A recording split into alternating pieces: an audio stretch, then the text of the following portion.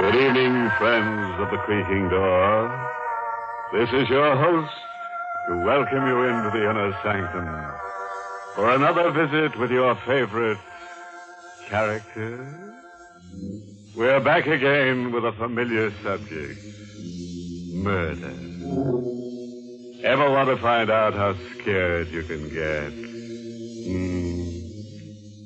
Well, suppose you hang around for a while. And when the show's over, I'll cut you down.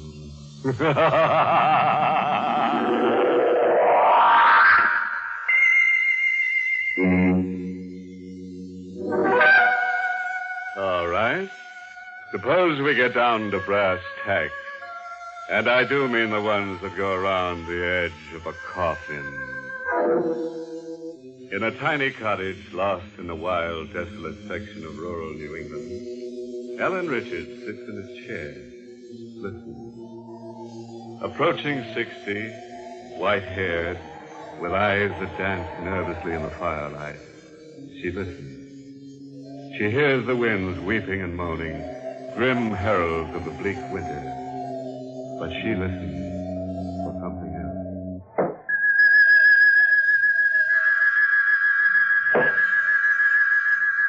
Gregory? Is it you? Where are you?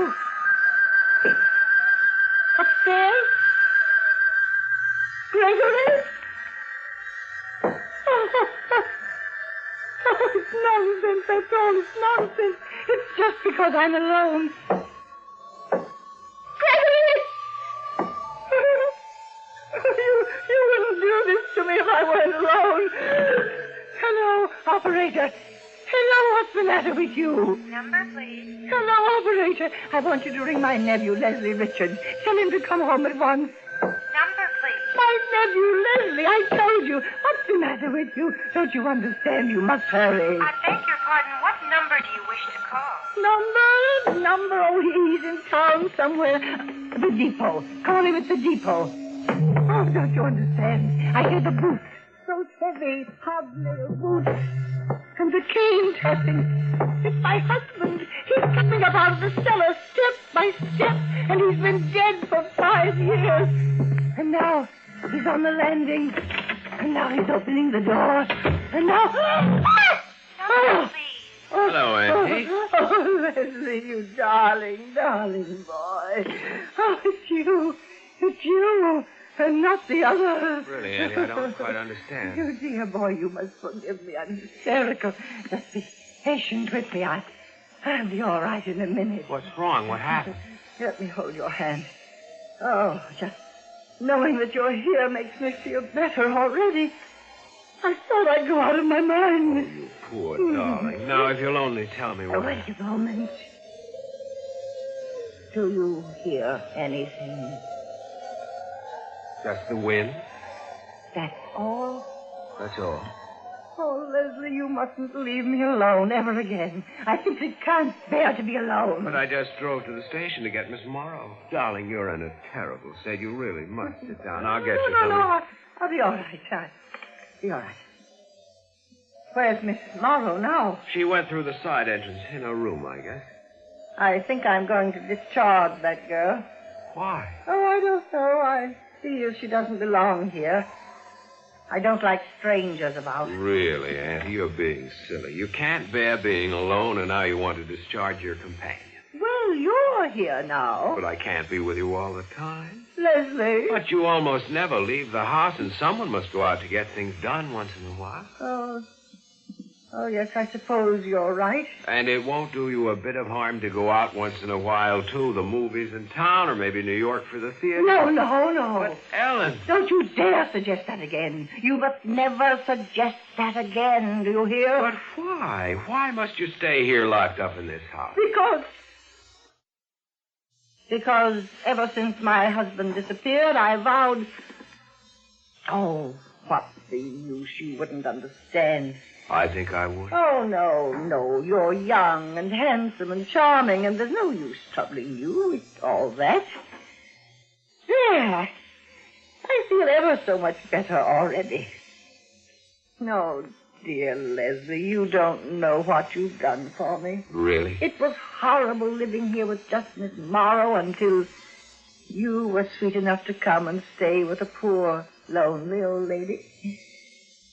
I know it must be trying for you. It's really lots of fun. I'm having a fine time. And that talk of your being an old lady is just nonsense. Why, if Uncle Gregory were here and could see you now, he'd fall in love and marry you all over again. Why do you say that?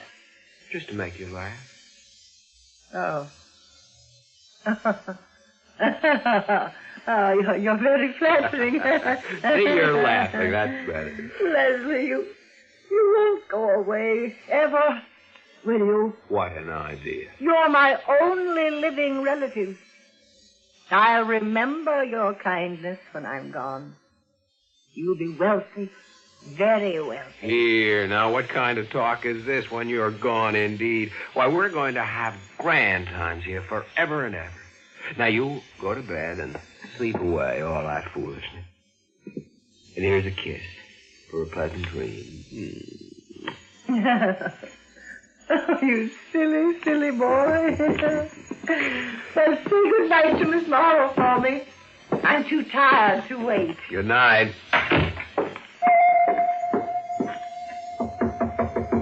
Barbara? Come in.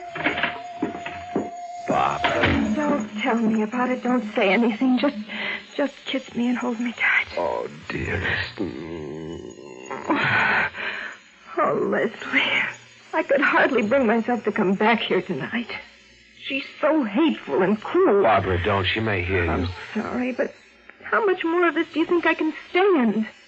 This house will drive me as mad as she is. Please, dearest. All right. It all seems so senseless.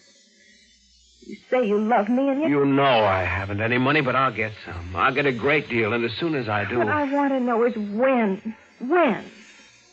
Tonight. Perhaps.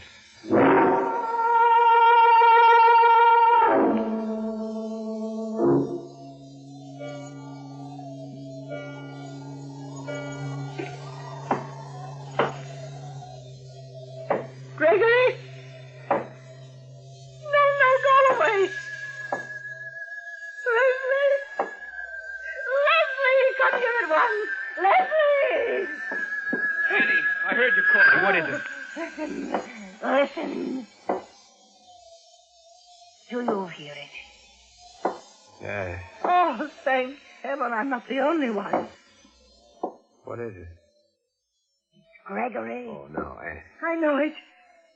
That's the way he used to walk around the house, chatting with his cane. No, that's not. But I know. I heard it before while I was alone. He's come back somehow. Oh, Leslie, he's come back. Then why should he do this? If it's Uncle Gregory come back, why, he'd come right in the front door. But don't you see he can't? He's been dead these 5 years. Dead. You told me he'd disappeared. I know. I didn't want to shock you. Oh, Leslie, how much can I trust you? Trust me? Why, Auntie, you know there isn't anything I wouldn't do for you. There. Listen. Where's it coming from? The living room. Give me my robe. Yeah. But I don't see why you must get out of bed. I must know about this. I can't leave this house, Leslie, and if he's here... Why can't you leave it? You can sell it and go away. You don't understand. Yes, the living room. We're going in there. I'm not afraid to face anything if you're with me. Now, come. Very well. Do you see anything? There's nothing in the corridor. But I can hear it. It's closer. There's the living room. Not a soul there. Not so. Why'd you pick up that fireplace iron? You'll know in a moment. Can you move the piano? These old uprights are pretty heavy, but I think I can do it. There.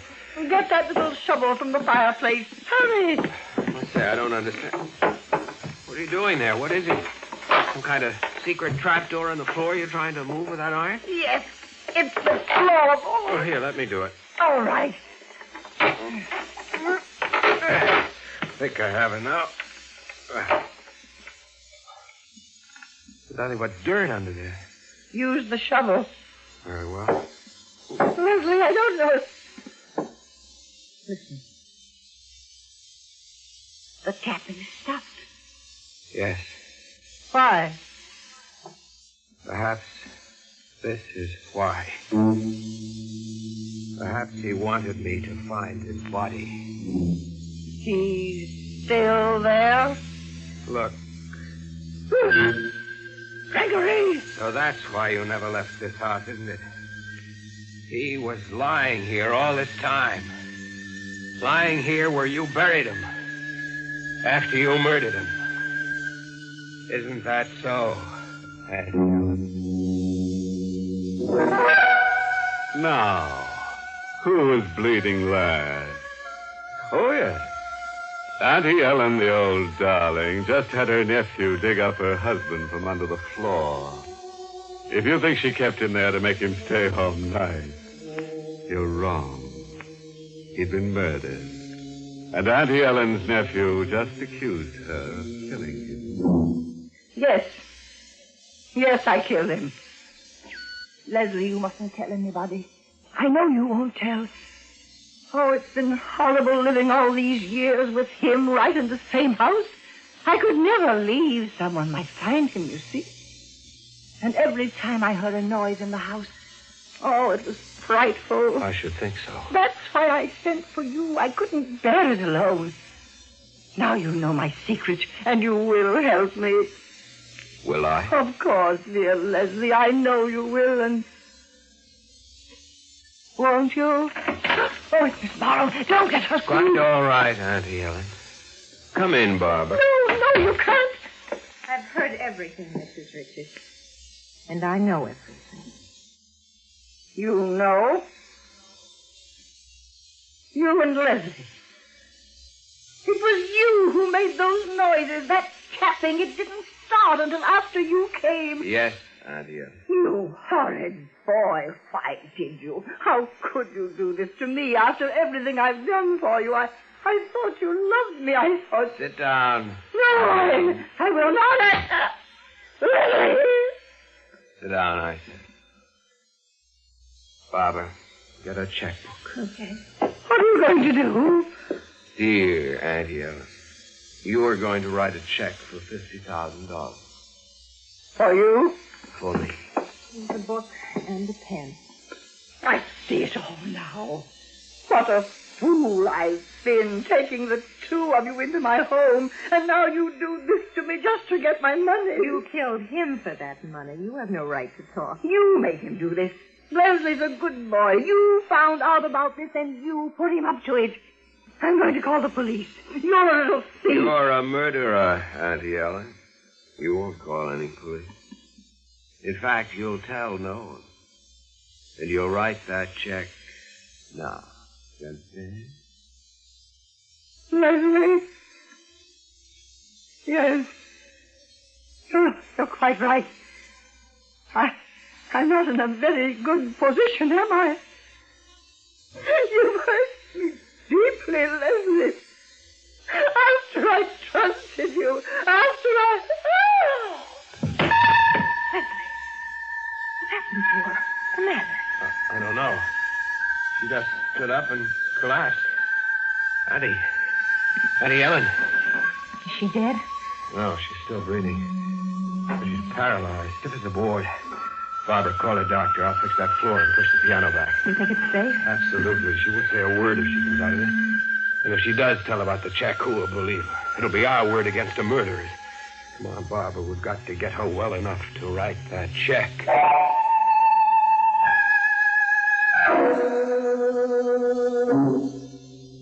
Mrs. Richards, if you can understand what I'm saying, blink your eyes.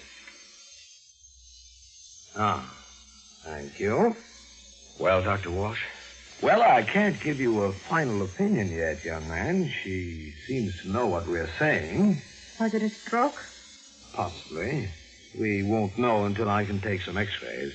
It may be simple hysterical paralysis. Doctor, I'd like to know if there's any danger. Danger? Yes and no.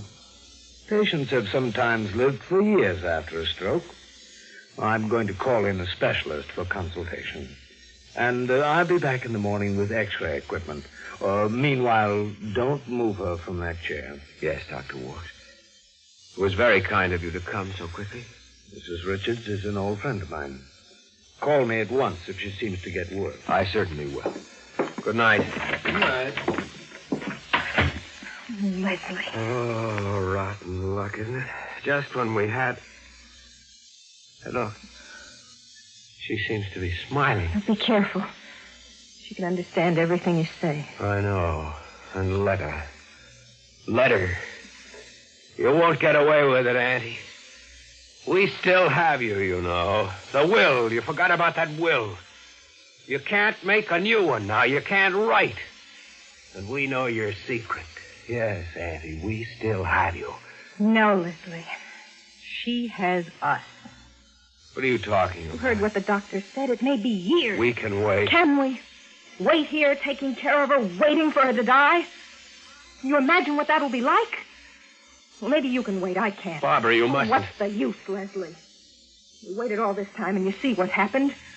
We're worse off than we were before. No, Barbara, you mustn't lose your head. There may be something we can do. What can we do?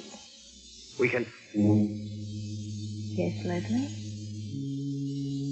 She got away with it. Why can't we? Murder. Yes. I've even thought of a plan. Have you? We can both be away, far away from here in South America, perhaps, when this house can catch fire. An invalid unable to move, it can be arranged, you know. Yes. Yes, it can be arranged.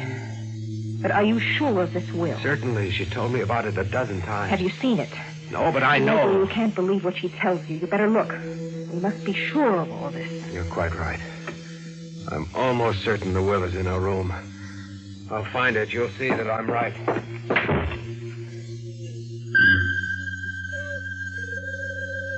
you say something, Mrs. Richards? I thought I heard you say something. Why are you looking at me that way? Mrs. Richards, I'm not afraid. I don't care if you heard everything. I'm not afraid of you anymore. You and your orders. Nothing I did was ever good enough for you, was it? Always telling me I was too common, too cheap for you. Well, I found out what you were tonight. And stop your staring at me. You want to know something, Mrs. Richards? He didn't figure this out himself. I was the one who was smart enough for that. I kept wondering why you never left this house. Why your husband disappeared. And I told Leslie. You stop your staring at me! Barbara, what is it? I heard you scream. It's nothing. Nothing at all. Have you found it? No, not yet, but it's around somewhere. I'm sure of it. Do you want me? No. I'll find it in a minute, I'm sure. Mrs. Richards. The chair. The chair has moved. You moved it while my back was turned while I was talking to Leslie, didn't you? Didn't you? The andiron from the fireplace. There a minute ago. Did you take it? Did you? Near enough to rip. No! Don't! Barbara, I found it. She left me everything. Barbara, what happened to you? Auntie Ellen, where are you? I'm standing behind you, Leslie. What? Don't move. But, Barbara... She's dead. I killed her. I have the andiron here in my hand. Don't move. Auntie, now, please. Stay on your knees. Just where you are. Very well. If you wish. But... You were very anxious to find out what happened to my husband. Now you shall know everything. In fact, you shall know precisely because the same thing is going to happen to you. You see, I used this very same instrument, this poker. You and she will share his grave. It's all some silly joke, isn't it? You can't do this to me. You know that I loved you. Don't move. But don't you see, Auntie? For God's sake, put that thing down. You don't know what you're doing. Don't!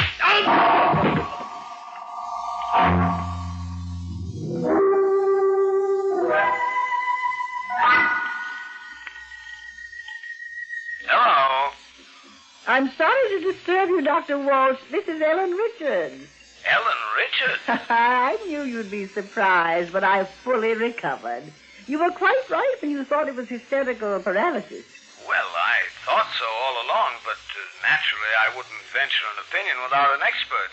But why did it happen? Oh, it was a silly thing, I suppose, but my nephew Leslie told me he was going to marry Miss Morrow. In fact, they planned to elope. And that was the shock that brought it on? Yes, Dr. Walsh. I suppose I let myself care for my nephew more than I should. Yes, I understand. But I'm quite over it now. I sent them on with my blessing.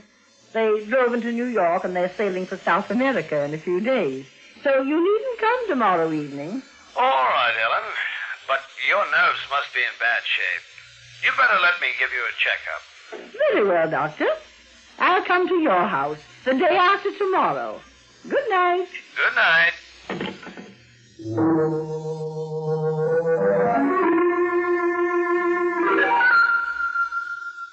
Ah, there, Ellen. That completes my checkup. And what's the verdict? You've got a constitution like iron. You'll live to at least 110. Oh, but, Ellen, you have to get out of your house. No, now, don't go into that again, Dr. Walsh. When Gregory disappeared, I made up my mind I would never leave, and I mean to stick to that vow. That's not what I meant, Ellen. Haven't you heard the news? What news? The new superhighway. It's going to be built right through your property.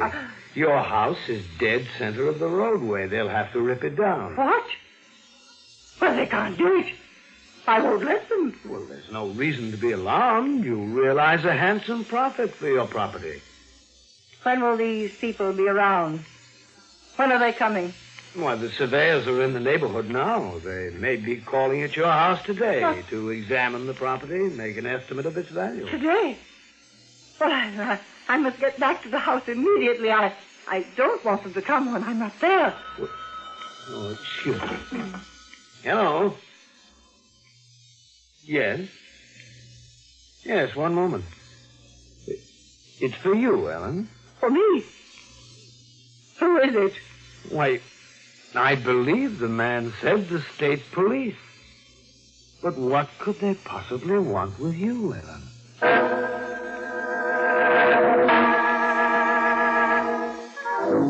Auntie Ellen's relatives and friends are now all stone cold dead in the parlor. She bashing nobody's head but her husband's, her nephews, and his girlfriend. And we leave this electric personality while she's on her way to becoming a short circuit. Of course, we don't want to alarm you, but crimes like these don't happen except to people like you. Are you feeling the chills creeping up your spine? Stay tuned for more spine-tingling tales. But if you dare to experience real-life thrills, click on the link in the description. Prepare to be whisked away on a heart-pounding journey through the bustling streets of Rio de Janeiro's favelas. Experience the sights and sounds firsthand as an American driver navigates and narrates the vibrant chaos. Don't just listen to the scares, live them. Click the link below for an adrenaline rush like no other. But beware, what you see may haunt you forever.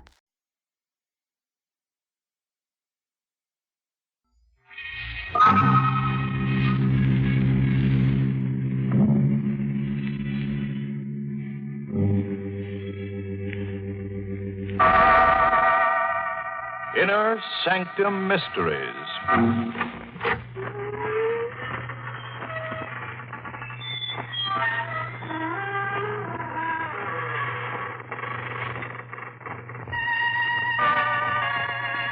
Good evening, friends of the creaking door.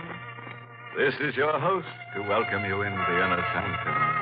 Come in. Into a gay little world of homicidal maniacs, vampires, ghosts, werewolves, and assorted forms of sudden death. Friends, if you ever walk through a cemetery at midnight and see a girl whose hair is on fire and who's carrying her head under her arm, you know what to tell her, don't you? Well, just say, keep a cool head on your shoulders, sir, and run like crazy.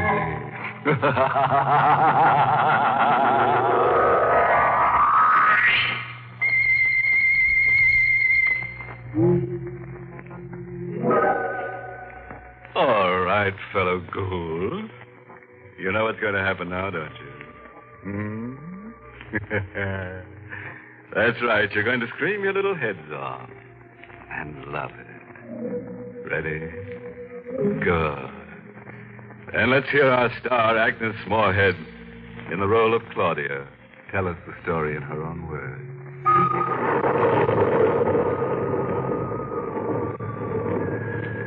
At exactly midnight, I saw him for the first time. My headlights picked him up when he hailed me along a lonely stretch of road near my home. I wouldn't have stopped, but the storm was so fierce I felt sorry for him. I drew up to the side of the road. Thank you. Going far? No, not far. Where to? I'll let you know. Oh! What's that? Where? There, on the side. Tombstone. Oh, there's a cemetery where I picked you up. Yes. Birch lawn.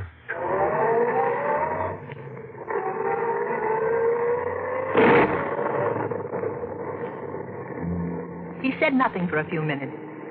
In the reflection of the dashboard light, I saw his face for the first time. Sunken eyes, hollow cheeks, mouth set in a queer grin, a skull barely covered with a thin layer of milk-white flesh. With a start, I realized he was staring at me. I've seen you before. I don't think we've met. I know you. Are you sure? Yes. I'd never forget someone so beautiful. Really? You're Claudia Dale. Why, yes. You're married to Howard Dale. Yes, that's right, but I don't seem to place you. No, you wouldn't. I know quite a lot about you. Do you really? Your first husband was Willard Banks. How do you know that? He died 8 years ago. A suicide. Who are you? You don't know me. Be careful. You're speeding. Oh, I'm sorry. I didn't realize. You're trembling. How do you know so much about I it? just know. Really? I suppose you have second sight or some such rubbish. It's not rubbish. Well, then tell me where I'm coming from. Pittsfield. You guess. You went there to visit a sick friend, Martha Waldstone. Couldn't guess that. Would you care to know more of yourself? No, I don't find your little trick particularly amusing. Besides, what else do you think you can tell me about myself? Your future? No. Your present husband is dead. Howard! Murdered. Oh, you're lying. You'll find his body on the floor near the piano of your living room when you get home. There are 2 bullets in his head. You get out of here. You get out of this car. Do you hear me? Get out. All right. It happens that this is where I wanted to go. Good night, and thank you, Mrs. Dale. He vanished in the shadows on the side of the road. And then I noticed something white and shining queerly at the spot where he disappeared. I looked closely. It was another tombstone in another cemetery.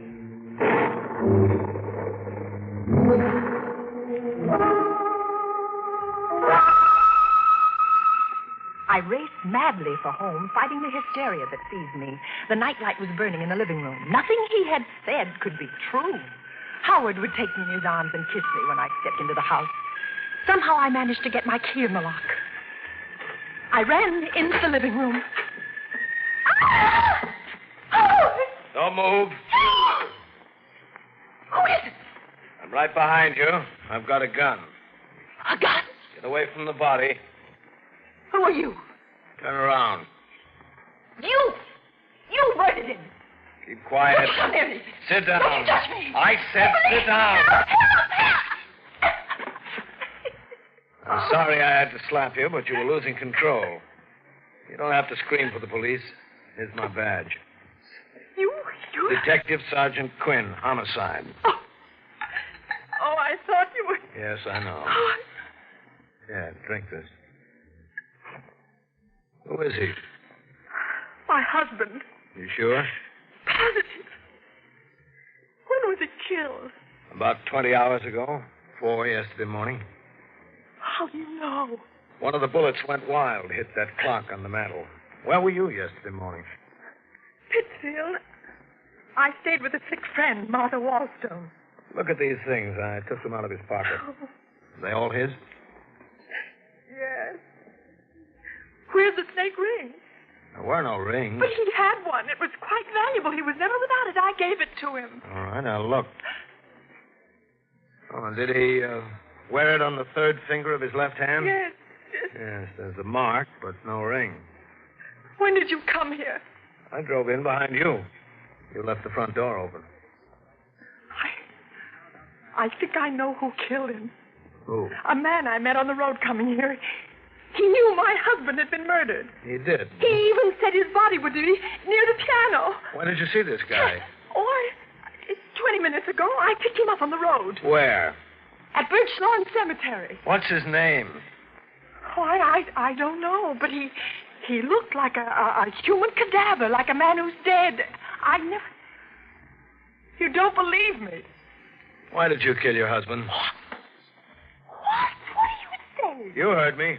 Why, I told you I was in Pittsfield. Why did you go there? Martha was ill. Were you there at 4 yesterday morning? Of course I Don't was. lie. Will you stop shouting at me? I told you who killed him.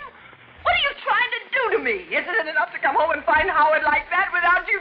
Oh, in heaven's name, leave me alone. Leave me alone.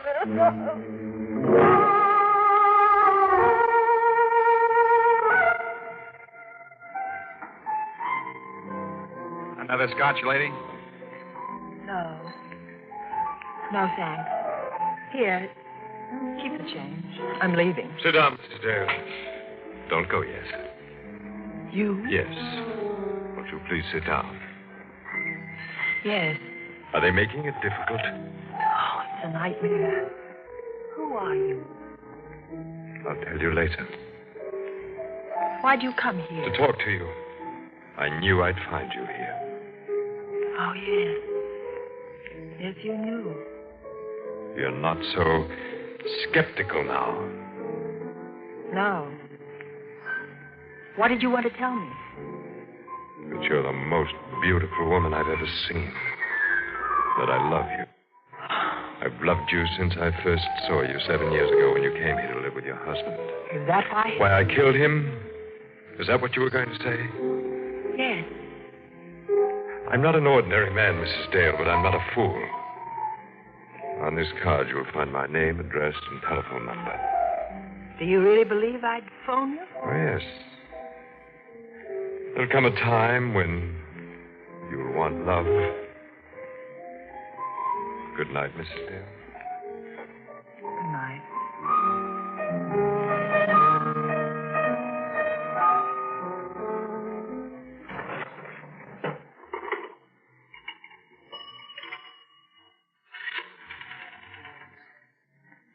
Hello, operator. Get me police headquarters. Hurry, please.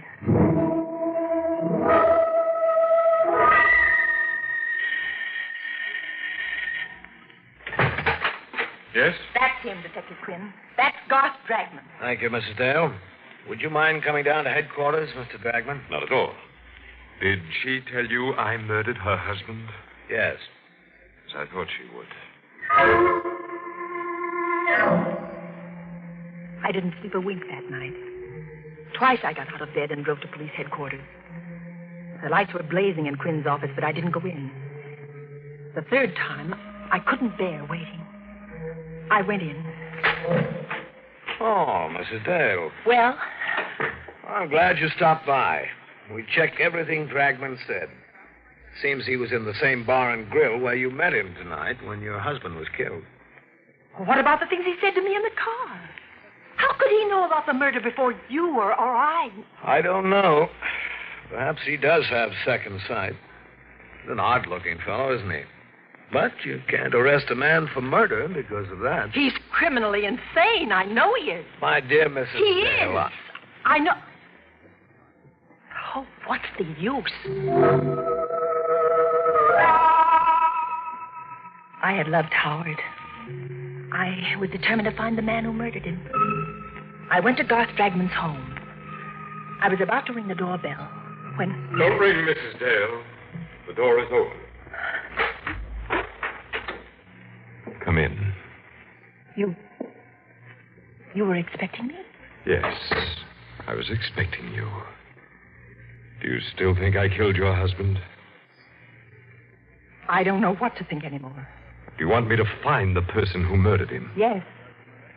More than anything in the world. I have strange gifts, Mrs. Dale. I'll find your murderer for you. On one condition. What's that? That you marry me. I felt my body turn to ice. I knew I was talking to a madman. I was sure I was talking to the man who had murdered my husband.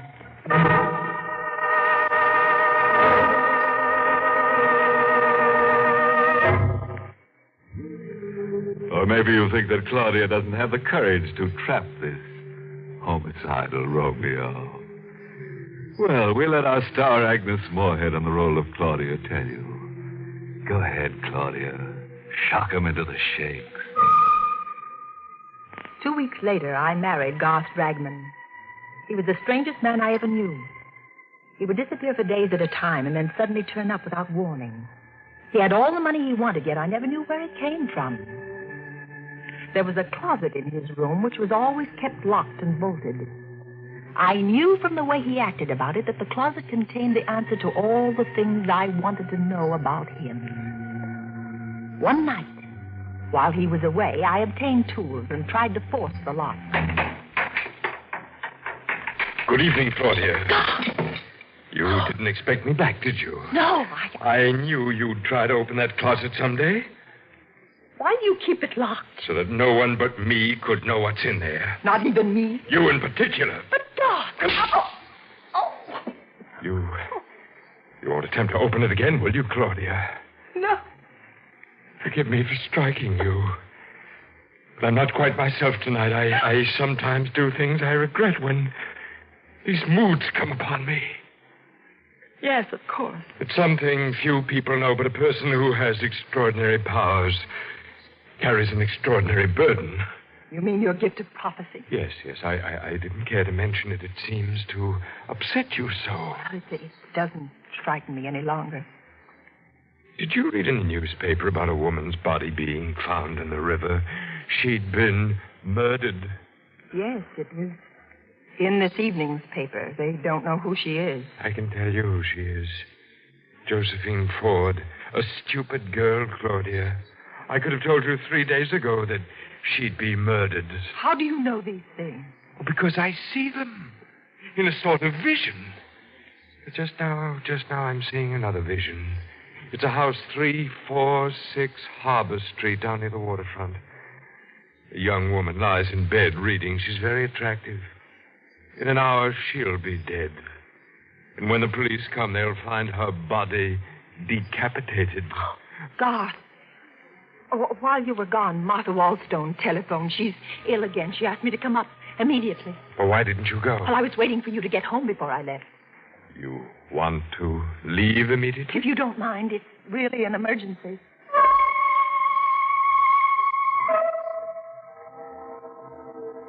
It took only a few minutes to get to the waterfront. I found the house at 346 Harbor Street. I went in. The lamp in the bedroom was burning. I looked at the bed. I fainted. All right, Mrs. Dale. You think you can sit up now? Oh, Detective Quinn. Yes. I hardly expected to find you here. Well, I came because Garth Dragman predicted this would happen. Now, Mrs. Dale. You still don't believe me. You're a strange woman, all right. You accuse this man of killing your husband, and then you marry him. Now I suppose you're going to accuse him of this murder, too. Yes, this and heaven only knows how many others. Mrs. Dale, don't you realize that you haven't got a single piece of evidence to back up your contention? Well, I'll get the evidence tonight. Will you let me have a gun? No. Well, will you be near my house? I'll need protection. Now, after What all... must I do to convince you what he is? I've risked my own life, and I'm willing to risk it again. He's a monster. Are you going to wait until he murders me before you believe what I say? All right. I'll give it a try. I'll come back to your house with you. If you want me for an emergency, smash the window pane. We drove back together. I dropped Detective Quinn on the corner. The house seemed deserted when I came in. I wasn't taking any chances. I went to the kitchen, got a knife, hid it in the folds of the long-sleeved gown I was wearing. I went into Garth's room. He wasn't there, but the closet door was open. What I saw in there nearly made me ill. Clothes. Garth's clothes. Some of them blood-stained. I forced myself to examine them. Then I found something that made my heart beat faster. A little jewelry case. I'll take that, Claudia. Give me that jewelry case, please. No, don't take it. I cue. Garth. Now get away from that window, Claudia. Do as I tell you. Oh, no, don't shoot, Garth. You were so anxious to see what's in that closet. Well, now you have. Sit down. What are you going to do? Tell me who killed your husband. You? No. You. You're insane. I've written out a confession for you to sign. What'll happen if I don't sign it? I credited you with more imagination. Would you like to hear it? Yes. Yes, read it, please. Sit over here away from that window. Yes. I, Claudia Dale, murdered my first husband, Willard Banks, for his insurance by administering poison. My first husband? Yes, Claudia. I mean to make this document strong enough to send you to your death if I wish. I've got all the details here. Just how you murdered your first husband and how you killed your second. Shall I go on? No. You know it's a lie. Will you sign it? Of course not. Just what is your game anyway? If you want to kill me, why don't you shoot? You've been very successful before. There's no reason why you shouldn't succeed again. Go on, shoot. You put me in a very difficult position, Claudia. You see, you have found out certain things about me, things that would cost me my life. I should prefer to see you live because I love you. But I shouldn't hesitate to murder you. You love me? Yes. Yet you haven't taken me in your arms once since I've known you. The right time hasn't arrived. And what do you consider the right time? When I feel that you understand me. When I feel that you, who murdered two men, would understand my deep and strange desires. You really believe I'm a murderer? Yes. And that's why I love you. Then the time is now. The time? To take me in your arms. Claudia. He still held the gun. It wasn't more than 2 inches from me. I turned my lips up to him. I twisted my body to get out of the range of his revolver. When I felt his lips touch mine, I slowly let the knife slip into my hand. Slowly, caressingly, I drew my hand up toward his neck. Then I plunged the blade in. Claudia! Hurry! I'm coming!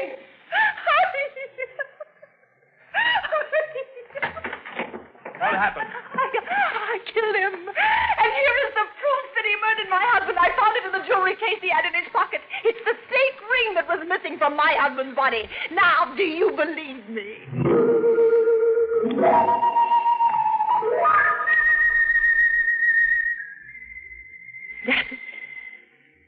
That's the whole story.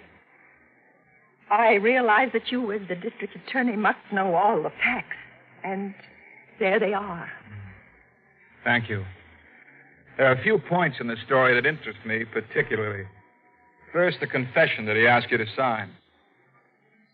What about it? The confession says that you were not in Pittsfield at 4 a.m. when your husband was killed.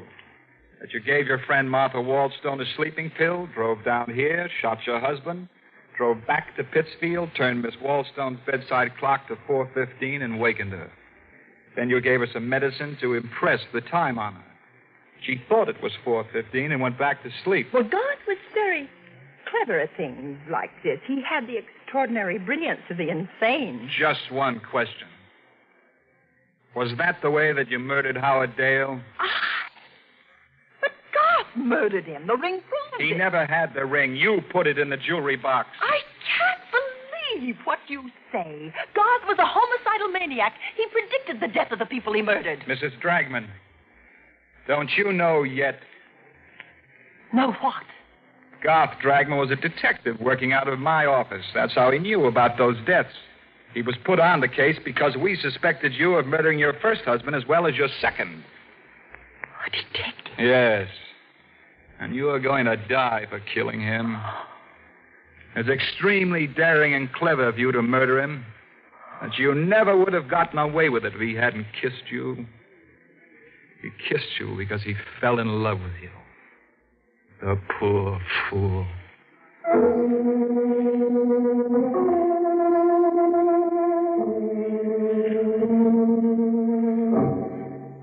Well, friends, that just goes to prove you should never pick up hitchhikers who come out of cemeteries at night. I'll bet you've guessed the moral for our story. Yeah? Well, it's taken from a famous quotation that Harry the Hangman uttered during a nightmare. Quote, "Never steal the rings of people you murder on account of that's robbery."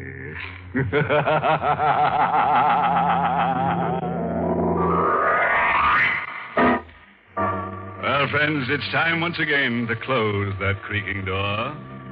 Until next week at the same time, when we'll be back with a little hunk of horror. You'll be sure to listen, won't you? Until next week, then. Good night. Pleasant dreams.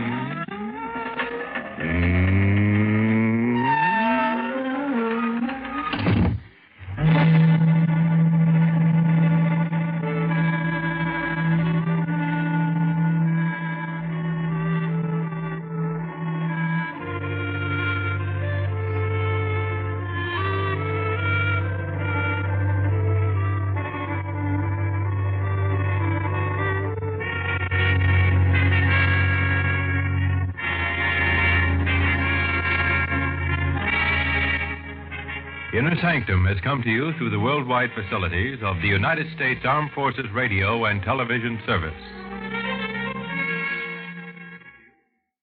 Are you feeling the chills creeping up your spine?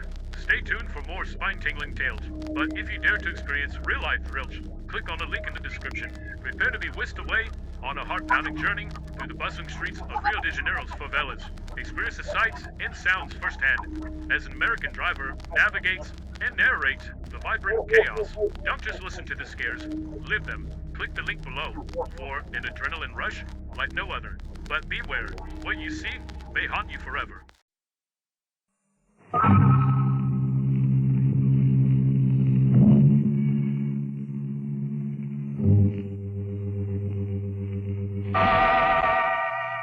Inner Sanctum Mysteries.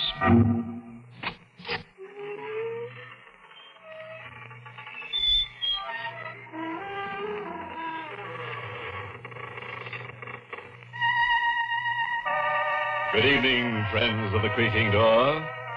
This is your host to welcome you once again into the Inner Sanctum. Come in.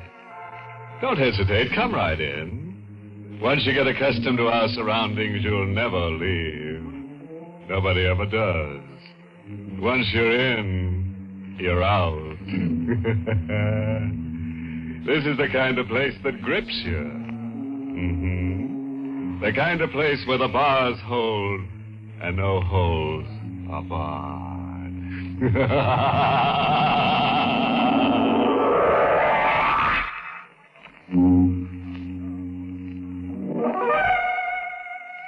wish you were somebody else?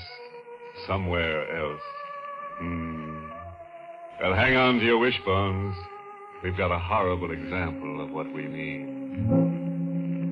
We're in the biggest little city in the world, Reno.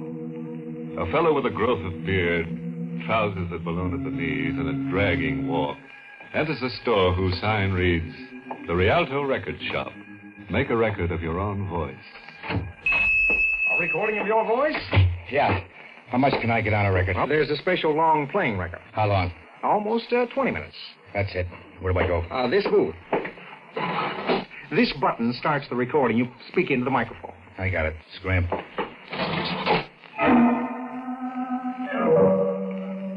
To the Chief of Police, greetings. This is Happy Dolan, age 26, citizen at large, USA, occupation, drifter. I rode into your merry little burg on the wrong end of a locomotive. That was yesterday. I came here to change my luck, and I did. My luck was bad. I changed it to terrible. I almost got knocked off twice for nothing, and I got a complaint. The weighing machine at the Stork drugstore ought to be declared out of bounds because that's where crazy things began happening to me. I put my last copper penny in the machine just to see what not eating did to the human figure. Besides my weight, the machine stamped out a card for my penny. One of those little white cards with your fortune on it. The card read, Danger, fortune, and marriage await you.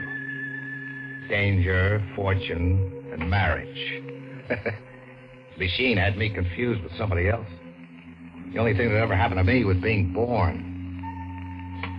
I hit the sidewalks to mooch the price of a flop. It was getting on to midnight, and I had to pitch fast if I didn't want to camp outdoors. I started my pitch at a little guy with a pull-down hat and his hands tucked in his pockets. Pardon me, friend, but I'm a stranger in town. Skip this spiel. I know it backwards. Sure. What are you bucking for? A flop. Follow me. What's so? You said you wanted a flop.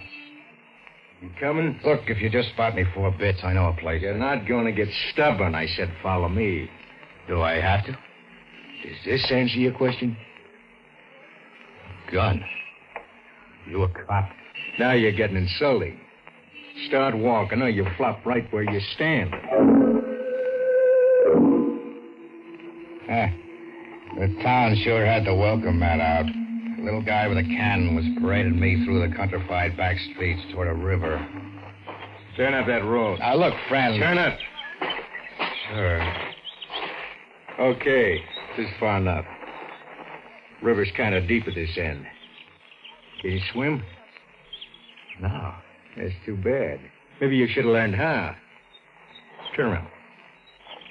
You're going to shoot me? I won't have to. I just treat you to a bath and a flop. Why? Why do I rate it? I'm kind to strangers. Here you go into dreamland.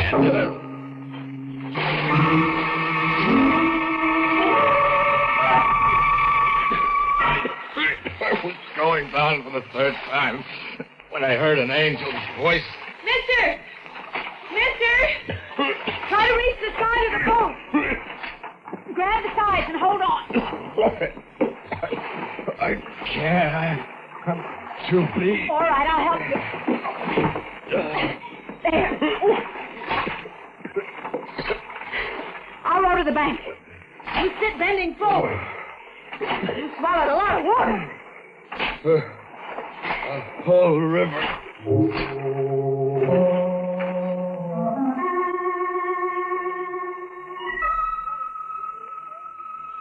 We sat on the bank, me and my guardian angel, till I came around.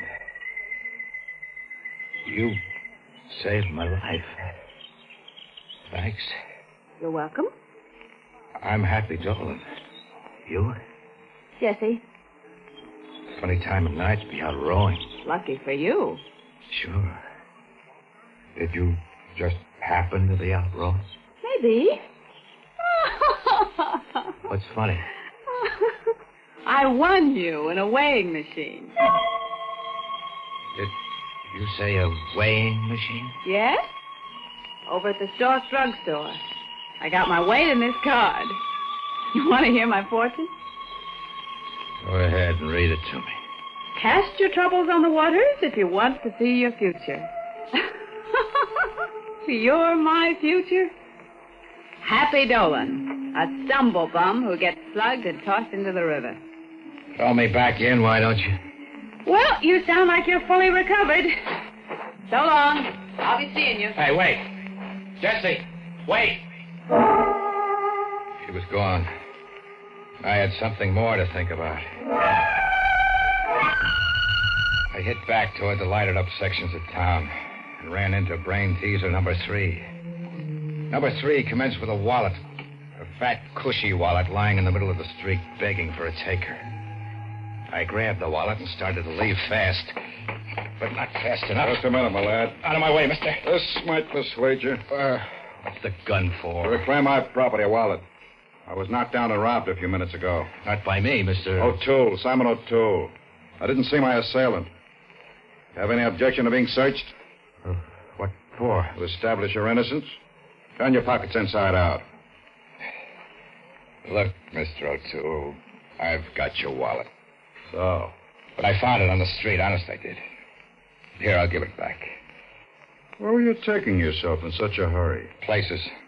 Square meal first, then a room and a bath. Then maybe to the casino. To try your luck? Yeah. I figured to see if a weighing machine had some of the answers I'd been trying to find. Did you say a weighing machine? Yeah. Don't tell me you got one of those little white cards at the Stork drugstore, too. But I did. A card with a prophecy of fortune. Have it right here. I'll read it to you. Any investment you make will be wonderfully successful. What are you eyeing me for? Any investment I make, it said. Hardly enough. Investments are my business. Loans and investments of every kind. Any investment. You were on your way to luck, you said? That was when I had the wallet. I'll invest in you. I'll stake you. Just like that? No. For half of your future in riding. Is it at the point of a gun, or do I have a choice?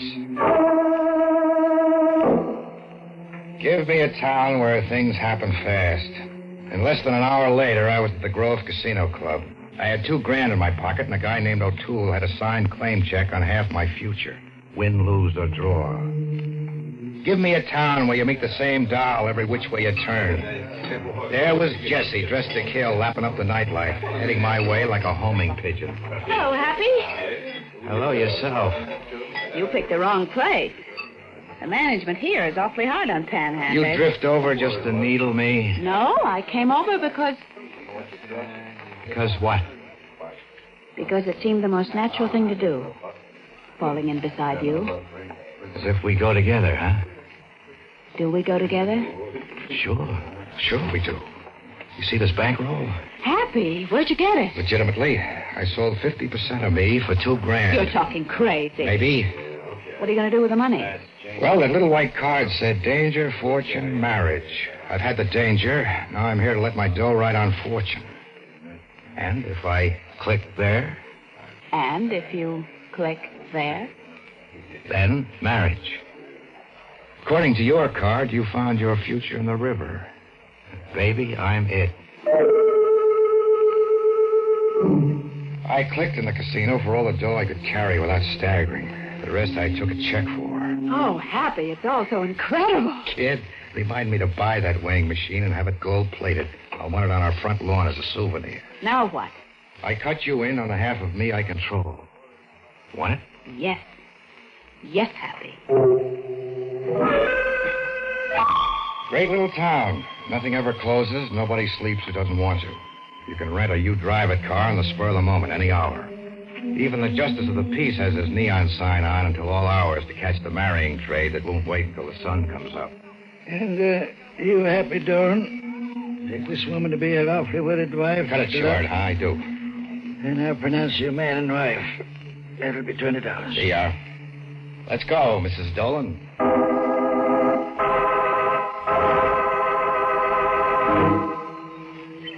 Oh, I got a room reserved at Stanbrook Hotel. Well, what do you say we drive right to it, hit the sack, huh? Yes, Happy. I'll drive. Pleasure's all yours. Hey, where'll I get in? You're not getting in. I'm not.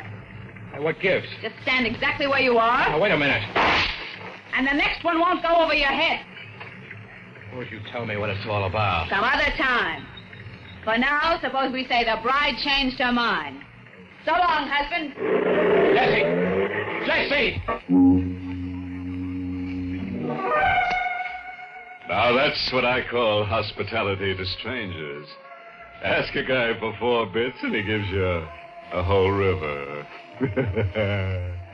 You know, Dolan's getting more action in less time than a census taker in a hornet's nest. Danger, fortune, marriage, and the night isn't half finished yet. Nor is Dolan. Now, let's cut the rest of that record with him, shall we? I hiked back to town to look for Jessie, the bride who changed her mind. I hit every joint that was still lit up. I checked hotel registers, couldn't find hide or hair of her. And then, on a back street winding toward the river... Hello, Happy. O'Toole, don't you ever sleep? I've got to watch my investments. We're in partnership. Where? I'm buying your half back right now. You made a killing tonight. Yeah, and this check endorsed over to you adds up to an even half. Check seems in order. I'll keep it. Now, give me back that paper I signed and let's say goodbye for keeps. But you're forgetting something, Happy. What? I bought half of your future. Your whole future, not just the proceeds of one night's good fortune. Look, O'Toole, either you're crazy or you're a fox. What give? What have you really got up your sleeve? A mechanical object. Hey? What's there about me that brings out the gun in people? Will you take a partner's advice, Happy? You're not asking, you're telling. You leave town at once. There's a train out at 6 a.m. You'll go to Chicago to the address on this card. 1275 Rutgers Drive. What'll I do at 1275 Rutgers Drive, Chicago? You'll be out of danger there. My investment in you will be secure. Why? Am I in danger here? Aren't you?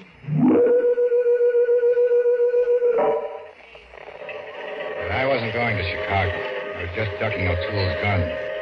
When the train was half a mile out, I went to the rear platform. One pull on the emergency cord, and the train would make an unscheduled stop just for Happy Dolan. Get away from that emergency cord, Dolan. Yeah, hello. I didn't get your name last night. Smith. Why do you keep tailing me? For exercise? You're a hard man to kill. Then why don't you give up? You had 2 tries. One more try. You're gonna kill me out here? When the train goes through a tunnel. Why are you out to kill me? I told you, for the exercise. I'll freeze where you are. You make a move and I won't wait for a tunnel. Why should I freeze? What's the percentage? What if I get it now or in 2 minutes? Okay, if that's how you want it. That's how I want it. That ain't Smith, I'm hard to kill. We were wrestling for the gun, rocking on our heels while the train swerved to take a turn around a bend. And then suddenly we were midair over the railing as a shot from a cannon pulling to the track.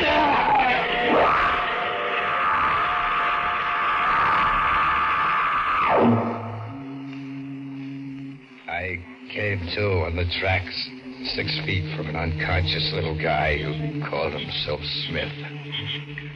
I couldn't feel my back or legs. I was bleeding badly. Smith looked twice as bad as I felt.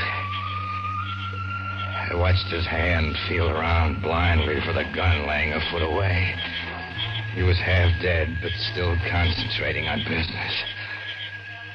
I started crawling. I got to the gun first. I'm in charge now, Smith. You're gonna knock me off? If you don't answer some questions fast. What question? Why have you been trying to kill me? What's behind it? That's a lot of questions. I got 2 more. Who's Simon O'Toole? And why did a blonde named Jessie marry me and then take a powder? You'll figure I've got the answers. I know all 3 of you got the answers. You clam up and you're a dead man, Smith. Then I'm Dead man. You're not gonna talk? I stood over a lot of guys in my time. Like you're standing over me now. Not one of them opened up. Ever. Go ahead and shoot. I've got to kill you, Smith. It's either you or me. You got the gun. Yeah. I've got the gun.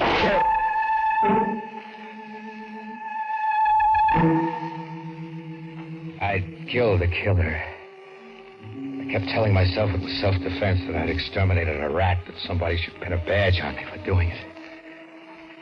It was an hour before I could bring myself to drag Smith into the woods. I left him under a clump of blueberry bushes and headed back for town to find the heartthrob I'd married. I found her in the last place I expected her to be. Right in my room at the Stanbrook, curled up on a sofa like someone catnapping. Jessie. Jessie. I could have saved my breath. I'd be a widower longer than I'd been a bridegroom. Jessie was stone dead.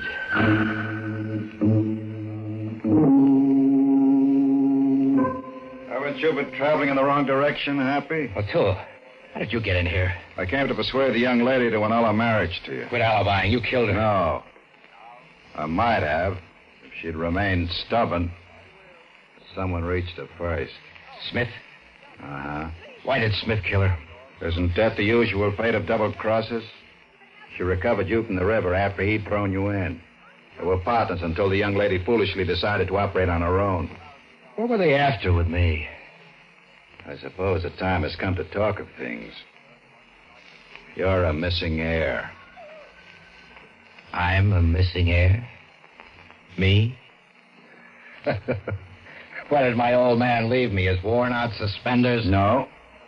But an Uncle Jonas of 1275 Rutgers Drive, Chicago, left you $250,000 estate. My Uncle Jonas? I hardly remember him. You will, when they read the will tomorrow. He'd been advertising everywhere, publishing your picture for months before his death. Funny I never saw an ad. You don't read the papers. You just sleep under them on park benches. What was Smith's angle? Smith is Michael Dolan, a distant relative of yours, and an aspiring heir who wanted desperately to succeed you. That is, over your dead body. The girl's angle was obvious. Yeah. Marry me, let Smith knock me off, and be my legal widow. Yes. And, my angle explains itself. You cut in for half, and those weighing machine cards were just a way of getting me to play sucker. Yes. It's the hotel management ringing, Happy.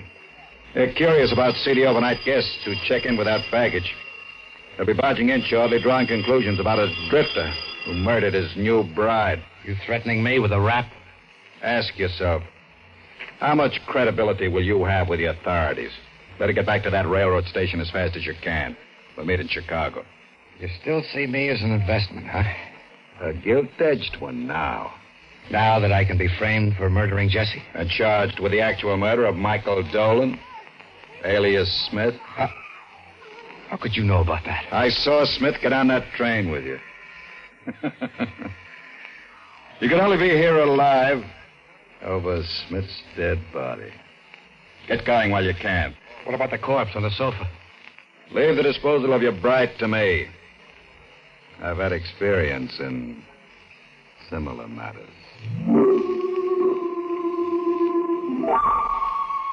I got going. As far as this booth here in the Rialto record shop. It's all here on the record, and thanks for a lovely time, everybody.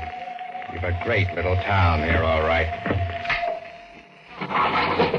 Hey, you. You completed your recording? Yeah. Why don't you do me a little favor? Yes? Wrap it up and mail it to the chief of police with my compliments. Wouldn't it be better, sir, if we delivered it personally? We? I should hate to be compelled to shoot a customer. A gun? This is where I came in. You listened all the time I was making that record. Well, I'm in the cooler now. O'Toole's in the cell right next door to me. I've been here a day and a half. Mr. Dolan... Big deal for you, huh? Catching a killer? Bet it's good for the record business. But you're not exactly a killer. Maybe you can prove to the DA that shooting that man Smith was justifiable homicide. Justifiable, huh? Smith's not going to like that wherever he is. Nor is he going to like another thing, wherever he is. What other thing is he not going to like? His inability to claim your Uncle Jonas's fortune. You see, the will was read this morning, and you were left your uncle's library in a 1928 Nash automobile. The rest of the estate went to... Don't tell me. Yes. It went to your cousin, the late Mr. Smith. And now, with his death, his share reverts to charity. Charity. The late Mr. Smith, wherever he is going to die all over again of enlargement of the heart.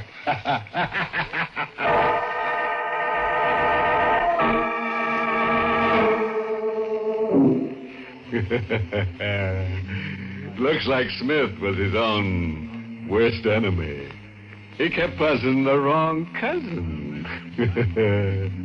They tell me that when Happy Dolan turned loose in that 1928 Nash automobile Uncle Jonas left him, there's one certain town he's going to cross right off his road map. The going's too rugged there. Too much happens in record time. Well, friends, it's time once again to close that creaking door. Until next week at the same time, when we'll be back with a little hunk of horror. You'll be sure to listen, won't you? Until next week, then. Good night. Pleasant dreams.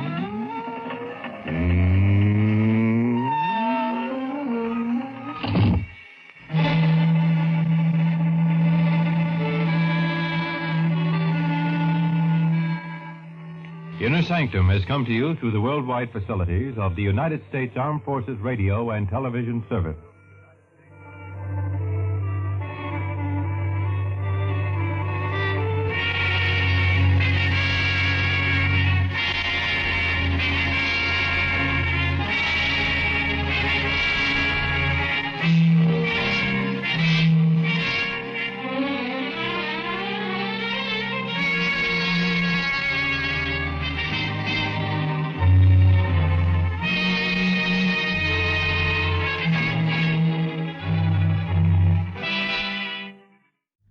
Feeling the chills creeping up your spine? Stay tuned for more spine-tingling tales.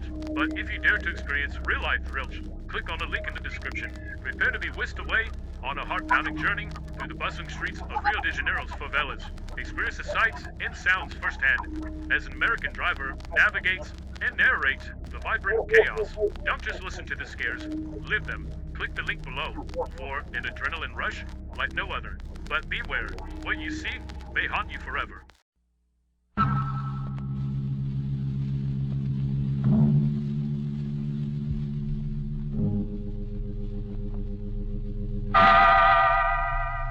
Inner Sanctum Mysteries.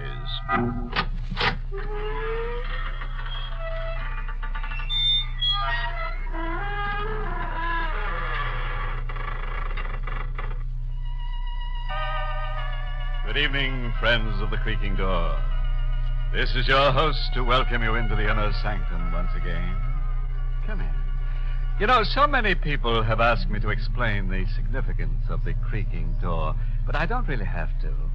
You see, the door creaks for itself. I was going to have a friend of mine here tonight to give you a short explanation. Being an undertaker by profession, he's an authority on the subject, but he couldn't make it. He's been so busy. Poor chap. He's literally buried in his work.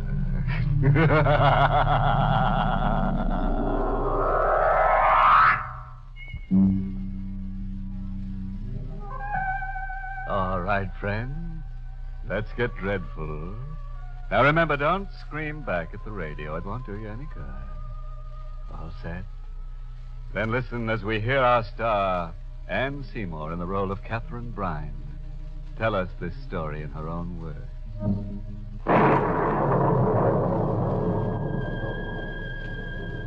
flash of lightning, like a giant white electric light, lit up the sky that night as I went up the walk. And Bryan Mansion looked like a huge gabled tomb standing there on the hill.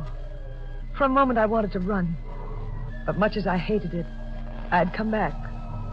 Not because I lived there, not because I wanted to be there, but because of this house. I should find out if I was going to live or if I was going to die. I let myself in quietly, made my way to the living room. There was a rustling of skirts, and Mother suddenly appeared in the dim, shadowy light. Kathy, dear. Hello, Mother. Oh, you're so late, I was getting worried. Was my stepfather worried, too? Why, yes, dear. Mark is still up. Here, you've got to take your coat off. It's soaked through. Don't you touch me. Kathy, darling. And don't start sniveling over me again, Mother. I can't stand it. I was just trying to help you. Always trying to help me. Why didn't you think of helping me before you married that man upstairs? But no. You're such a pretty woman, Mother. You couldn't possibly be without a husband. What would people say? Catherine, please, you can't go on like this. No, I can't. I can't go on very much longer without destroying myself. You must not say such things. And why not? It'd make you and Mark very happy if I should die, wouldn't it? Catherine. No one in this house wants me to go on living. Good evening, Catherine. Mark! I didn't know you were here. I'm aware of that. I heard you. Mark, she didn't mean it. She didn't mean a word of it. Oh, but I did. Now that you're both here, there's something I must find out tonight. It's very important. What is it? 10 years ago, my father died. Catherine, we can't discuss that now. We must. I've got to know certain things. Why? Because if I don't, something quite dreadful might happen to me. Now, Catherine, you're exaggerating. Dr. Wells doesn't think so. I've been going to him for months now. He knows there's grave danger that I'll go completely out of my mind if I don't find out about this. My poor darling. Don't pity me, Mother. Help me. Tell me how my father died. You know you were there. But, Catherine, there's nothing to tell. Your father was killed in an accident. He was a doctor. That will be enough, Flora. But, Mark. We'll call Dr. Wells the first thing in the morning and discuss the matter with him. Why don't you let her tell me? What have you got to hide? We are not going to discuss this until I speak to Dr. Wells. Now, Laura, I suggest you come upstairs as soon as possible. Good night, Catherine. Mother, he's gone. You were going to tell me. Where was this accident? How did it happen? Who was involved? Kathy, you're in no state to hear anything right now. Mark was right. We should speak to Dr. Wells about it first. Yes, speak to him, so you both can make up an appropriate lie to tell me. I don't want any lies.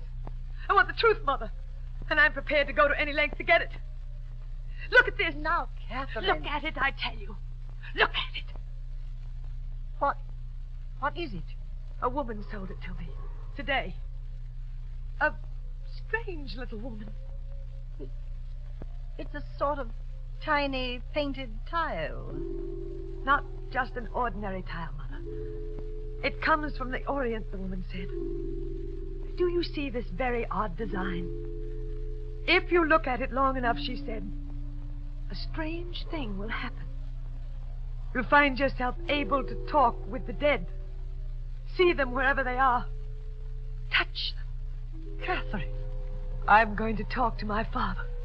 You can't be serious. You won't tell me what I want to know. Then maybe the dead will.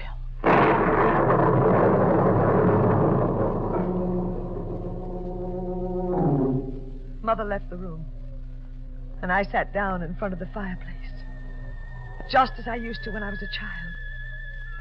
I looked at the tile, at the design.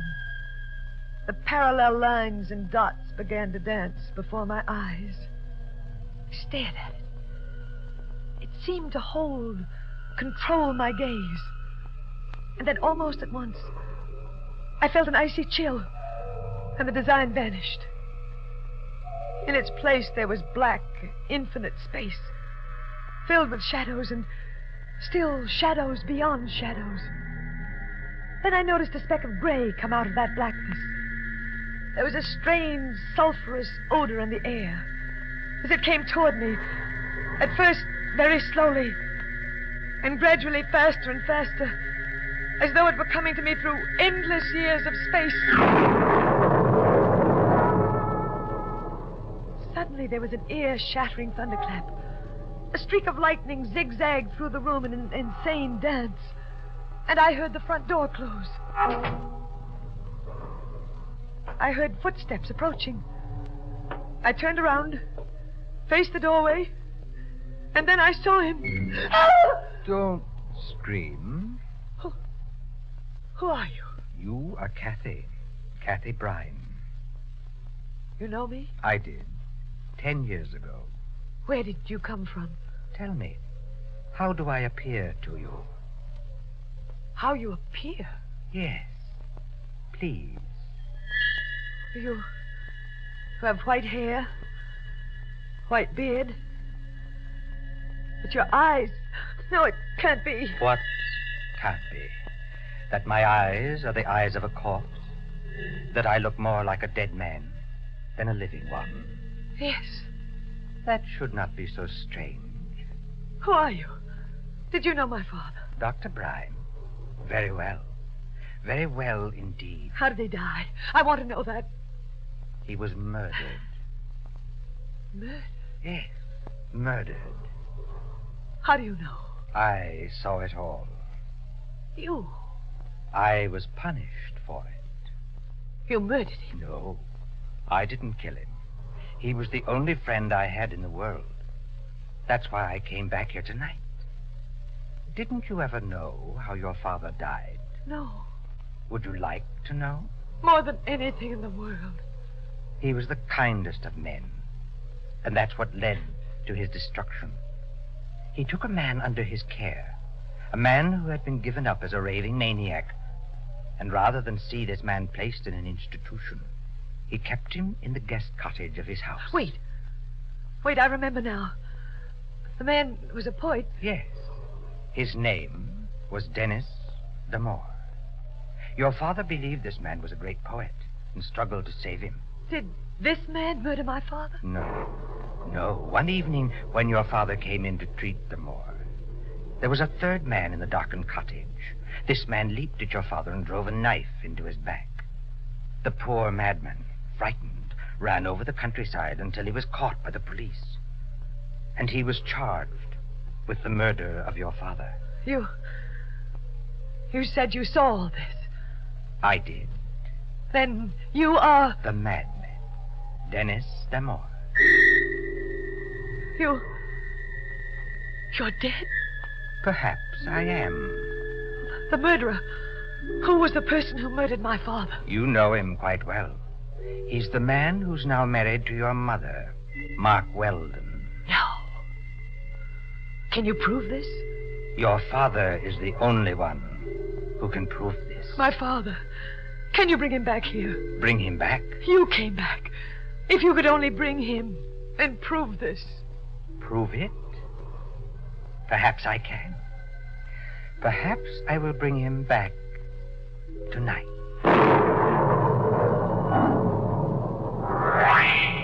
Just then, there was a tremendous thunderclap, and the electric lights failed. I tried to see him by the firelight, but he wasn't in the room. I ran to the door, stumbling over furniture in the shadows and screaming for him to wait. I opened the front door, but he wasn't there. Kathy, we heard you screaming. Did you, Mother? What happened? I found out how my father died. Really?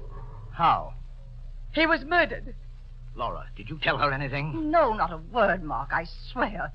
Kathy, how did you find out? I told you how I'd find out. That tile. Yes, it worked. That's impossible. Of course you'd say that. But I discovered tonight that you, Mark, murdered my father. That you cleverly arranged that a poor patient of his named Dennis Damore would be arrested for the crime that you committed. Who told you this? Dennis Damore. Damore? Was he here? Yes. He told me everything. And you believed him? Why shouldn't I? Why, the man's a maniac. I don't know how he ever got here. He should be at the State Institution for the Criminally Insane. Number, please. Hello, operator.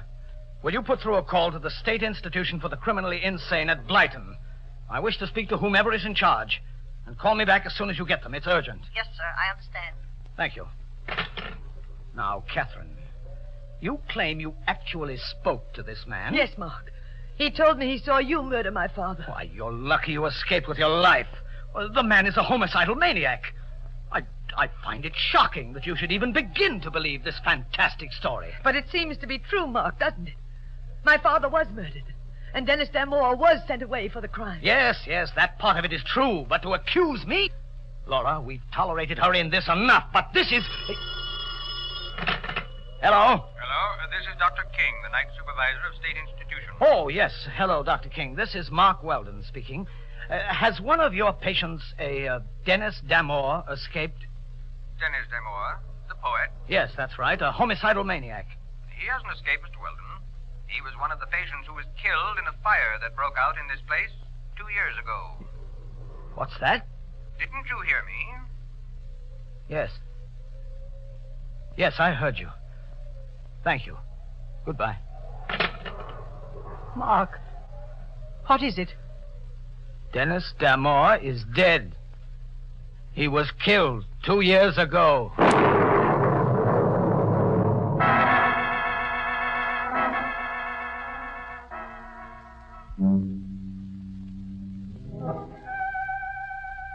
Well, friend, how'd you like to have a little Chinese tile that can produce dead men for you? Or don't you think that Dennis Damore is a ghost? Perhaps you think he's just an old pop-eyed poltergeist? Well, we'll know in a moment as we hear Catherine Bryan tell us the second half of her weird story. My stepfather's hand trembled as he hung up the phone. And even in the red glow of the firelight, I could see his face had suddenly turned snowy white. It's impossible. The dead can't come back. Unless you're making up this whole thing, Kathy. Why should I invent a story like this? Because you've always been insanely jealous. You've always hated your mother for marrying me. Isn't that true, Laura? Isn't it?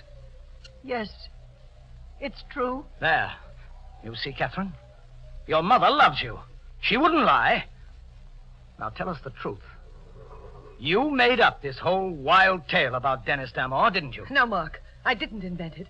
Dennis Damore was here. He couldn't have been. He's been dead for 2 years. Then how would I know the things I told you? I don't know. And that's what you've got to explain. Mark, why does this upset you so? If you didn't murder him, what difference does it make about Damore? Why are you so frightened? I'm not frightened. I'm just determined to get to the bottom of this thing. What was that? Just the thunder, Mark. Laura, why are you looking at me like that? Like what? Staring at me. As though you've seen me for the first time. Do you believe this mad story Catherine's told us? Do you think I murdered her father? I just remembered certain things, Mark. I can't help it if I think of them now. What things? Tell me what things? 2 days before the murder, you told me you were in love with me. I sent you away, told you never to come to this house again. Go on. On the night of the murder, I saw you standing in the moonlight, near the guest cottage. You did? I thought I was mistaken, especially since you claimed you were at home that night. Oh, Mark, don't be angry with me. I can't help it thinking of these things now. It's only natural. Natural? Is it natural for a man's wife to accuse him of a crime like murder? And on the basis of what? The word of a psychopathic girl who should have been confined long ago. She talked to a man who's been dead for 2 years. I suppose you believe that, too. And who is this man, even assuming that he's alive? A madman, a homicidal maniac who took your first husband's life when your husband tried to cure him. Well, I've had enough of this. Mark, what are you taking out of that drawer? Kathy, come here. Why? Mark, put the gun away. Shut up, Lola. Now, Kathy, I won't hurt you unless you try something dangerous. I'm holding this gun because I believe your mother and I are no longer safe in the same room with you. Now, I want the truth. You were lying to us before, weren't you? No. Very well, then. Where is this man you saw? I'd like to see him, too. I don't know. Of course you don't, because he doesn't exist. He does. He appeared when I looked at the Chinese tile. The Chinese tile? Good. Look at your Chinese tile now. Make him appear. You're trying to make a fool of me. A liar. You'll do as I tell you. Look at that tile. Go on. All right, I will. Now, what do you see? Nothing but the design. Yes, and that's all you're going to see. No. The design is fading. It's getting dark. Dark. Nothing but blackness. Mark! I heard the front door. Someone just came in. Yes. Those footsteps. That's just how he came in the last time. Perhaps, but I doubt if it's... Good evening. Oh! Oh, it is Demore. You remember me, Laura? Yes. You've changed a great deal, but it is you. Mr. Weldon, it's been 10 years since I've seen you. Demore. Then you're not dead. There must have been some mistake when they identified you. Not dead. You escaped. Someone must have been identified instead of you. That's the only explanation. It depends on what you choose to believe, Mr. Weldon. I brought a guest with me. My father. Dr. Bryan, I'm sure you know these people quite well. Of course you do. What's he saying? He's talking to my father. That's right, Kathy. Unfortunately, you cannot see him. But he's here. Aren't you, Doctor? Demore, what are you up to? What do you think? If you come back here to make trouble... Trouble? No. I've come back because someone wanted to know the truth. And I brought the doctor back for the same reason. Doctor, before these others, I want you to tell us who murdered you. Who murdered you? Mark! You shot him. Yes. Why? Why? He's dangerous. A maniac. That's not the reason. It's because you murdered my father, and you don't want us to know. All right, Kathy. I did kill him. Mark! It doesn't make any difference now. This maniac has planted suspicion in your minds. You would have found out sooner or later. Mark! Yes, I killed him. For you, Laura. I loved you. But that's over now. It's been over for a long time. I know what to do now. And it's going to be very simple. Thanks to our friend lying there. What are you going to do? Don't you know, Laura? It's so simple. Your bodies must be found in such a condition that they will be certain Damore killed you. And then I'll tell them how I shot the homicidal maniac to protect myself. It's the same way he killed my father. Yes, Kathy. You won't die, Catherine. Damore. Did you think you could kill me, Weldon? Damore. Do you think those shots will stop me? Don't you come near me. Stand back! Nothing will stop me, Weldon. The gun, it's empty. No, don't. Let go of me. I saw the bullet strike Damore. They hit him, but they didn't stop him from lurching toward Mark and seizing him by the throat. As they fell to the floor, the kerosene lamp fell off its table. It might have been the wind, but I believe otherwise. I'm almost certain it was my father. In a moment, the drapes were on fire and the whole place was blazing. I screamed to my mother to leave. She ran with me out of the blazing building into the storm that raged outside.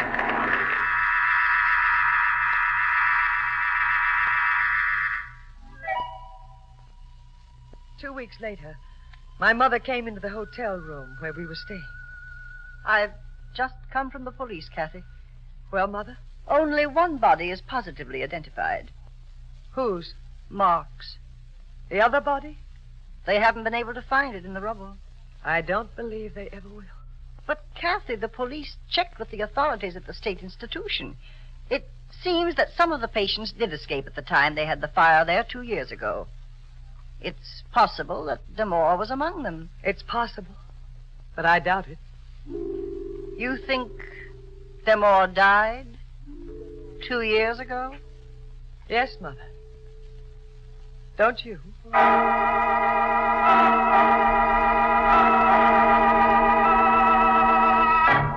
Well, friends, I I guess you've met ghosts before, but I'm sure this is the first time you've ever met a crazy spook.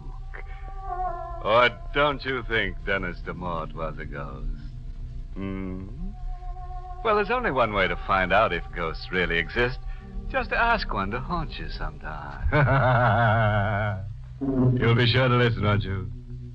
Until next week, then. Good night. Pleasant dreams.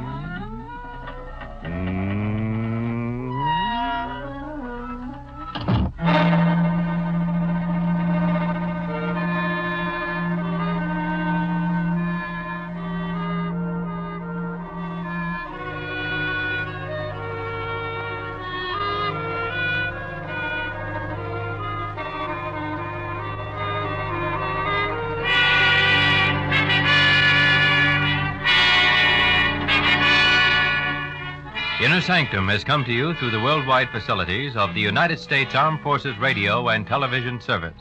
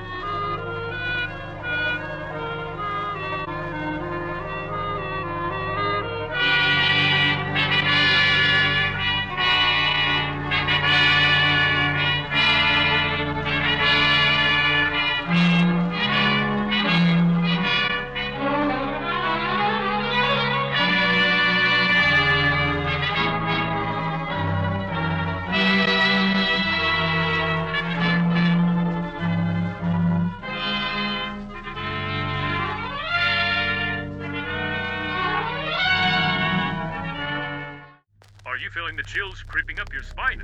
Stay tuned for more spine-tingling tales. But if you dare to experience real-life thrills, click on the link in the description. Prepare to be whisked away on a heart-pounding journey through the bustling streets of Rio de Janeiro's favelas.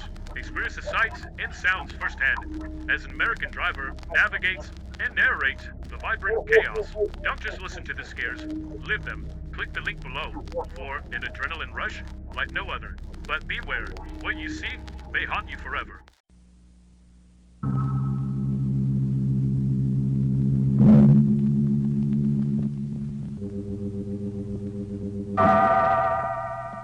Inner Sanctum Mysteries.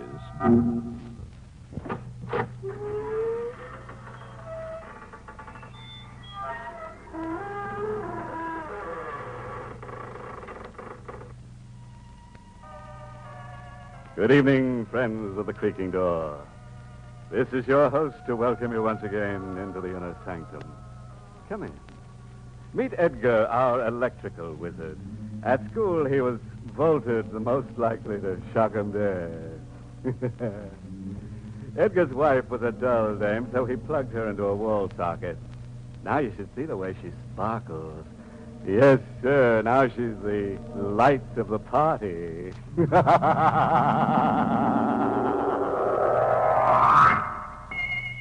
Ever roll your eyes over the dream of $500,000? You did. Careful, friend, or that dream will become a nightmare. We're in White Oak, a gloomy estate somewhere along the jagged coastline between Frisco and Seattle.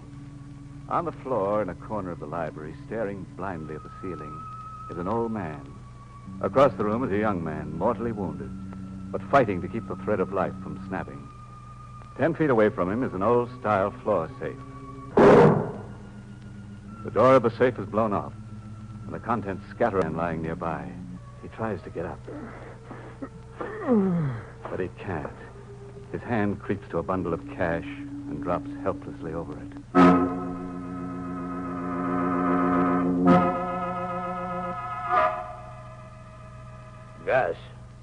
Gus Miller. Yeah? Open your eyes. Come on, son. Show fight. Don't cash in yet. Who are you? Sheriff Ben Lomax, Gus. Gus? How'd you know my name? Went through your bags. You've been masquerading as Tom Reed. Yeah. Where am I? In the county hospital. You take a lot of killing, but next stop is the county morgue. Hooray for me. You wouldn't be busting with curiosity about me, Sheriff. You wouldn't be busting to talk, son. Guess I am, if you'll listen. That's what I'm here for. Gus Miller's my name. Check back on my pedigree and you'll find I've been a number more than I've been Gus Miller. As a kid, I went right out of an orphan's home into the big jail at San Quentin. Number 562317 was my name for 10 years. 562317. Every night before turning in, I swore that 562317 was how many bucks it would cost society to square accounts with me. Go on. I was a day out of the clink, laying around the Frisco docks, wondering where I'd hustle a buck. Big liner just come in out of the Pacific fog. One of those swank pleasure liners. I watched the passengers getting off. All dressed to kill, without a care in the world. Among them was Tom Reed, tricked out in a white sailing suit. My eyes kept wandering over them. The thought kept jabbing at me that here was a guy I could be if I played my cards right. We're about the same age and build, average-looking guys, except that Reed was a little pale around the gills. All Reed had on me was a bankroll. A you-drive-it car rolled up, and Reed went to it. I went after him. What scheme I had in mind, I'm not clear on anymore. Yes, is there something you want? Hey, driving north? Looking for a ride, are you? Yeah, looking to get a hitch. Okay, hop in.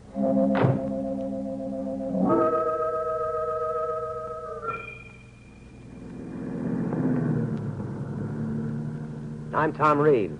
My name's Gus Miller. How far are you going? As far as I can get, I guess. No destination? No destination. How far are you going? Oh, about 200 miles. White Oaks. Ever hear of White Oaks? No, never did. The show place of the Pacific Coast. Yep. I'm the last of the Reeds of White Oaks. You bragging or crying? Both, maybe. Why are you so tough? You're too rich for my blood, maybe. I suppose there is something indecent about too much money at that. Have you got too much money? $500,000 in 3 days. Why in 3 days? My inheritance comes due then. That's why I'm back in the States. How do you collect that $500,000? There's a bank teller piling up in gold pieces in front of you? No. A blind uncle you haven't seen in years taps his cane along the floor towards a safe that's been in the family for generations and opens it. And hands you $500,000. Just like that? Just like that. My father distrusted banks. I turned the figure over in my mind. $500,000. I saw Reed looking queerly at me out of the corner of his eye. You're burning up with temptation, Miller. I don't know what you're talking about. Pose as me for 3 days, then go off with all that money. Uncle Walter will never detect the masquerade. He's blind, and you're a pretty good faker. That's what you're telling yourself, aren't you? Where are you all the time I'm posing? Dead somewhere.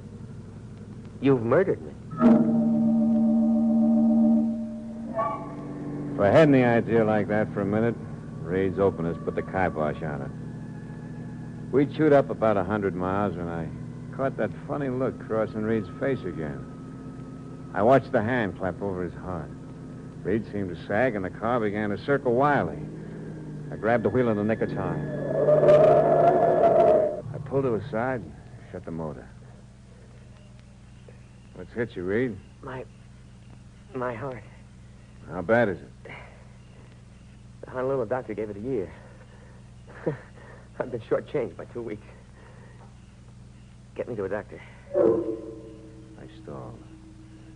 There was a little man counting off 500,000 in my mind slowly, by one. Reed's eyes were on me. They were dying eyes, but I caught a twinkle. As if we were amused over something. Here's your chance, Miller. Just sit it out under the stars. Forget the doctor. What I like most about you is your sense of humor. I'm taking you to that doctor. Thanks, sucker. But don't bother. It's too late. Reed. Bury me somewhere as Gus Miller. You'll be Tom Reed for 3 days.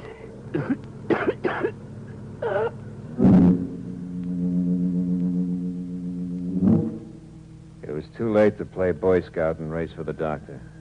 Reed was the deadest man in the world. I told myself that Reed's dying crack practically made me his heir. I didn't have to tell myself anything. The little man was counting 500,000 in my head fast, by 50s.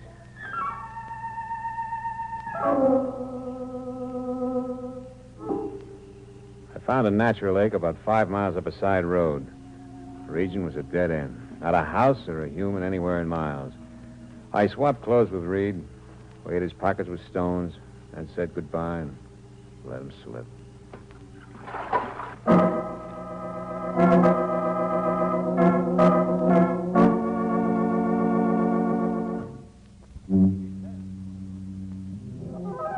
Well, our downtrodden hero is on the upgrade now.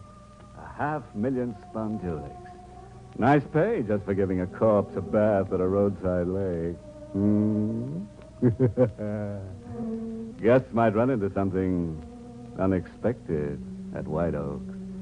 Still, he's determined to try. Or fry. Let's see which it is, shall we?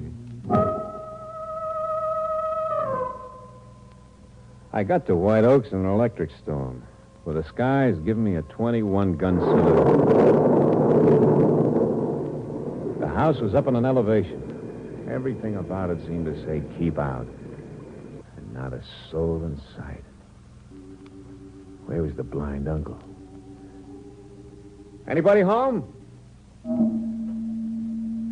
could hear the echo hanging in the air. Then I heard a tapping coming at me out of the shadows.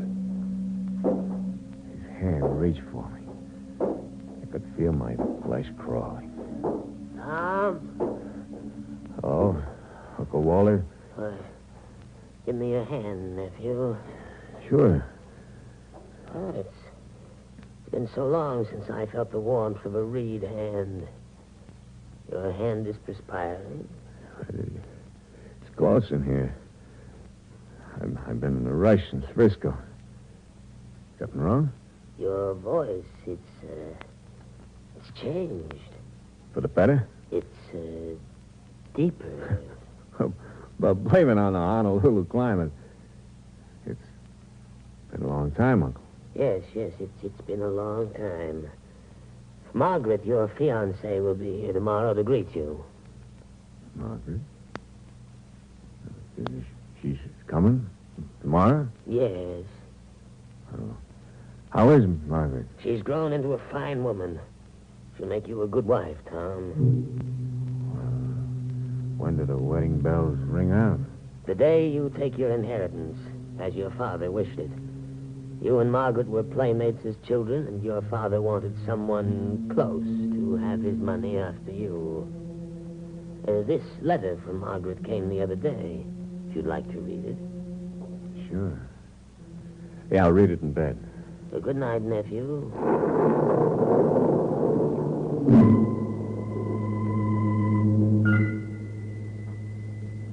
A bride went with the 500,000. I opened her letter. I needed a line on her. I read the opening paragraph again and again until it was whispering in my brain. I wonder how it will be meeting Tom again, Uncle Walter. We were practically infants the last time together. The questions that keep crowding my mind. What does he look like? What does he think about? Will he like me enough? And will you like me too, dear Uncle Walter?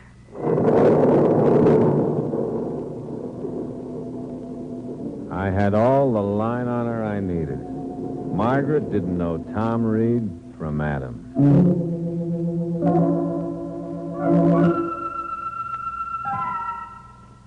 The next morning, I drove into the one-horse burg they call town. I wanted to buy a paper and some odds and ends.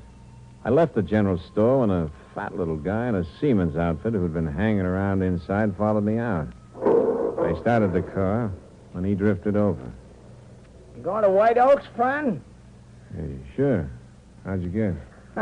The car. It's the job Reed rented in Frisco yesterday. Can I ride along with you? You're going to White Oaks? Uh-huh. I'm Tom Reed's guest. Okay? Sure. Hop in.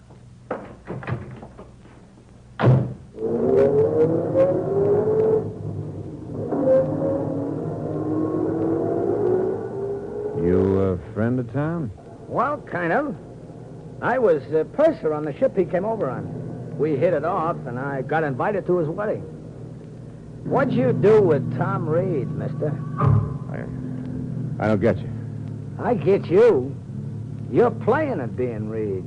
You're wearing his clothes. You're driving his car. When you paid for some junk at the store, you flashed a wallet I remember seeing on Reed. But you needn't sweat. Maybe we can do business. For how much? Half, if you're just masquerading. All, if you killed him. I didn't kill him. A heart attack did it. I just ditched the body. Is it half? I'll let you know. What are you stopping for? Get hold of myself for a minute. Find my smokes here. This compartment. I thought you said smokes. This smokes. With all 6 bullets. Get out of the car. Start for the woods. Is that how you want it? That's the way it's got to be. All or nothing. No deals with a blackmailer.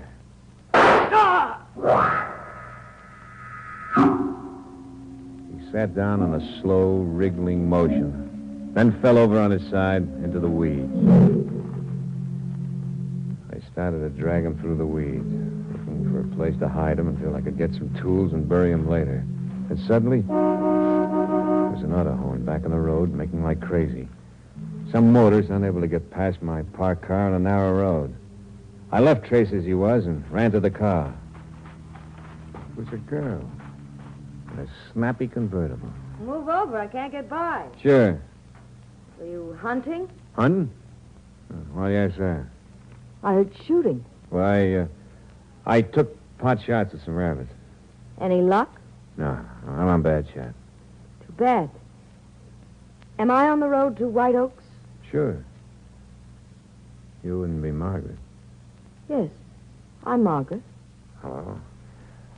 I'm Tom Reed. You're Tom Reed? Disappointed? Don't mind my staring. Aren't you going to show me the way, Tom? The way you keep staring's got my curiosity up. I'm sorry. It's like she couldn't control her eyes. Keep them put. I followed the direction of his stare. Suddenly it hit me. Murder was written all over me. There was blood all over my clothes, from my shirt right down to my shoes.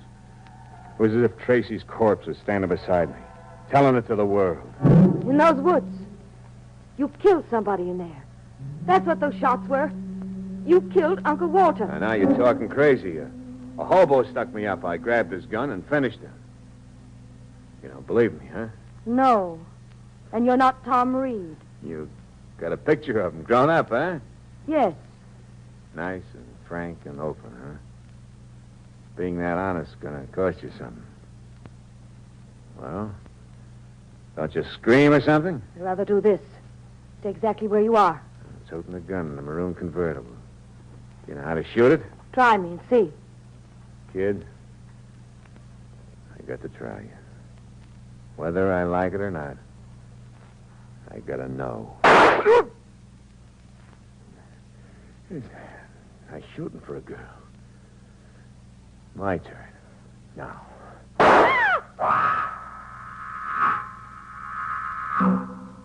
Her shooting first made it easier for me. In a way, it was like self-defense. I'm still kidding myself. It's funny. It was hello, goodbye. I met a girl and killed her.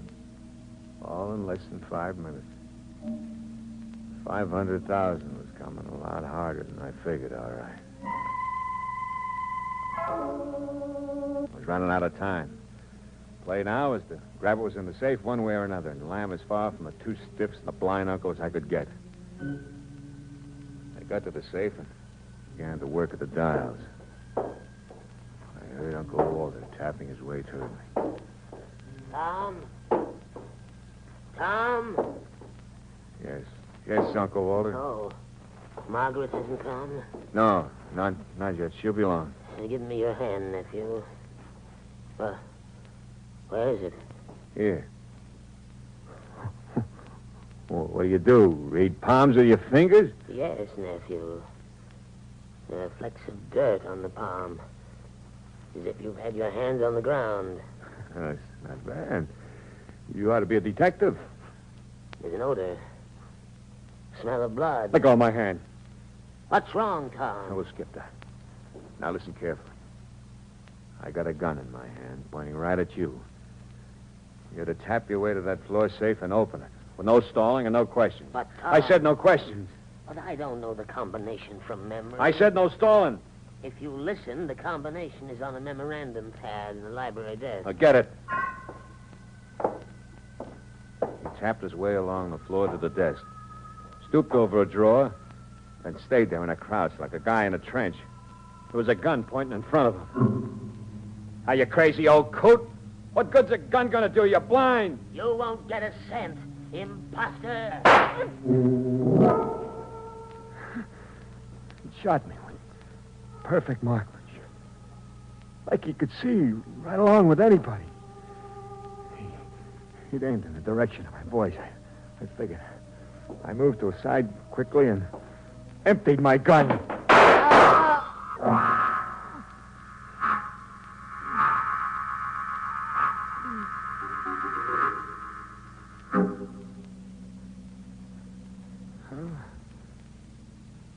That's all that You fixed a glycerin charge in a can and blew the safe wall? It was a trick I picked up in prison. There are chemicals in the storeroom at White Oaks. Huh. The nerve of you. Still going for the money with all those bullets in it. Like you said, I don't kill easy. Well, you're tough, but the joke's on you all around. Sure, it's on me.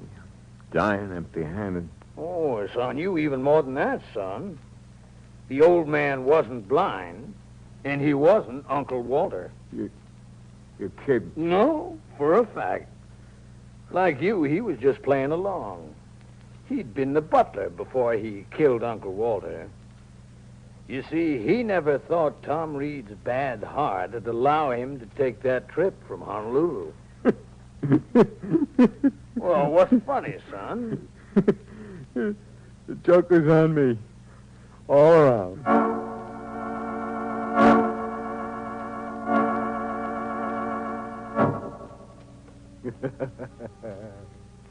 Funny twist, A young man plots his rise to fortune and then finds he can't even get up off his back.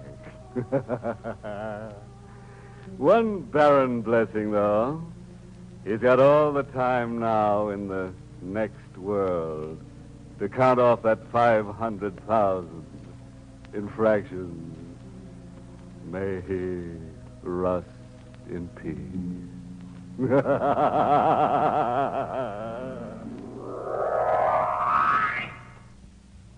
Well, friends, it's time once again to close that creaking door. Until next week at the same time, when we'll be back with a little hunk of horror. You'll be sure to listen, won't you? Until next week, then. Good night. Pleasant dreams.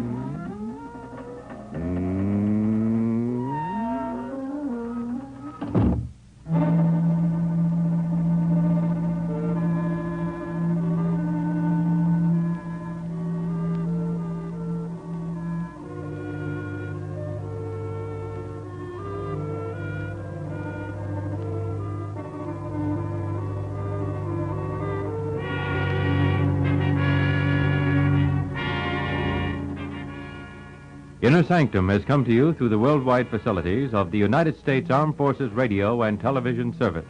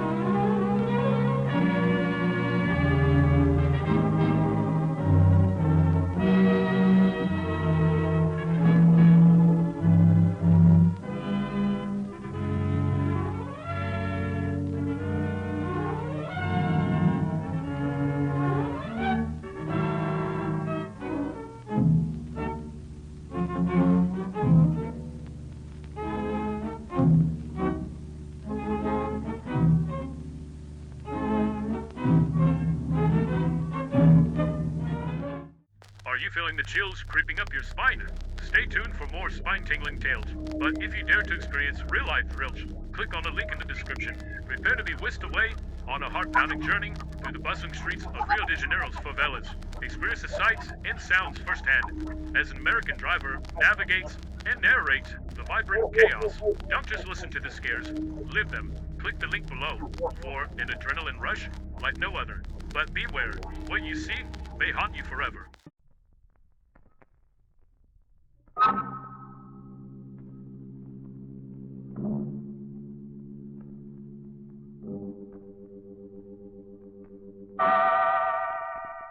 Inner Sanctum Mysteries.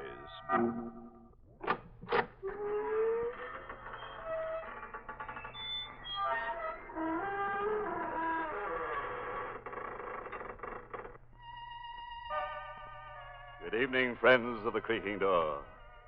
This is your host inviting you into the Inner Sanctum once again. Come in. You're early tonight. The coroner hasn't arrived yet. But it's all right. The corpse is here. Yes, that's him over there in the corner. The slightly decapitated gentleman sitting with his head in his hands.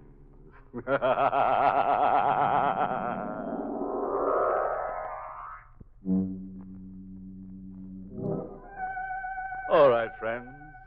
Let's gather round and meet that grim reaper, Mr. Macabre. No. Don't try to run away. Lie perfectly still. If you race with Mr. Macabre, you're liable to end up in a dead heat.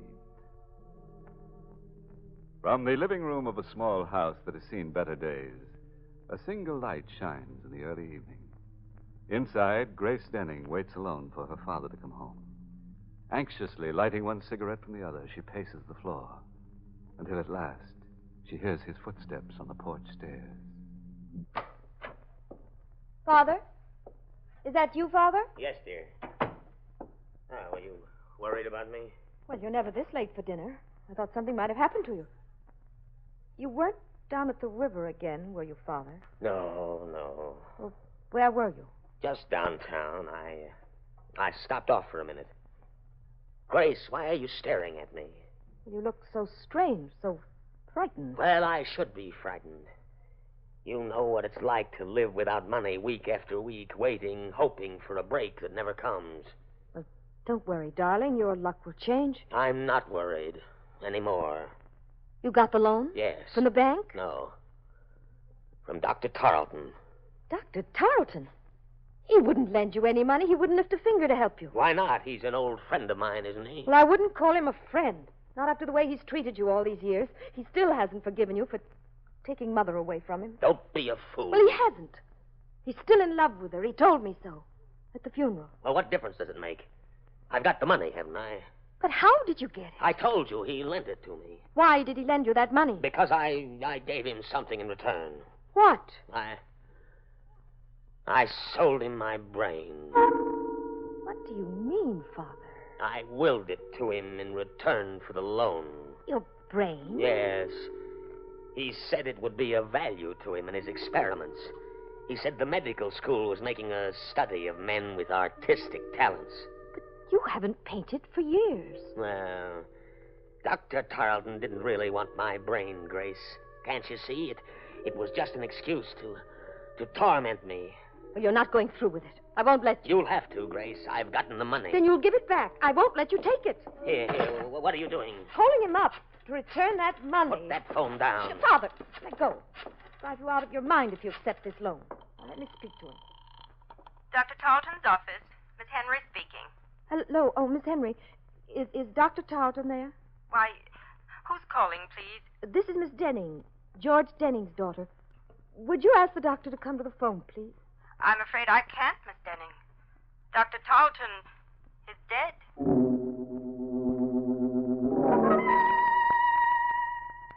Miss Henry, I hope you don't mind my coming over here, asking you all these questions, but you see, Dr. Tarleton was an old friend of the family's, and I'm rather anxious to know the circumstances. I understand, Miss Denning.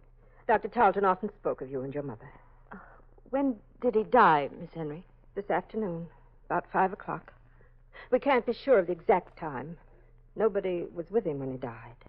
Nobody? As far as we know. I was out of the office on an errand when it happened, and when I got back, he was dead. Well, what happened to him? I mean, it was all so sudden. Did he have a heart attack or something? Well, he was subject to dizzy spells, Miss Denning. He probably had one this afternoon. Oh, I see. But I'm not sure that's what caused the accident. Accident? Yes, he fell against the instrument cabinet in his office and broke the glass. The edge of it cut an artery in his neck, and he died before anyone could reach him. How awful. Well, what makes you think it wasn't an accident? I don't know. I just have a feeling it might have been murder. Why? Was anybody with Dr. Tarleton when you left this afternoon? Yes, a man by the name of McCobb. Who? Mr. McCobb. I don't know his first name or anything about him, but the police are investigating him right now. And there wasn't anybody else this afternoon? Not that I know of. Are you sure? Didn't Dr. Tarleton have an appointment with a man who was interested in some sort of brain experiment? What's that? An elderly gentleman, tall, with gray hair and a long, thin face. Why, Miss Denning, that was Mr. McCobb.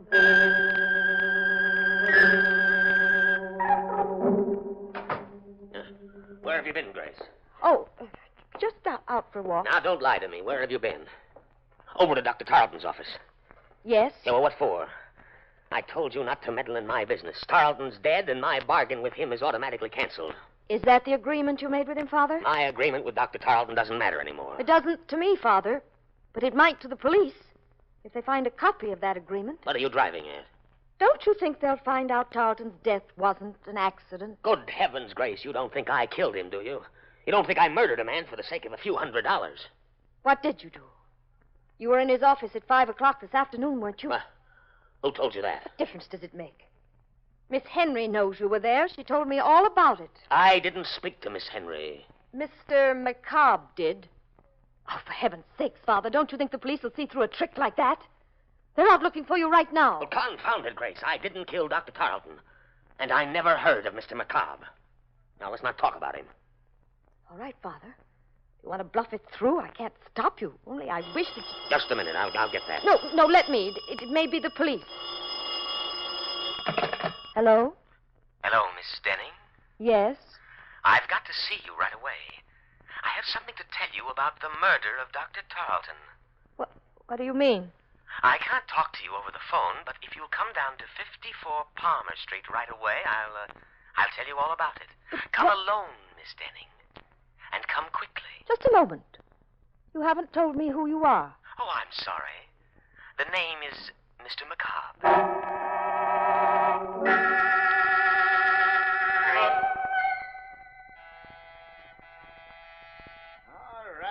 All right, I'm coming. Yes? What do you want? Why, I'm Miss Denning. Weren't you expecting me? I never expect anybody around here, especially at this time of night. What did you ring the bell for? Well, I was supposed to meet somebody here. Are you sure you got the right address? This is the University Medical School, the autopsy lab. We're closed up for the night. That's strange. I was sure he said 54 Palmer Street. Who was this? One of the students? No, a friend of mine. Well, it's a funny place to be meeting a friend of yours, but if he said he'd be here, well, maybe you better come in. Well, Come on, I don't mind you waiting on the inside. Sure. Yeah, I'm always glad to have a little company around. A place like this kind of gets under your skin. What do you mean? Ain't you never been to a medical school before? No, Well, there ain't nothing to be afraid of, lady, but it's just like being in a morgue with them dead ones around, especially tonight. Why tonight? And didn't you read in the papers what happened? Didn't you see where that doctor got killed under mysterious circumstances? Dr. Tarleton? Yeah, that's the one. You knew Dr. Tarleton? Oh, sure I knew him. He used to teach down here. Anatomy. Oh, I didn't know that. Maybe that's why I was told to come here. Because of Dr. Tarleton? You know something about his death?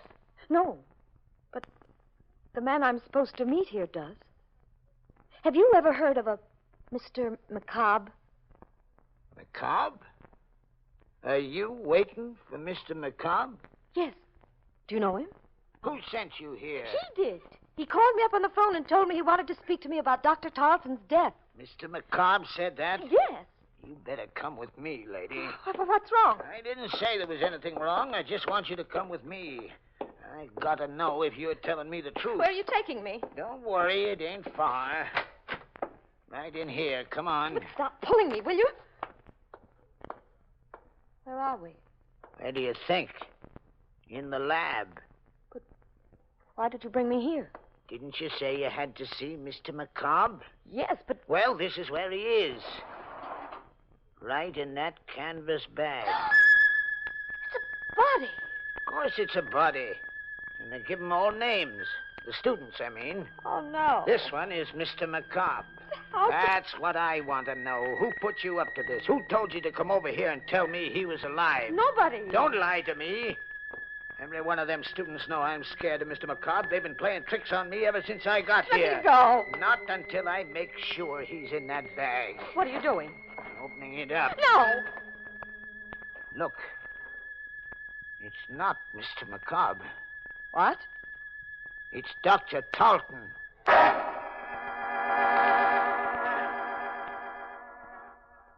Are you sure it's Dr. Tarleton? Can't you see it is? I'm going to call the police. Now, wait a minute. You're not going to call anybody till you tell me why you came here. I told you. You told me a lie. You knew Dr. Tarleton was in this bag. You brought him here. Don't be a fool. Well, then who did? Who put you up to this? One of them students? No. They must have, or you wouldn't have told me that story about Mr. McCobb. Where is he?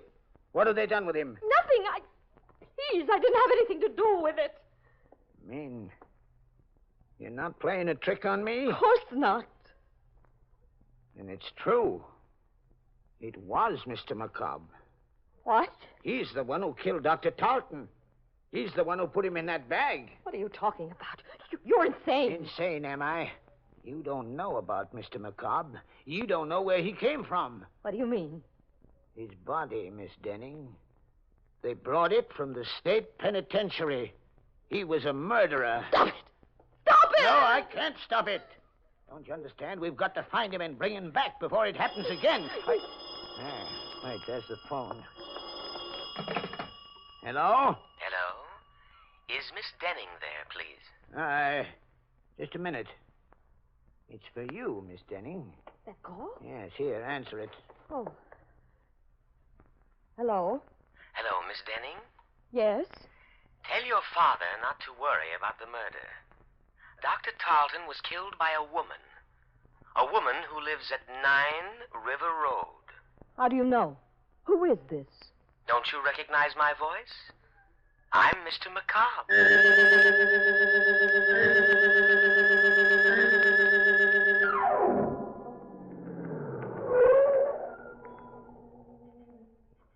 That's the house, Father.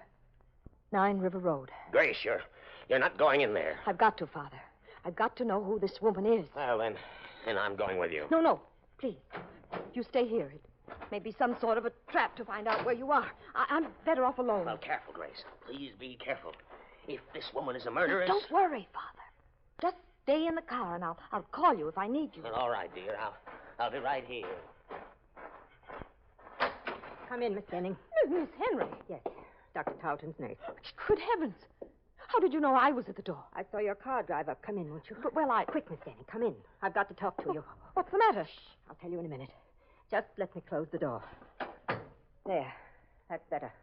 Now I can speak freely. You act as though you were expecting me, Miss Henry. I was.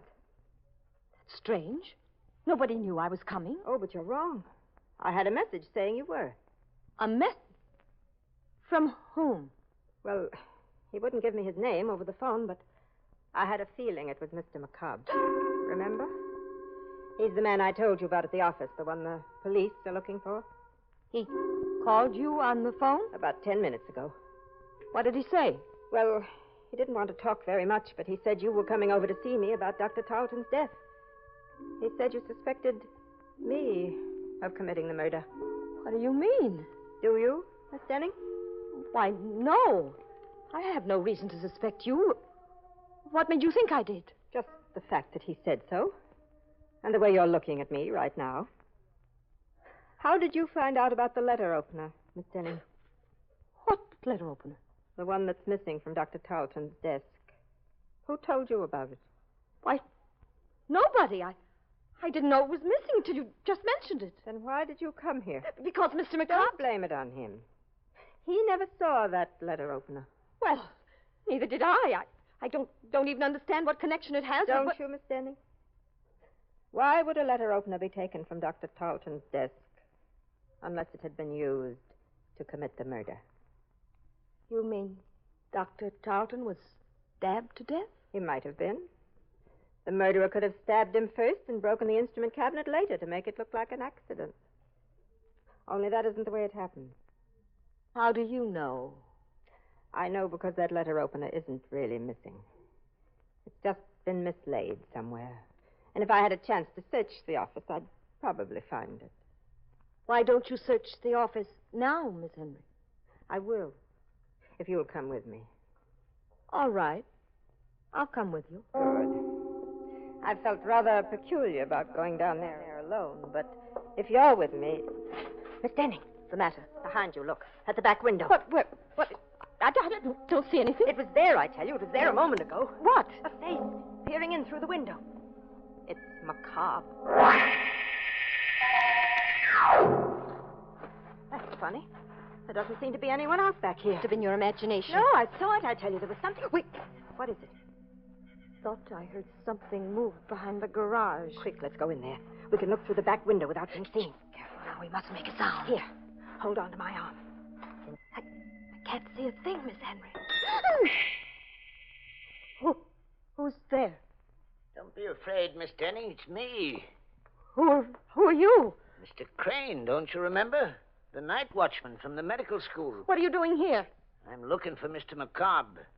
He's around here somewhere. I just saw him. Where?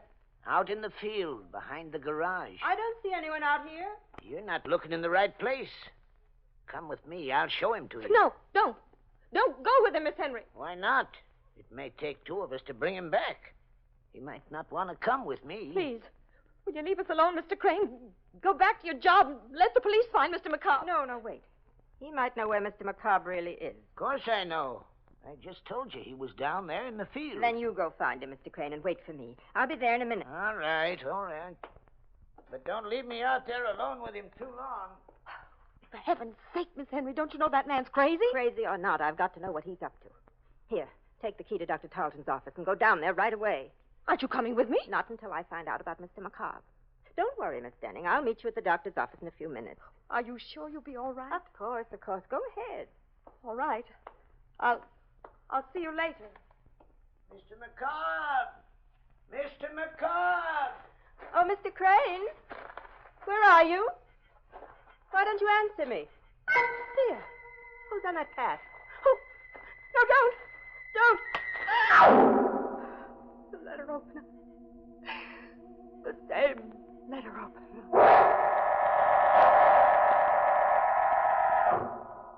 Father? Aren't you in the car, Father? Where are you? It's all right, Grace. I'm here. Oh, where? Right here in the doorway. Why, did you think I'd left you? Didn't know where you were. Why didn't you wait for me in the car? Oh, I don't know. I just got tired sitting there. Besides, I thought I heard some voices back in the house. Is anything wrong? No. At least I don't think so. I'll know better after we get to Dr. Tarleton's office. What are you going down there for? A letter opener, Father. I've got to find out if it's really missing. Oh, Grace, will you stop butting into other people's business? But this is our business. Don't you understand? Are you coming with me? Or shall I go alone? No, dear. I'll go with you.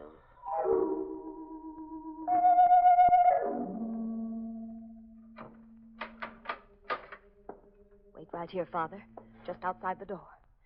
Let me know if anybody comes down the hall. Even Miss Henry. All right, but hurry. I'll be as quick as I can.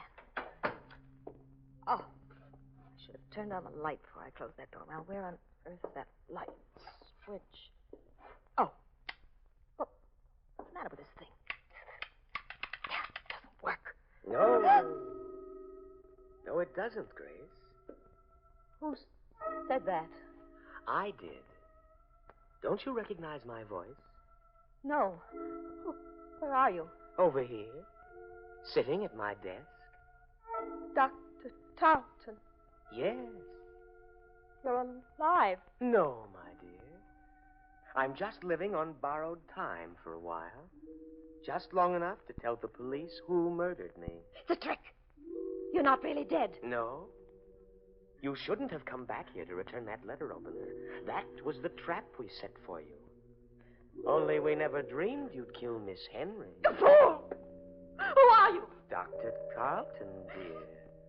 The man who was foolish enough to leave you half his estate because of your mother. You're a murderess, Miss Denning. Be quiet. Be quiet or I'll kill you. You can't kill me, Grace. You've done it already. No, do it again.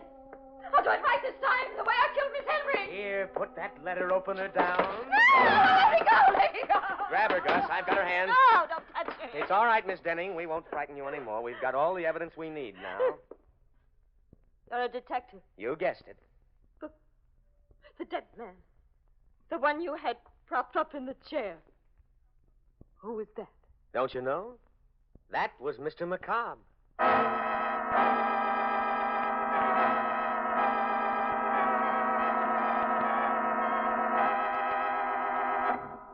Well, that was a corny stunt for Macabre to play.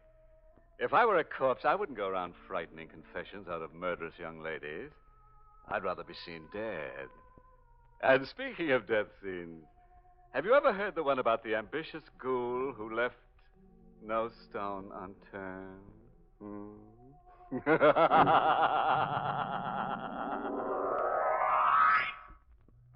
Well, friends, it's time once again to close that creaking door.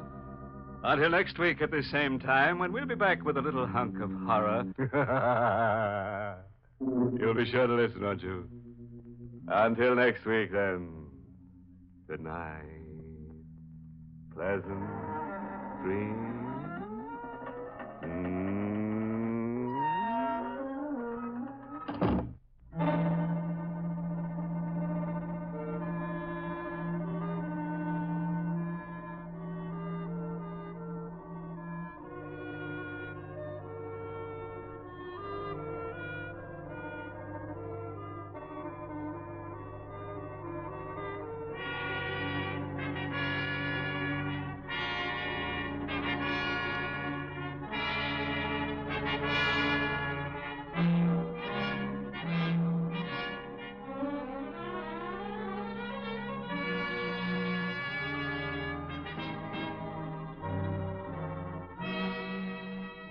Inner Sanctum has come to you through the worldwide facilities of the United States Armed Forces Radio and Television Service.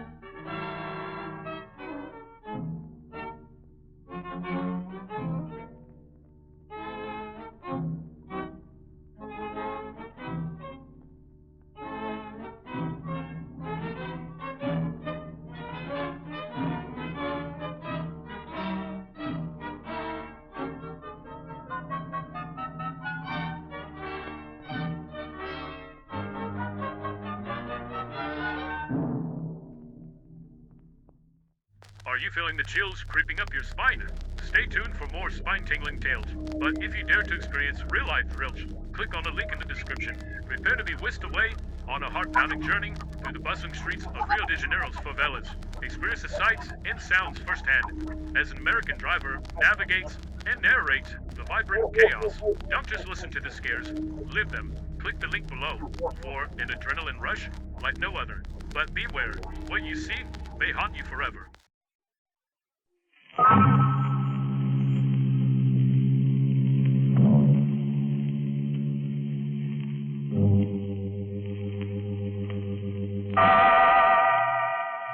Inner Sanctum Mysteries.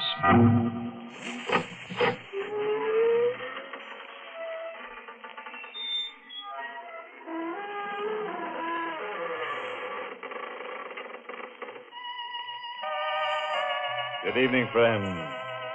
This is your host to welcome you through the creaking door into the Inner Sanctum. Come in. Hey, how about joining our Shriek of the Month Club? We're offering free a shroud-bound copy of Die Alone and Like It. It's about an unsuccessful authoress who dies of marital illness. Yes, her husband got sick of her. However, he was thoughtful enough to bury his novelist wife in the basement. And now, at last, she's in the bestseller class.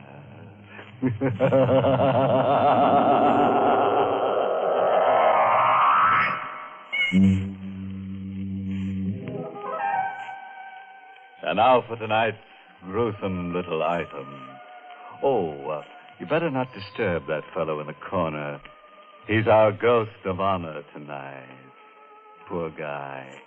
He died last night for lack of sleep. Now he's in for a wake.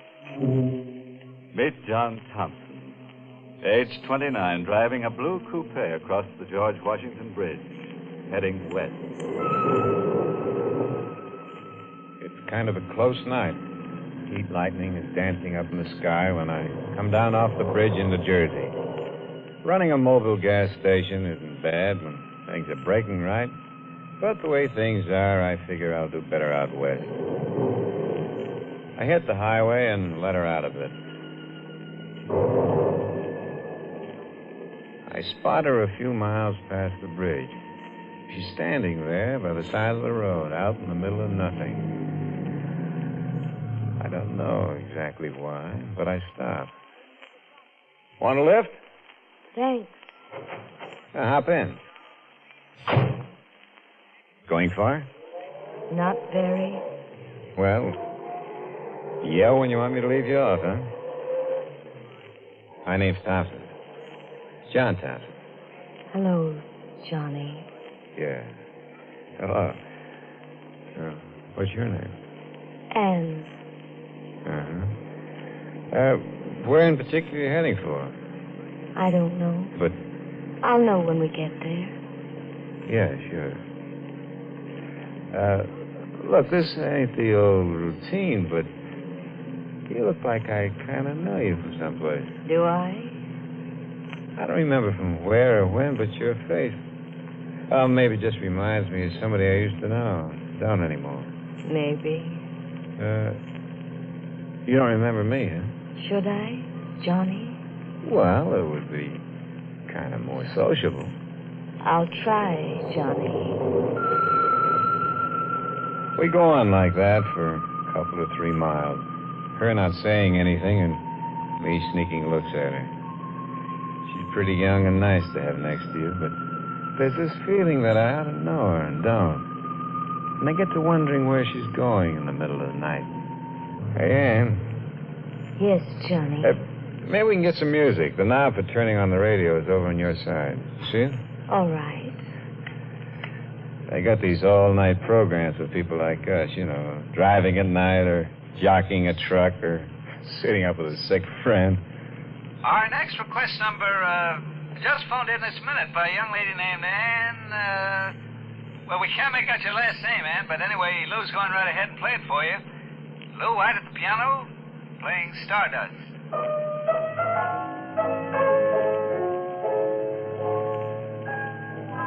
He plays a nice piano, huh? Very nice. Kind of funny, a girl with the same name as yours just phoning in to the show and we started listening to her. I mean, with the same first name. Is it? Yeah, well, I guess it's a coincidence. I like Stardust. Maybe you better try another station. Why? I like Stardust. Yeah, but get another station. I'm happy with this one. Get another station or turn the set off. I don't care which. Do what I'm telling you. Why? Don't ask me why. I can't take that music. It bothers me. Now, will you please? No. I said, will you please turn it off? No. Look, it's my car. It's my radio. I want you to... Oh, never mind. I'll turn it off myself. You better watch the road. You might have an accident. I'll turn it off myself. And now let go of my hand. No, I don't want you to turn it off. Let go. I got to keep my other hand on the wheel. I won't let go. I want you to listen to Stardust. I like it. But I don't. I'm warning you. Very pretty. All right. This is what you wanted. Just help me, please. I told you to turn it off. Please, let go. Please. You wouldn't listen to me. No. No, it's too late. Ann!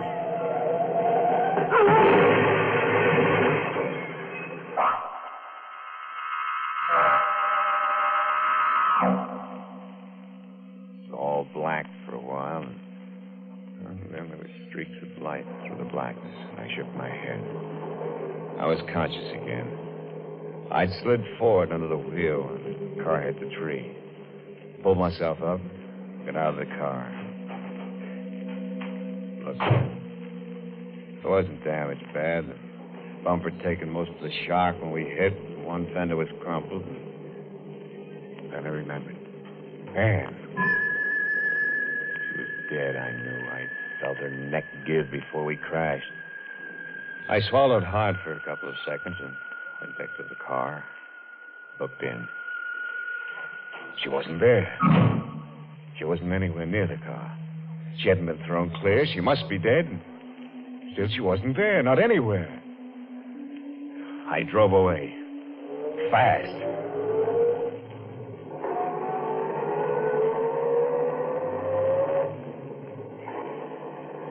My head don't feel so good, but I stop thinking as I go through the night. I do puzzles and arithmetic, multiplication. 49 times 76, 102 times 27, so I won't think. But not thinking isn't easy when you're alone, so when I see a diner, I think that's for me. And I stop and get out. I walk over to the diner.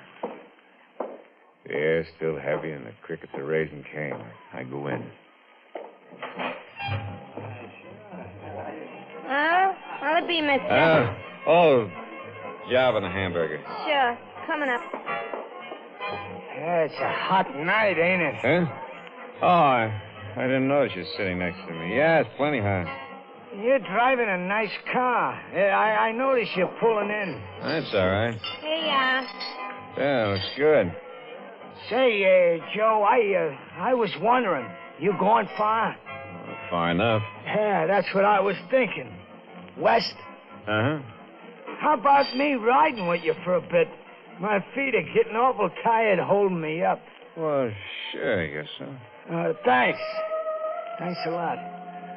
Yeah, I could use a bit of company for such... Hey!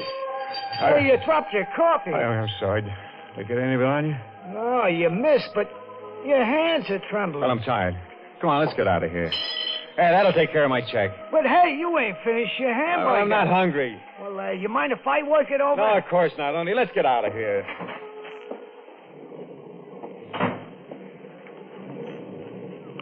Sure is a dark night, huh? Hurry up, will you?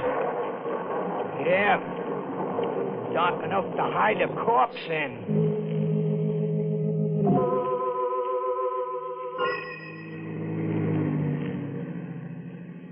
What did you mean back there by dark enough to hide a corpse in? Nothing. Just an expression. Why? Seemed like a funny thing to say. I don't think so. Hey, Hey, you better slow down. We're going through a town. It's deserted this hour of night. No, it ain't. Look at that, down near the corner. Huh? Where? Ah, you seen her, huh? Standing under that lamppost. Pretty as a picture, ain't she? Hey, slow down, will you? Maybe she wants a lift. You're crazy. Well, look, she's giving us the thumb. We're gonna pass her in a minute. And don't bother me. Yeah, but... Hey, she's calling you. She knows you. You can't pass up a girl like that. Will you shut up? I don't get it. You was willing to give a hobo like me a lift and you don't even know me. You know that She's girl. not there. She can't be. Well, you seen her. No. You looked where I was pointing. You heard her. No. All right, yes, I did, but she's not real. She couldn't be. Why? She's dead. Yeah, how do you know? Because I can... Because I saw her die. Yeah? Yeah, in an accident. 100 miles from here. Well, then what was she doing under that lamppost? I don't know. Maybe it was a ghost. Maybe I'm going crazy. I seen her. And maybe you're dead, too. And the ghost riding with me.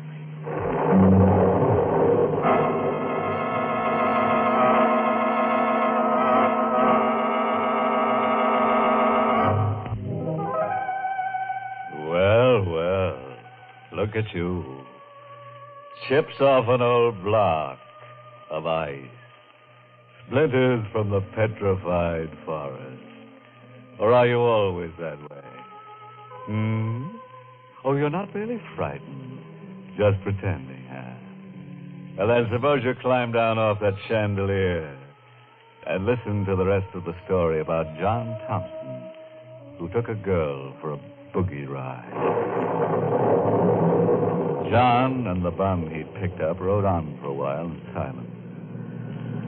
Night was closer and heavier, and John was tired.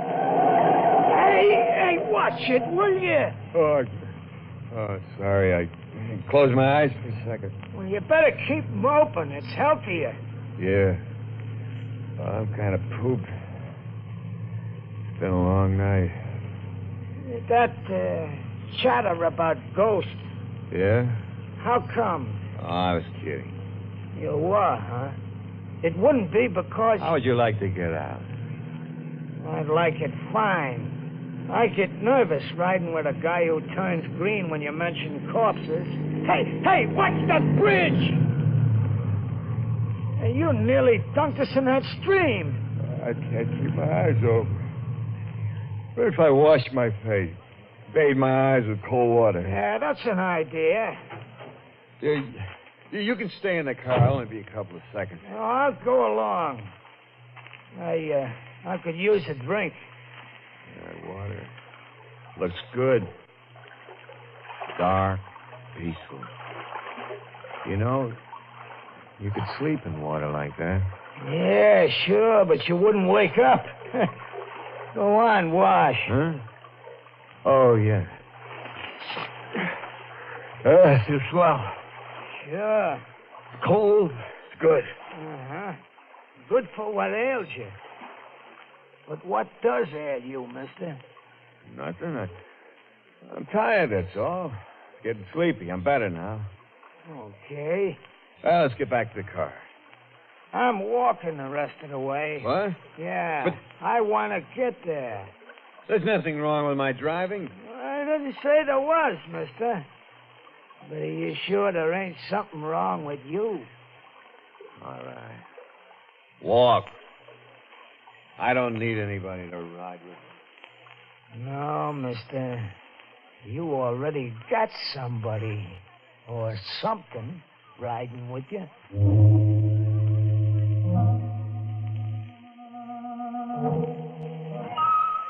So I walked back to the car. Get in. I don't pay no attention, the old bum said.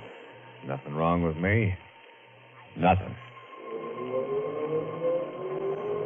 Start the car and drive off. Down the highway into the darkness.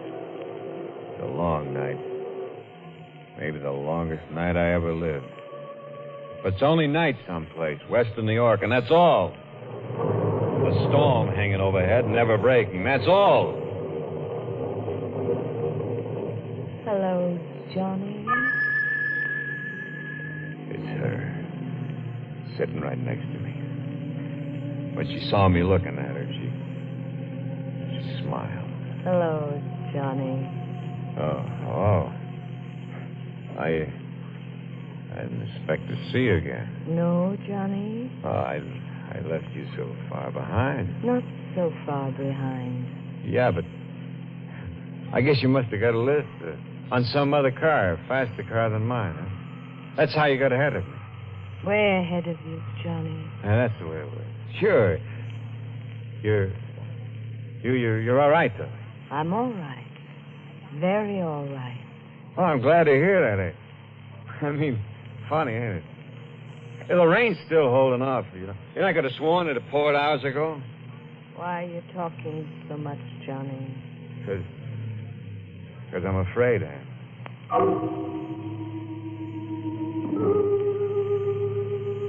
When will we get there, Johnny? Get where? Where you're going. I don't know. Why? Because I'm going there with you. Oh. Yeah? What? Nothing. Back again. That song's back again. I don't have to take it. I can't take it. She oughtn't sing that song. I told her I didn't like it. I'm not going to tell her again. It won't do any good. This time I'm going to play it smart and sure. She's looking straight ahead, watching the road slide under the headlights. So I choked the car. Hey! What is it, Johnny? Motor. Oh, should be something wrong. Oh. Yeah, I better get out and see. I'll wait here. Sure. Get the hood up. Mm-hmm. Anne? Yes? Yeah, I can fix it, but will you bring me the wrench? Where is it? In the dashboard compartment. All right. I've got it, Johnny. Swell. Will you bring it to me? Here it is, Johnny. Thanks. Now all I have to do is... Hey. Hmm? What's that behind you? Where? Well, turn around. You'll see. All right. So she turns her back to me, looks down the road we came, and I lift the heavy wrench. And I... No! This time I made sure.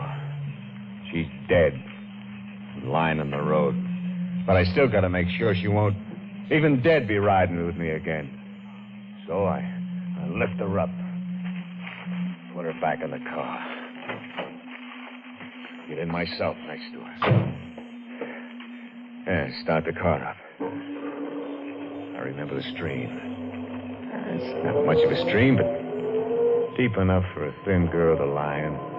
And that's where I go.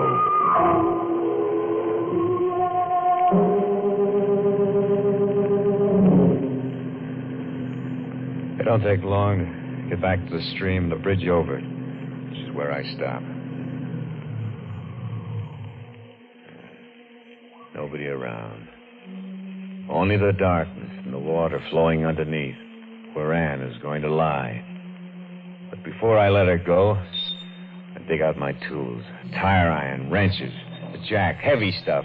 Tie them to her, so she'll lie quiet under the water. When I get done. She's heavy now.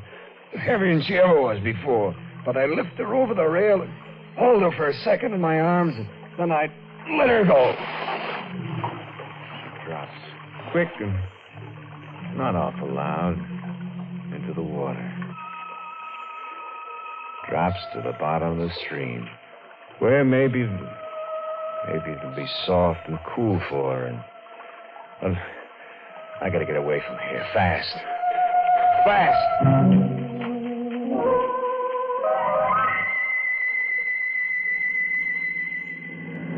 Every time the wheel turns around, every time the valves open and close, Every time the sparks fire, I'm getting further away from her. This time she isn't going to follow me. This time she's deep under the water with irons tied to her and her head bashed in. I'd never turn around again and find her sitting next to me. I'd never hear her calling Johnny again. I'd never see her eyes or her thin body again. Clouds are pressing down now. No more moon. Thunder's purring closer like a big cat. I don't care. I'm through with her forever now. I'm so happy I could sing. La, da, da, dee, da, da, da, dee, da. Oh, no. The skies are opening up. The lights is turning off and on like God's neon sign. The thunder's pounding in my head. I go faster. Hit a curve. Take it at 60. I'm standing there, lit by the light, and it's... Gas pedal down to the floor. The motor's roaring like 100 horses screaming. We're pulling up the hill with rain slanting against the window pane like a million fingers tapping on my brain. The top of the hill swept by the wind, her wet dress plastered against her body. I can't take it much more. The car's sliding down the wet road like death on butter, and she's there all the time now, running with the car, face plastered against the closed window next to my seat. Johnny. And you're dead. Am I, Johnny? You're dead. I killed you. Don't you remember? No, Johnny. Back there, I hit you. I dropped you into the water. I hit you. You're dead. Am I, Johnny? No, not now, Ann. Please, please. Aren't you tired, Johnny? Tired of running away? Isn't the road too long? The road away from me? Go away, Ann. No. You want to drive me mad? No, Johnny. Then what do you want? Just to go with you to the end of your road. But where's that? Why, maybe here. Maybe right here. In this town, Johnny. In this town. Yeah. Small place, and I'm riding through it. The storm's dying out. Dying out. Yeah, and the air's clear now, fresh after the storm. Ann? No, she's gone. Now, the thing is, where? Oh, right up ahead.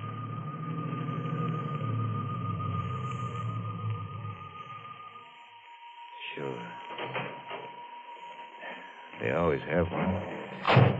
Yeah, with a green light shining over the door. And they're always open. And there's always a sergeant half sleeping in the chair behind the desk. Hello? Oh, what do you want? My name is John Thompson. All right, so your name is John Thompson. So what? If you check, I think you'll find that I'm wanted. Wanted? For what? For the murder of my wife, Ann Thompson. Huh? Hey, don't move. I got you covered. I killed her in our apartment in New York City. Come on. Stick your hands out. When I killed her, the radio was on. They were playing Starter.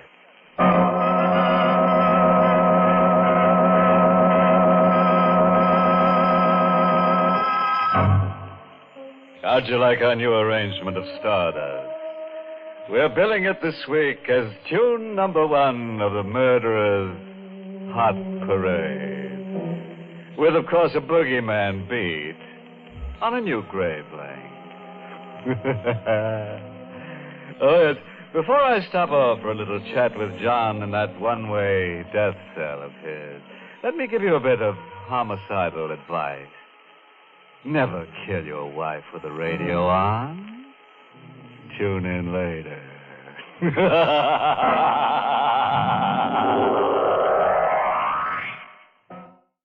Are you feeling the chills creeping up your spine? Stay tuned for more spine-tingling tales.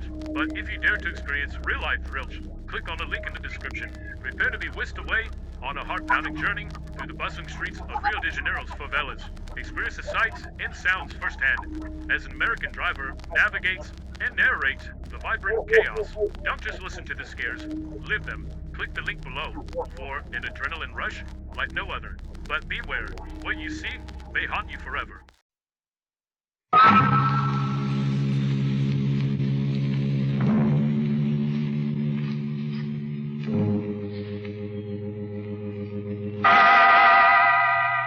Inner Sanctum Mysteries.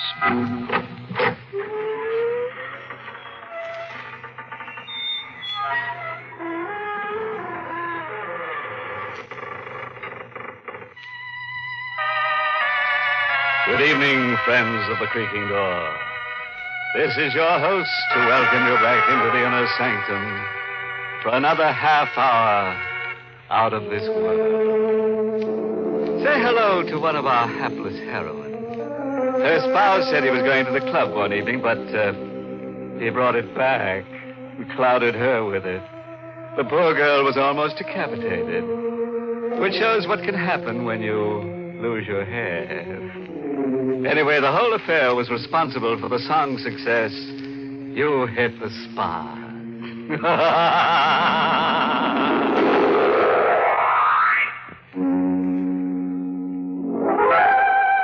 All right, friend. Turn out the light. Plaster your hair down, curdle close to the fire, and listen to Arnold Moss tell us his weird and shivery story. It was after sundown, and I was working in my garden fixing the roses when I first saw Jane Carter. The soft spring air was full of the smell of flowers, and in the cemetery next to my house, long shadows were covering the graves with darkness. Jane Carter was standing under the dogwood tree, the tree I never touched. I picked up the garden shears, and I came over to her. Oh, I didn't notice you in the shadow. Good evening. I hope you don't mind. I was just admiring your lovely garden. Oh, do you love flowers, too? I adore them. Oh, then I will give you some of the roses. My roses won the county prize last year. Oh, I am Franz Narco, the caretaker of the cemetery. You live here alone? All alone with my flowers. Here, hold out your arms. Here are some roses. Thank you. I imagine it must be lonely here. There isn't a house for miles. Oh, not too lonely. The dead are always near. Hold the flowers close to your face. All right, but why? They make you look even lovelier than you are. So young and charming, the roses next to your neck, they look like blood. Really, Mr. Narco, I must... Don't move. But, Mr. Narco... Be quiet. Those garden shears. What are you going to do? Don't be frightened. There's nothing to be afraid of. I'm just going to do this. My dear. Help. The little birds were frightened, but when she was dead, they began to sing again. That night, there was a full moon, and I buried Jane Carter under the dahlia bed.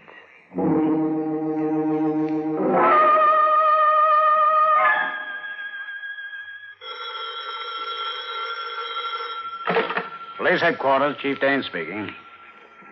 No, Jane Carter's still missing. She was last seen yesterday afternoon. If we don't hear by tonight, we're going to send out an 8-state alarm. Yes, goodbye. Good morning, Ethan. Franz, how are you? Fine, thank you, Ethan. I brought you some flowers. They're blooming early this year.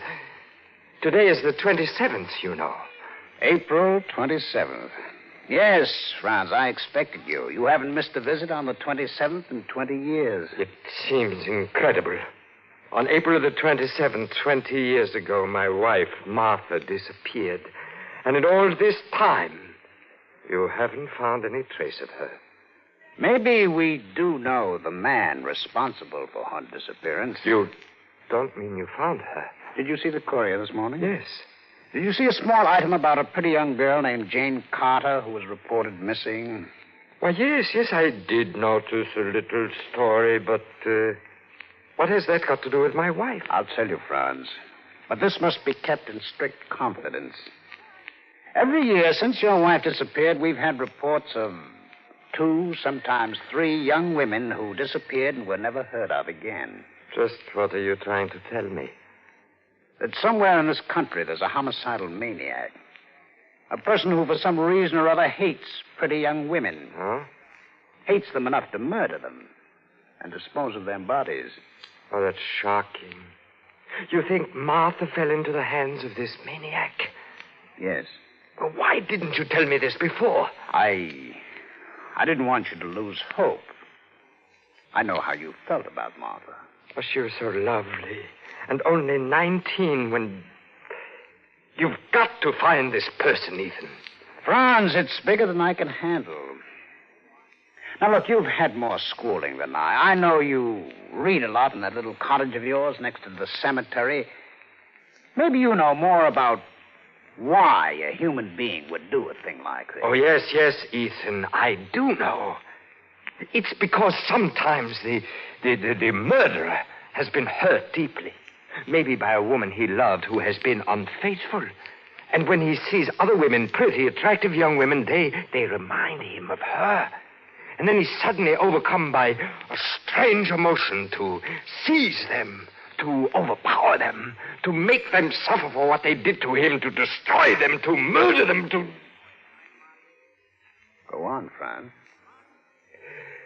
But that's what it says in the books I've read, Ethan. I've got to go now. Be sure to put those roses in water right away, or they'll die. I won't let them die, Franz. Goodbye. Goodbye.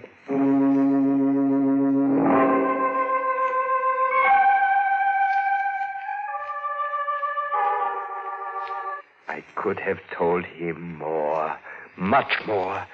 How it felt to live in a nightmare of fear. How I tried to fight the wild surging of my blood, that mad, insane pounding that made me kill. Later that night, when the dogwood scent came into my room, I cried. I cried like a child. I was thinking of Martha, my beautiful Martha.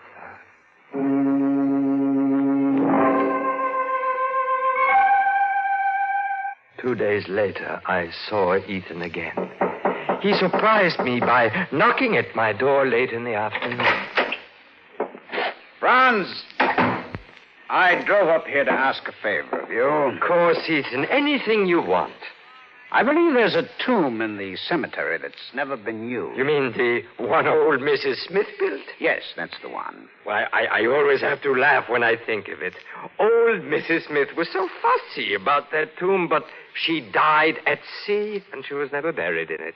Well, there's someone I'd like to have buried in it. There is? Yes. A young girl. Died of a heart attack. Helen Winters is her name.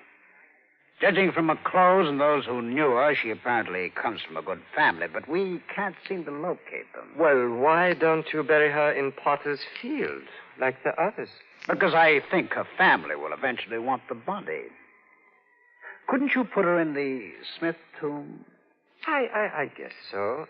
I don't think Mrs. Smith would mind. Good. I'll have the body brought up in an hour.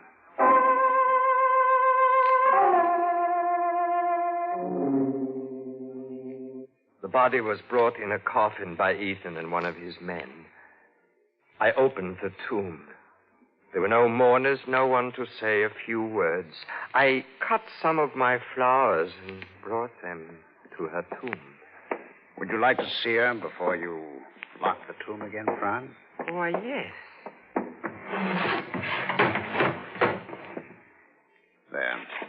Oh, what a pity.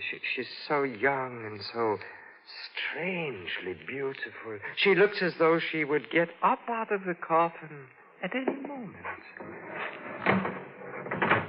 I brought some flowers, lilies, from my greenhouse.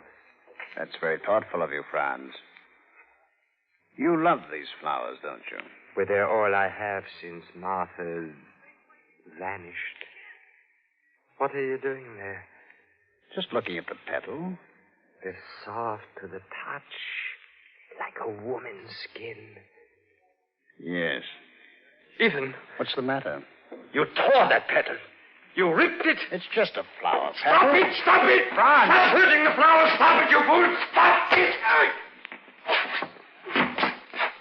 Oh, I'm sorry, Ethan. I didn't mean to hit you. I lost my head. I can't see anyone harm a flower like that. I couldn't sleep that night. Somewhere far in the countryside, a dog was baying at the moon. I went to my window. My garden was all silver in the moonlight. And then I noticed it. The dogwood tree. A strange glow like a fine blue fire hung over the branch near the patch of iris. It was shining with a light that was not of this world. And then I saw the face of Helen Winters. She was staring at the glowing branch. It was the dead girl wearing the shroud she wore in the coffin. I quietly slipped downstairs. On the way into the garden, I picked up the shears.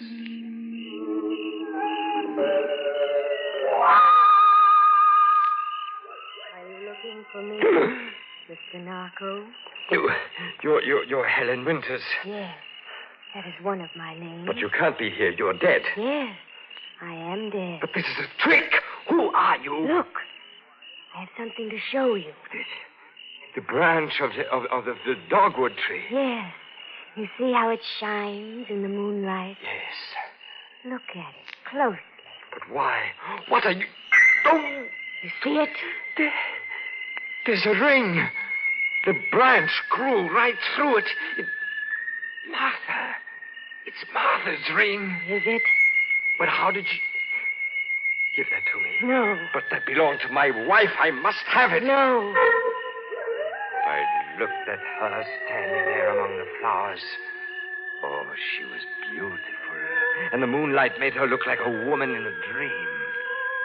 And suddenly I felt the strange power rising in my blood. I longed to touch her, to seize her.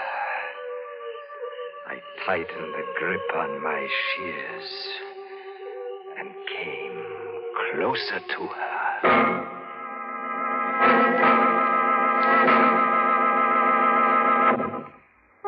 Do you still like flowers? If you do, I know a way for you to get lots of them. Free of charge. Where were we? Oh, yes. The flowers were blooming over all the bodies of the people Franz had murdered. And he was talking to a corpse who was picking dogwood blossoms by the light of the moon. The blossoms have a lovely scent. Have they? Those shears. Yes. I know why the ring was on this branch. Do you? And I know what you intend to do. Did you kill her with the shears, too? Come here. All right. I have your hand and its flesh. You can't get away now. I don't want to get away. You're not afraid? No. I'll show you how afraid I am. What are you going to do? You will see. Her face came closer. I felt her lips on mine. It was the first time I kissed a woman in 20 years. But was she a woman? It was warm flesh I kissed, and I knew it. I broke away from her. I swung wildly with my shears, and suddenly I felt her hand on my face. I smelled the scent of 1,000 flowers overpowering me, making me giddy. She swayed in front of me as I plunged the shears into her body. And then suddenly I felt myself sink into a sea of flowers.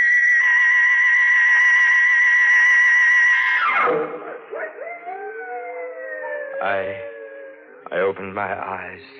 I was lying in the patch of iris. I saw the moon glowing blood red shining through the dogwood tree. I got up. What had happened? I must have been unconscious. My shears were lying on the ground where I had fallen. Helen Winters had disappeared. I picked up the shears, got my keys, went to the tomb. I opened the door, and then I opened the coffin. She was lying there, not a wound on her. I couldn't believe it. I raised the shears. I would find out that... You'd better get away from that coffin. What made you come here, Ethan? Never mind. What's this? A sprig of dogwood and... that ring. You recognize it? Yes. It belonged to Martha. I gave it to her before she married you. You murdered her, didn't you? Is it necessary to take out your gun, Ethan? I'm afraid so. You really believe I killed Martha? I believe you buried her under the dogwood tree in your garden. Oh, that's ridiculous. Franz, I want the truth. I want a full confession. What makes you think I killed her? I haven't any proof yet, but that body can be exhumed. I suppose you'd accuse me of killing all those girls who disappeared, too. Yes, Franz. I think you killed them, too. He looked closely at me. Suddenly I realized that his hand was shaking. He was frightened. He, too, was stalling for time. Why? Of course. There must be some of his men coming here. He was afraid to take me alone. What do you say, Franz? I can assure you it will be a lot easier for you if you confess. But I have nothing to confess. What made you come here tonight? It was just a hunch. You're lying. Look there. There are two men coming up here, policemen. I suppose they came here by accident, too. Where? I don't see anything. I have your gun, Ethan. Now get up. Get up! Franz, put that gun down. You don't know what you're doing. Oh, yes, I know very well. I have been waiting for this moment for 20 years. No, Franz, please, you can't. You wanted a confession? Well, you'll have it. Yes, I killed Martha. I murdered her, and she is buried under the dogwood tree. That's what you wanted to know, isn't it? Yes, but... And I'll tell you about the others now, too. I killed them, all of them. Their bodies are in my garden. And now is the time for you to confess, Ethan. What do you mean? I mean you and Martha. Martha? She loved you. No, she didn't. I loved her. After she met you, she wouldn't have a thing to do with me. If that's why you killed her... Yes, Ethan, that's why I killed her. But you're as much to blame as she was. No, neither of us was to blame. There was never anything between us, and I can prove it. You're lying. I have a letter here. Let me show you. Your lies won't keep me here until your men arrive. You're going to die now. No, Franz. Read the letter. Franz, don't. Read the letter. He was dead. And in his hand was a letter. I picked it up. I heard the noise. It was in the vault. I went to the girl lying so still in the coffin. Was she alive? I would find out. So you are alive. Get up. Get up out of that coffin. Now go on. Please, don't. Go on. All right. Now, please. Ethan put you here, didn't he? Yes. I'll explain everything. What happened in the garden? I had a little vial of chloroform. I broke it when you tried to kill me. The fumes made you unconscious. Chloroform? That was when I felt your hand on my face, and I kept stabbing you, but you would not die. How did he know Martha was buried under the dogwood tree? I told him. I dug under that tree while you were unconscious. Oh, that's strange now, isn't it? You would never have known about it if the tree, as it grew, hadn't caught up the ring and pushed it out on one of its branches. It's as though nature itself were accusing me. Here, don't you try to get away. Stand still. Oh, you are beautiful and evil, like all of them. Like Martha. I'm going to kill you. No, don't. The gun is empty. Here, come back here. You're not getting away. I still have these. The garden shears. Yes, the garden shears. Let go of me. No, I'm going. Thursday! Are you up there? Help me! Hurry! We're coming out! I ran out of the tomb. I saw 4 men coming across the graveyard in the moonlight. I ran. The girl came out of the vault and screamed. They began firing at me. I ran across the moonlit cemetery, stumbling, falling, running for my life. I felt a piercing pain in my thigh. I fell and struck my head against a gravestone.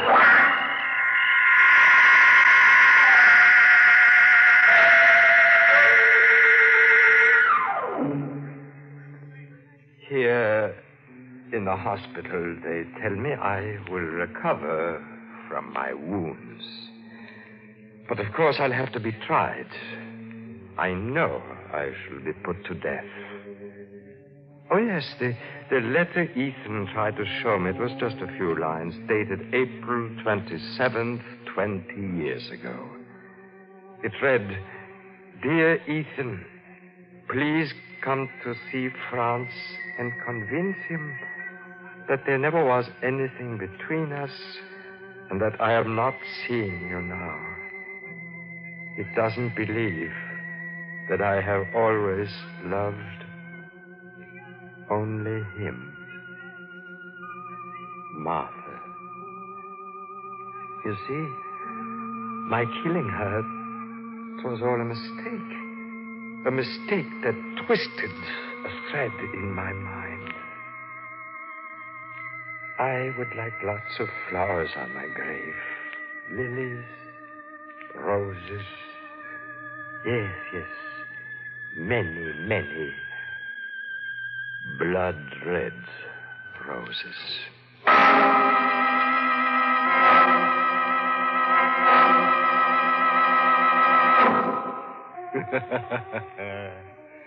Send me 1 dozen roses and put my heart in beside them. Good old Franz, he takes his popular ballads quite literally. Which brings us to the moral for tonight's story. Never decapitate the woman you love. You know how angry people get when they lose their heads.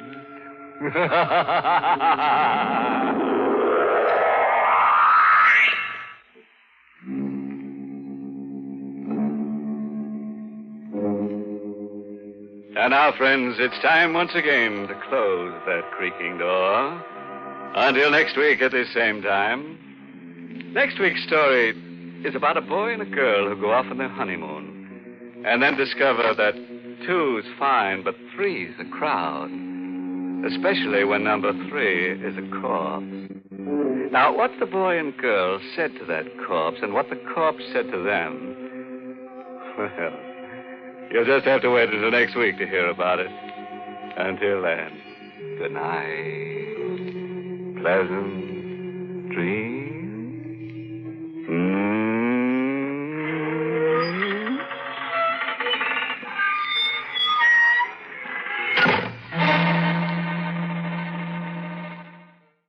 Are you feeling the chills creeping up your spine? Stay tuned for more spine-tingling tales. But if you dare to experience real-life thrills, click on the link in the description. Prepare to be whisked away on a heart-pounding journey through the bustling streets of Rio de Janeiro's favelas. Experience the sights and sounds firsthand as an American driver navigates and narrates the vibrant chaos. Don't just listen to the scares, live them. Click the link below for an adrenaline rush like no other. But beware, what you see may haunt you forever.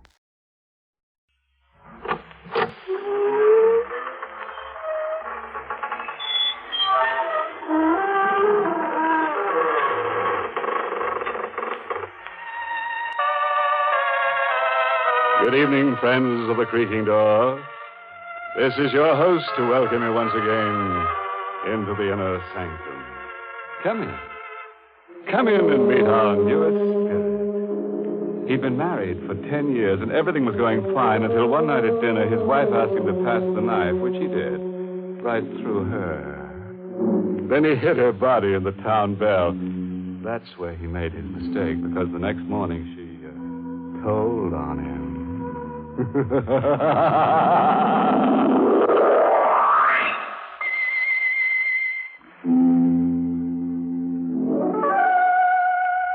And now we can turn to a little matter of murder. Our story tonight begins on a pleasant note with a honeymoon couple. But don't start to squirm. The unpleasantness will commence soon enough.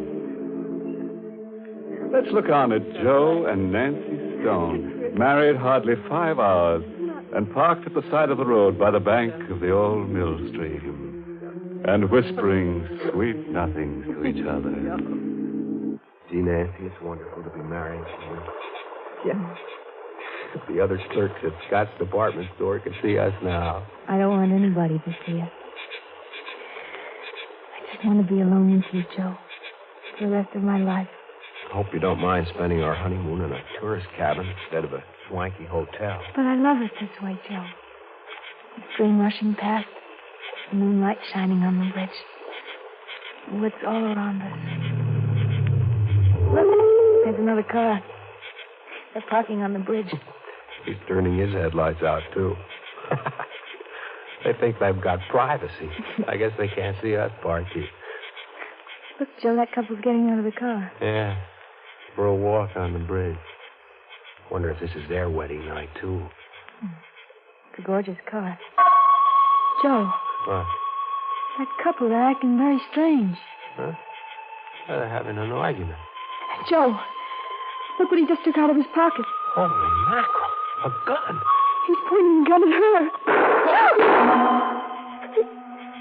He shot her. Holy mackerel. It can't be. It must be a gag of some kind. But you saw the flashes when he fired the gun. How still she lies. Her body crumpled at his feet. Yeah, he's picking her up.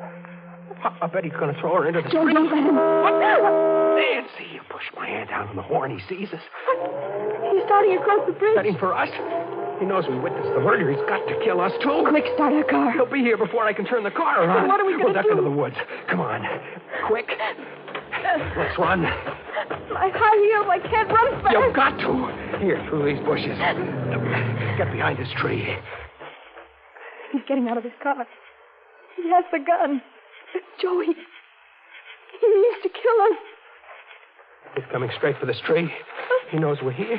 Nancy, we've got to run for our lives. Take my hand. Come on. Shooting at us. Nancy, faster. Faster. Faster.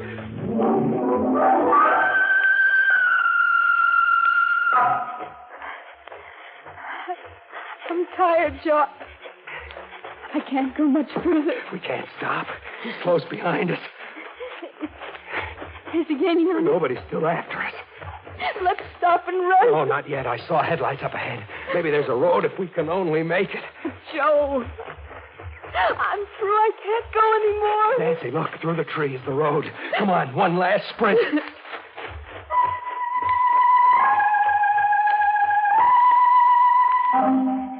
Here it is, Nancy.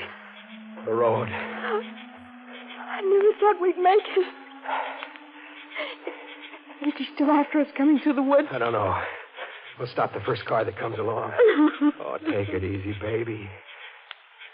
I was thinking of that poor girl who's lying dead on the bridge. And on our wedding night, too. Here comes a car. I'll stop it. Hey! It isn't stopping. It went right by. Joe. What? I think I hear something behind us in the woods. Only the wind in the trees. Suppose he should suddenly step out of those woods with his gun. Maybe he gave up. Maybe went back to take care of that body. Our car is there, Joe. With our marriage license in the glove compartment. And there's a seat Mrs. Swenson gave us for the cabin. Yeah, He'll know all about us, who we are, where to find us. We don't know a thing about him except his face. The face of a murderer. Come on, Nancy. I think we better start walking. We've got to get to the cabin and phone the police.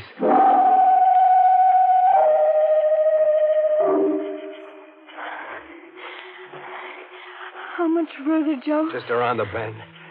I'd like to lie down and sleep. Right here on the road.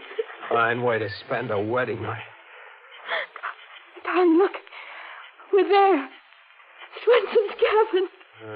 They're all dark. Everybody's asleep. Now we'll have to wake up Mrs. Swenson, use her phone. Joe, What? look in front of our cabin. Huh? Hey, that's our car. The murderer must have driven here in it by another road to wait for us. I don't see anybody around. Maybe he's in the car. Wait here, I'll go and see. No, he'll kill him. Don't worry. We both saw his face. He's got to kill us both. If I go over there alone, he won't shoot till he knows where you are. Now, take it easy. Stay back here in the shadows. It'll be all right. It's okay, Nancy. The car is empty. Maybe he's hiding somewhere close by. No, he must have skipped out. Why would he bring our car back here? He wanted to get it away from the bridge. Don't you see? He must have dumped that girl's body in the river, and then he took our car away. No trace. I'm scared, Joe. Maybe he's hiding inside the cabin waiting for us. He'd be a sap. One shot would wake up all the people in the other cabins, and Mrs. Swenson, too. He'd never get away with it. Come on. We're going in our cabin and get cleaned up. Then we'll use the phone. The switch is right here. Hey, see? Nobody hiding. Holy mackerel. What is it? Oh, over there on the bed. What a... It's the girl's body. Just like we saw her on the bridge.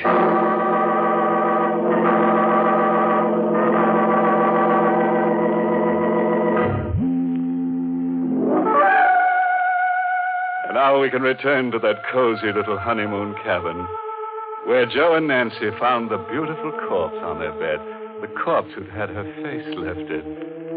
But don't worry, before the night's over, the murderer may have his face lifted, too, on the end of a rope. Now, if that murderer were an Oriental, he might try to save face, but you can't save your face if you lose your head, can you? In the meantime, I wonder what Joe and Nancy are going to do with the uninvited corpse in their honeymoon cottage. Don't you? Now, listen, Nancy, we have to think this over. We're in a jam. Oh, for the love of Pete, Nancy, this is no time to faint. It's awful. Her face. No. Don't look at her. Here. What'll we do, Joe? I don't know. I got to think. Oh, on our wedding night to have a thing like this happen. Why did he leave her here, Joe? To put us in a spot. The cops will never believe our story. Now they'll think we killed her. But, Joe, we never saw her before in our lives. Nancy, we've got to get rid of her. What? We've got to take her back to the bridge and dump her right back on the murderer. No. It's the only thing we can do. Suppose the cops come here and find her. They'll grill us for hours. They'll hold us for the inquest. It might take a week, 2 weeks. A fine way to spend a honeymoon in jail. I never thought of that. We've got to do it. We've got to take her back. But that means we have to lift her up and carry her. I'll carry her, but you'll have to help. I couldn't. You've got to. What must I do? You go out and get the back door of the car open, and then I'll bring her out. Joe, they'll find us here with the body. Quick, throw the blanket over her. I'll see who it is. I can't go near her. Do as I say, quick. I'll try. Give me a minute. Who is it? It's ours, Mrs. Swenson. This blanket, it's too short. Just a minute, Mrs. Swenson.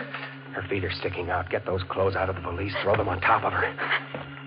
That's the best I can do. All right. Sit on the bed in front of her feet. Please hurry, Mrs. Stone. It's coming, Mrs. Swenson. Is everything okay, Nancy?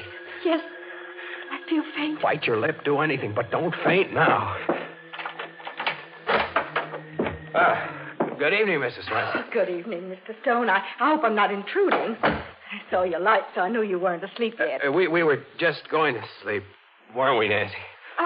Yes. I should have thought you'd be asleep long ago. Oh, you see, I brought you a jug of my own homemade apple cider. I'll put it right here. Some glasses, too. Oh, thank you, Mrs. Swenson. It's awfully nice of you. Oh, not at all. It's so nice to have a honeymoon couple. I wanted to do it earlier, but my heart was bothering me. I have a bad heart, you know. Oh, I'm terribly sorry to hear that, Mrs. Swenson. Well, thank you for everything. Oh, aren't you going to try my cider? I thought you'd like to drink it toast. Well, we're not very thirsty right now, Mrs. Swenson. Are we, Nancy? No. Oh, of course not. Now, I'll run right along and leave you both strictly alone. Good night, Mrs. Swenson, and thank you again. Good night, Mrs. Swenson. Oh, you poor dear. You look all tuckered out sitting there on the bed. I bet you don't even know how to make up a bed. Here, I'll make it up for you. Oh, no. Oh, it's the least I can do. Now, you just sit over here on the chair, my dear. Please don't. Why? Well, she means, please don't bother. Oh, it's no bother at all. Oh, look at all these clothes all thrown around. What's this? We can explain everything. Shot. She's been shot. Murdered. Please, Mrs. Swenson, it's not what you say. Murdered. You're no honeymooners. You're murderers. Stop that. Let me go. Stop that. Stop it. I'll show you smuggling in your hand. I'm just trying to stop her yelling. Please, Mrs. Swenson.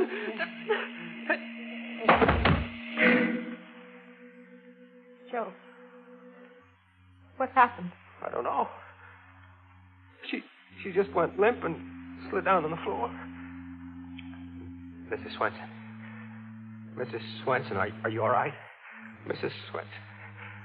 What is it? She's dead. Joe. You killed her. You smothered her to death. I'm a murderer. Me, Joe Stone, a killer. We started out on a honeymoon, and now I'm a murderer. Joe!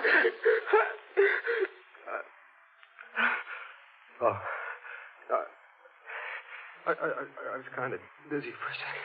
Joe, please. You look like a ghost.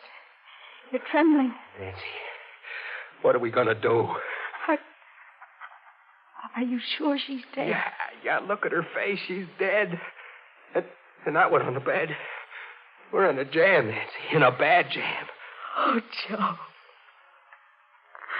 I wish I were dead, too. They'll hold us for murder. But it was an accident. You didn't mean to kill Mrs. Swenson. Yeah, but how will we ever prove we didn't kill the other one, too? We'll never be able to find that guy with the black roadster. The cops will pin the rap on us. Joe, take me out of here. I can't stand it. Her on the bed. And Mrs. Swenson on the floor. Let's go away, please, far away. You mean run away? Anything, but let's not stay here. I won't go to jail. I won't. Take me away. Yeah, we'll get out. We'll keep going. Nobody knows our names. They can't trace us. Come on, get the clothes packed.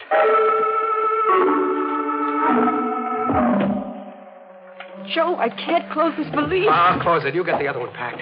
Now, don't forget anything. Look under the bed. Be sure we don't leave a single thing behind. No, mustn't leave anything behind. Everything's packed, Joe. Hurry. All right, I'll take the bags. You put the lights out. Hey. What, Joe? What's wrong? I just thought. Our fingerprints all over the place. What do we do? We've got to wipe them off everything. Grab a towel. We'll wipe everything in sight.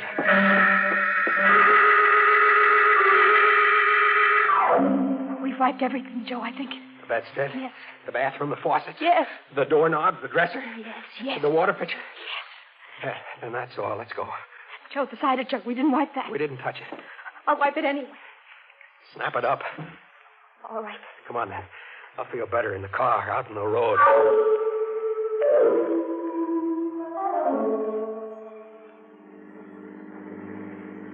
Joe, do you think we forgot anything? I don't know. I can't think. I'm numb all over. Darling. Holy mackerel, Nancy. I'm a murderer. I'm a killer.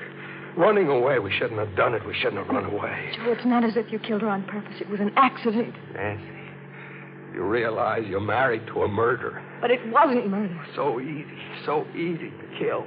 I never thought it could be so easy. All I did was hold my hand over her face. Please, Joe. What time is it? It's almost 2 o'clock. We've been driving for an hour. Have you got a cigarette? I think there's some in the glove compartment. I'll get them. Joe, What? our marriage license, it's gone. Are you sure? It's gone. It was right here. The murder. He took it? But why? Why would he take our marriage license? I don't know. I can't think straight anymore. He knows our names, everything about us. Joe, there's no use our running away. He knows who we are. We'll always be at his mercy. Oh, gosh. I feel all it. I can't drive anymore. I gotta rest. I gotta think. Pull up at the side of the road. Look, up ahead, a gas station closed for the night. We can park there. Yeah.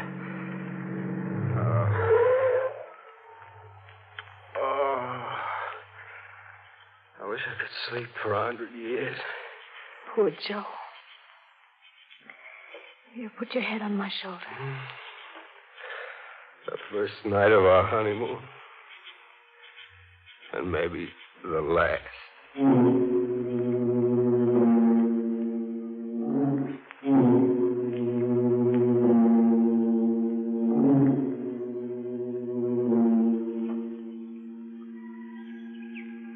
Joe. It's 6 o'clock. Hey. It's daylight. I slept all through the night. I guess I fell asleep, too. It's cold. Yeah, we should have closed the windows. Gee, baby, you look pretty. Your hair mussed up. Joe. Gosh, your hands are cold. Here, let me warm them. It's our first morning together, Joe. Yeah, our first morning together. This isn't the way I used to dream about. How did we ever get in a mess like this? We're back where we were last night in the same jam. Nothing's changed. Those 2 corpses still in the cabin. What do we do? Joe, let's not think about it for a while yet. Let's go find a place for breakfast. Our first breakfast together. After that, we'll go back to thinking about it. But at least, let's have those few minutes. Sort of stay of execution. Yeah. Okay.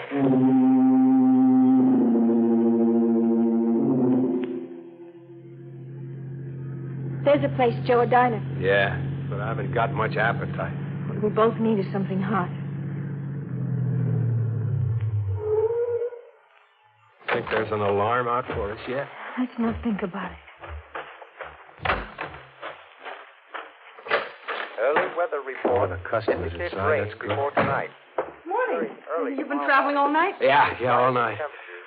Some scrambled eggs, please. Right. It'll take a few minutes. That's all right. We'll wait. I'll turn the radio up for you. This is brought to you. This is your friendly neighborhood station with the early morning local news. During the night, death came to Mrs. Hannah Swenson, whose tourist cabins are located on the Bay Park Highway. Joe. Yeah. Right off Route 27. Mrs. Swenson's body was discovered by Oscar Jansen, the handyman, who was awakened by the sound of a car driving away from one of the cabins. Investigating, he found Mrs. Swenson lying on the floor of cabin 3. Dr. Macklin, who was summoned immediately, noticed that Mrs. Swenson had died of a heart attack. Heart attack? He had been treating her for a severe heart ailment. And I didn't kill her. Joey didn't say anything He had not taken about more the other than a body. quota of digitalis. The state police are anxious to contact a couple who occupied the cabin and who apparently left during the night. They are traveling in a blue Nash sedan, license number SN1637. Their names are not known as yet, but if they should hear this broadcast, they are requested to call at the state police barracks as soon as possible. Let's get out of here, Nancy. Say, what about your eggs? I can't wait. We're in a hurry. Come on, Nancy. What does it mean, Joe? Why didn't he mention the other body? It's a trap, Nancy. You get it. They're keeping mum about the girl's body. Joe, I don't think so. What else could it be? We left 2 bodies there, didn't we? Shut the motor off. Maybe the real murderer was waiting close by all the time. Maybe after we left, he went in and took the girl's body away again. I don't like it. I want to get away from here, far away. Wait, Joe. Don't you realize you're not a murderer? You didn't kill Mrs. Swenson. It was a heart attack. That's what they say. I say it's a trap. Now, let's get moving. Joe, it's too late. Look. State troop? He's coming right over here. Sure. He's got this license. No. Well, I guess our honeymoon is over. Well, are you Mr. and Mrs. Joseph Stone? Yes. You're Joe Stone? That's right. And you, lady, you're Nancy Stone? Yes. Well, then this belongs to you. What is it? Take it. Our marriage license. Where'd you get it? One of our men happened to be cruising down by the old mill stream last night. He saw a fella get out of a roadster on the bridge carrying a girl's body. Well, the fella dumped the girl over the rail, and our man went after him. They had a gunfight, and the fella got a slug through the heart. When we went through his car, we found this. And on the back of it, you notice, he wrote your license number. It was like you figured, Nancy. The killer was waiting outside the cabin all the time. And after we left, he came back and took the girl's body away again. And, officer, you got the murderer. Yeah, sure did. But we didn't recover the body of the girl.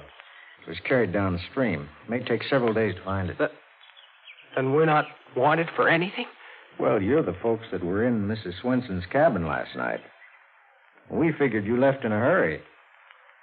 Kind of embarrassing to have a thing like that happen on your honeymoon, huh? I can't blame you. But then we're free to go on our honeymoon? Just come down to the barracks and sign a statement. Then you can be on your way. Would you mind, officer, just a few minutes? We want to go back in the diner for our honeymoon breakfast.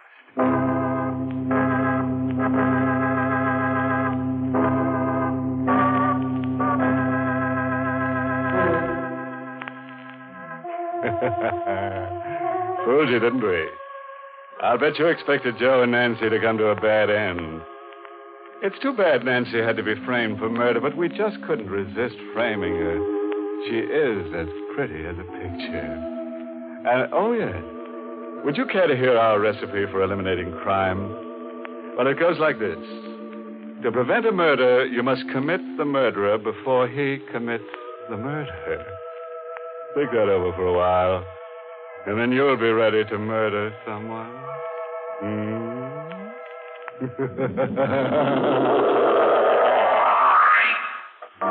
Well, friends, it's time once again to close that creaking door. Until next week at the same time, when we'll be back with a little hunk of horror.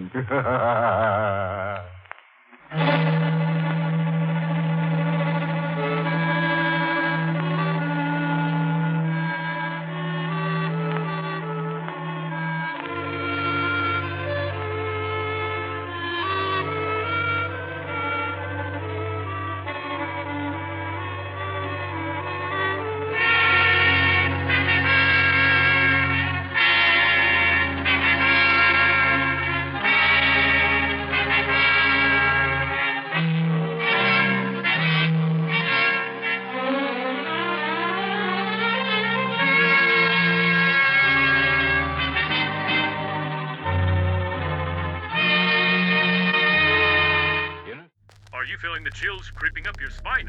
Stay tuned for more spine-tingling tales. But if you dare to experience real-life thrills, click on the link in the description. Prepare to be whisked away on a heart-pounding journey through the bustling streets of Rio de Janeiro's favelas. Experience the sights and sounds firsthand as an American driver navigates and narrates the vibrant chaos. Don't just listen to the scares, live them. Click the link below for an adrenaline rush like no other. But beware, what you see may haunt you forever.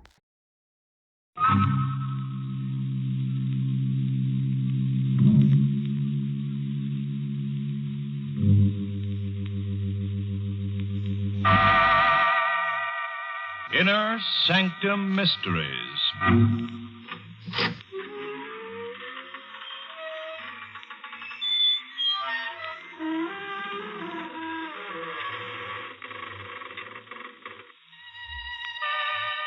Good evening, friends of the creaking door. This is your host to welcome you again into the Inner Sanctum. Come in. Huh? Kind of dead, did you say? Well, yes, but we have our grisly little amusements. For example, our museum has the only authentic copy of the Moaning Lisa. In music, we're very fond of Mendel Groen's Overture to a Midsummer Night's Scream. As for the movies, what really rattled our bones was The Razor's Edge.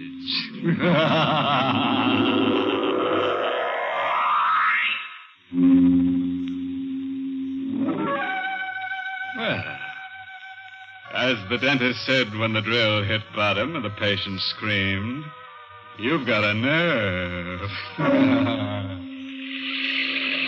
It begins at night, outside a railroad station. It's raining, and Anne Winslow has just missed the last train that would take her to the house she lives in a couple of miles outside the city. Taxi! Taxi! Taxi! Kind of hard getting a taxi in the rain, miss. I know, but I've got to get one. I've missed my train. Taxi! All taken. Want me to check your bag? And... No, Porter, I've got to get home. Hey, there's one with his flag up. Stop at the light. If you run, maybe... Oh, yes, thank you. Oh, light, please, don't change. Don't change. Oh. Hey, lady. Made it. I guess you didn't see me waving to you from the I sidewalk. ain't taking passengers. Well, you've got to. The lights changed. Yes, but listen, shut up, you mother. You see, I missed my train and I live some way out. Not really very far, though, on the Reservoir Road. The Reservoir Road? I know, it's outside the city, but I'm willing to pay a little extra, and the flag on your meter was up, so I thought... Okay. Oh, thank you very much. Well, I guess I can relax now and... What's the matter? There's someone else in the cab. He's a friend of mine. Don't bother him, and he won't bother you. If you already had a passenger, why didn't you turn your meter down? Because he ain't paying for the ride. I was frightened. The man on the back seat of the cab with me didn't say anything or do anything, but I was frightened. His overcoat collar was turned up around his neck, and his hat was pulled forward over his eyes. And I was frightened. Driver? Yeah? I think you passed the Reservoir Road. I did. It was the road that turned off to the right just a little way back. I didn't notice it until after you'd passed it. Okay, sit tight. Hey, what's eating you back there? I have to turn around, don't I? The man, when you stopped short, he slid over. He's leaning on me now. So what? He won't bite you. He's just tired. But I don't know him. Believe me, lady, if you did, you wouldn't be any happier. He leaned against my shoulder without speaking, without moving. His hat was still over his eyes and the upturned collar of his coat still around his neck. My shoulder began to hurt and the weight grew heavier. And somehow from the silent body beside me there came a feeling of cold.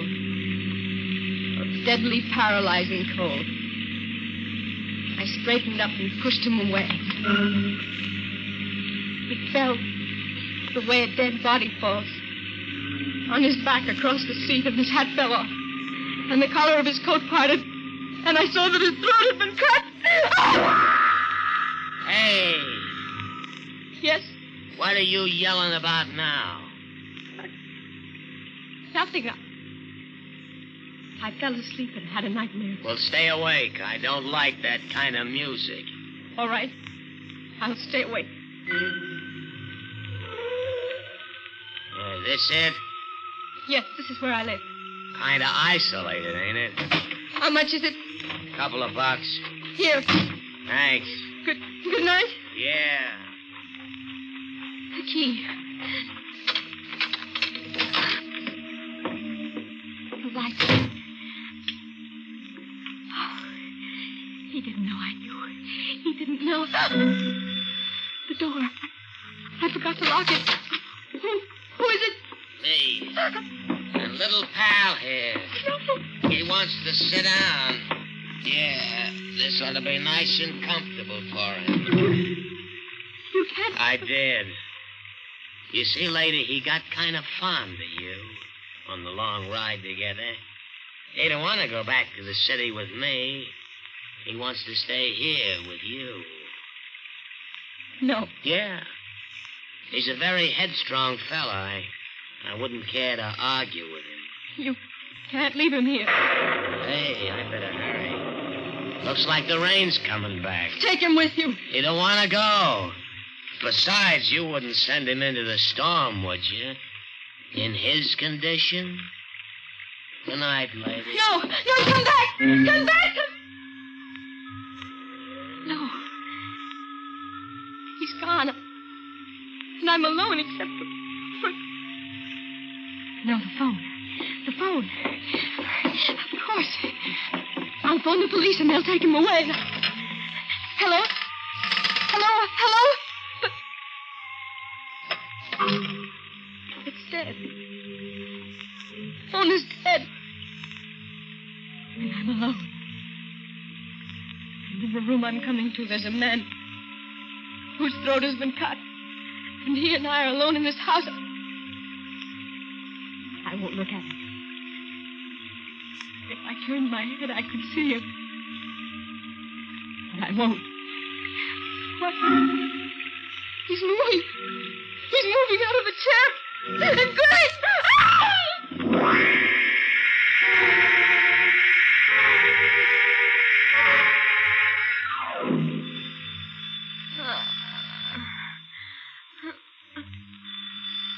What? Oh. Doorbell. I'd better get up. I was on the floor. And the man whose throat... The door.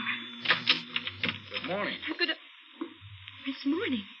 Yes, I would have come earlier, but... Morning, then I must have been unconscious all night. I beg your pardon? Who are you? Manson, detective, 2nd grade, county police. From the police? Yes. Oh, but I couldn't reach you. Last night the phone was dead. I tried... Well, the lines were out all through this area. That's why Mrs. Blaine didn't get through to us till this morning. Mrs. Blaine, the old paralyzed woman down the road. Yeah, that's right. As soon as the telephone lines were working again, she phoned us. She was worried about what she'd heard during the night. She'd heard something during the night? A woman screaming this from this house. That was me. Well, you seem to be all right. Why did you scream? The dead man in the living room moved. The dead man in the living room? I see. Suppose we go take a look at him, huh? You don't believe me, do you? Well, it's not an easy story to believe, is it? But we don't have to argue about it. All we have to do is go into the living room. All right, come in. I feel sort of shaky. You see, I fainted when he moved, and I've been on the floor all night. This is the living room? Yes. I think I'll stay out here if you don't mind. I'd rather not look at him again. There's nothing to be afraid of now. A policeman's here. And it's daylight, and they'll take him away. Well, miss. You saw him? I guess you must have been dreaming. Dreaming? Mm-hmm. Because, you see, there is no dead man in the living room. There's nobody there at all. Try looking under the sofa next. What? Oh, you weren't looking around for the corpse. Uh-huh. You were just hunting for that collar button you lost last spring. All right. Have it your own way. But if you happen to reach in under a hunk of furniture and your hand touches something cold and wet, that won't be a collar button, friend. Well, let's get back to Ann Winslow, who was a nice girl, but who had corpses walk out on her. No dead man in the living room. But he must be there. I don't believe Now, it. look here, miss. He was in that chair in that... Now, miss, it was just a dream. Or maybe a shock you had of some kind. Don't call me miss. My name is Ann Winslow. Yeah, it's a pretty name for a pretty girl. He was there. I took a taxi in the city last night when I missed my train, and he was on the back seat. And when I pushed him, he fell over, and I saw that his throat had been cut. And when we got here, the taxi driver brought him into the living room and went away and left him here with me. Well, sometimes it's hard to tell the difference between what you dream and what really happened. Stop trying to be kind to me. He was here. If he was, he'd still be here. Corpses have a habit of staying where they're put. Oh, wait. There was blood on him. There'll be some on the chair. On the back, maybe, or the seat cushion. Well? Nothing. How'd you happen to miss the train last night? I was at a party. Did you get the taxi's license number? No. The driver's name or number? No. I was too frightened to think. Would you recognize the driver if you saw him again? I'm not sure. It was dark, and I might, but You're not giving me anything at all. There are thousands of cabs, thousands of drivers, and I've got nothing to go on. I'm sorry, Mr. Manson. Well, forget it. The drive out here wasn't bad, and I met someone nice. Thank you. I just wish I could be of more help. Well, if anything comes up, don't be shy about yelling for me. It's my job. You don't think I'm crazy? Of course not. This whole business, well, it was just one of those things, huh? Well, I'd better get back to headquarters. Yes. You've been very patient. That's all right. So long. Goodbye. Just one of those things. One of what things? He was in that chair. Oh, it's all right now. There's nothing. Nobody in it. But I can't sit in it. Seat cushion's getting shabby. Maybe if I turn it over. From the other side. Someone already had turned it over because it wasn't a dream. It wasn't a dream because there's blood.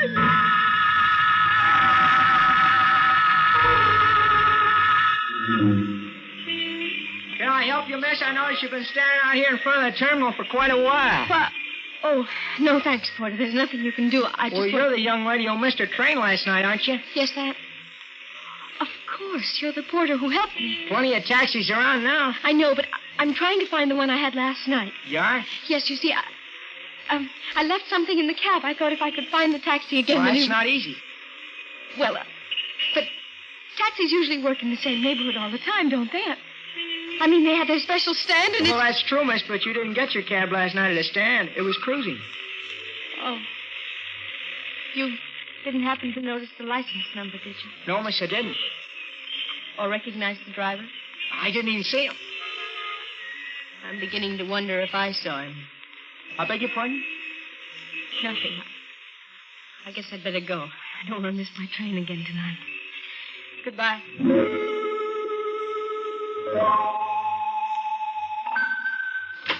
And tonight I locked the door. It's funny. Must have left the lights on. Hello. You... The cab driver, what are you doing? I heard you were looking for me, miss. You're the same... Yeah, I'm the cab driver who drove you out here last night. And a friend of mine. Hey, I notice he ain't around. No. Where is he? I don't know. I was awful fond of him. I wouldn't like to think of him wandering around cold, maybe, and, why were you looking for me? The police didn't believe it. Policeman, huh? Didn't believe what? That there had ever been a corpse. It's too bad. So, no harm's been done, and you haven't anything to worry about because the policeman probably thinks I'm crazy. Maybe he'll change his mind. Maybe one of these days you'll spot me and call a cop. Maybe the cop will start asking questions, and I ain't good at answering questions. They won't. Once you put the finger on me, they will. I won't do that. I'll forget the whole thing, honestly, I will. Maybe. But will the cop you called? He thinks I'm crazy. You're a good-looking girl, miss. Which means the cop's gonna be back, and if he comes back, he's gonna find out you're not crazy. Because you're not crazy. Stay away from me. There was a corpse, and he had his throat cut, and he was in this room, and you saw him. And if a cop starts believing you, he'll look for that corpse, and he'll find it sooner or later, and then he'll ask me questions. So it'd be a lot better if you went away. I'll go. I'll do anything you say. Don't touch me. You'll go.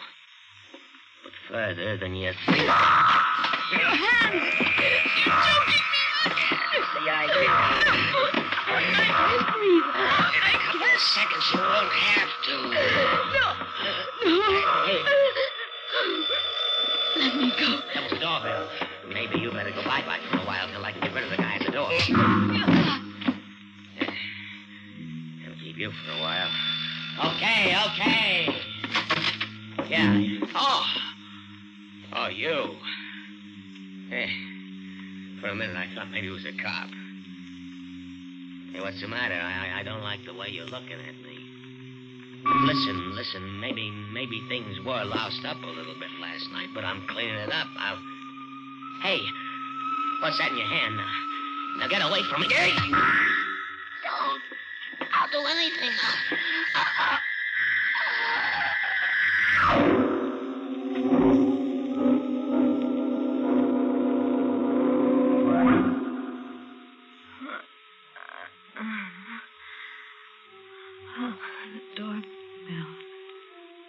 The doorbell. Yes, the door. No one. I thought... Or was it last night? I thought the driver... He came back for me. I've got to get away. Get away. Someone lying at the doorstep. The driver. And he's throwing. Run. Get away. Run. Hey! Run. Someone is thrown. Run the other way. Other way. Stop! No. I won't stop. I'll never stop. Too smart to stop. Stop! He's getting closer. I can't let it go. I'm tired. I'm so tired. And my head hurts. Miss Winslow, stop. I'm tired. And my head hurts. My head. Miss Winslow. No. Miss Winslow, what's the matter? Mr. Manson. Yes. I thought you were... Who? I don't know. Let me help you out. I was so tired. You better get back to your house. No. It's cold. You have no coat. Come on. All right. But he's there. He? The driver. I see. I'll take care of him. He doesn't need care. He's dead. Did you? Somebody his throat and cut it. Don't talk anymore. He started to strangle me. Shh. Here's the house. How did you get here? My car. It's out in the road. I meant in time to... I was worried about you. Now, watch the steps. I can't go through that door. He's lying across it. You've been very brave. Just step past him. There. Now, we'll shut the door. Now, sit down. The chair here. Not the chair. It's the one... All right. The couch. Thank you. Now to get the body away from your door. Notify headquarters. Yes, of course. Where's your phone?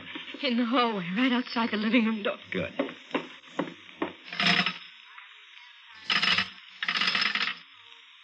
The phone's dead. The lines? They're all right. But the wire on this phone must have been cut. By the driver, maybe. I gotta get word to town now. Yes. Can you drive? No. That's too bad. Otherwise, you could hop into my car and... Look, I'll be gone only a little while. No, don't. A man was murdered. And his murderer must be found. We can't waste time. You're right, but... When I leave, you lock the door of this room behind me, see? Nobody can get at those windows, so with the door locked, you'll be perfectly safe. All right? All right. Now lock it. And don't open it for anyone but me. Yes. Then I'll be seeing you. Lock the door. And don't open it for anyone but Mr. Manson. All right. And I'll be perfectly safe. Perfectly safe.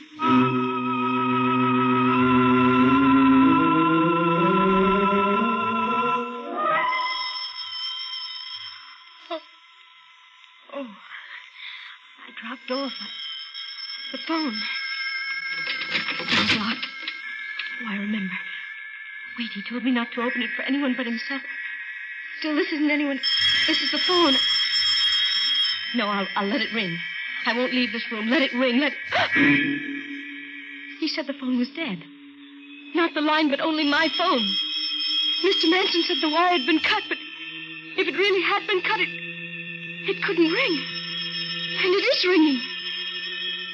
It's ringing. That means he was lying. And if he was lying, he wanted me locked in this room so I wouldn't tell anyone. It stopped. Hello? Hello? It stopped, but I can call the police. I'll call. Calling somebody? Put the receiver back. I said put it back. But that gun. Well, That's better.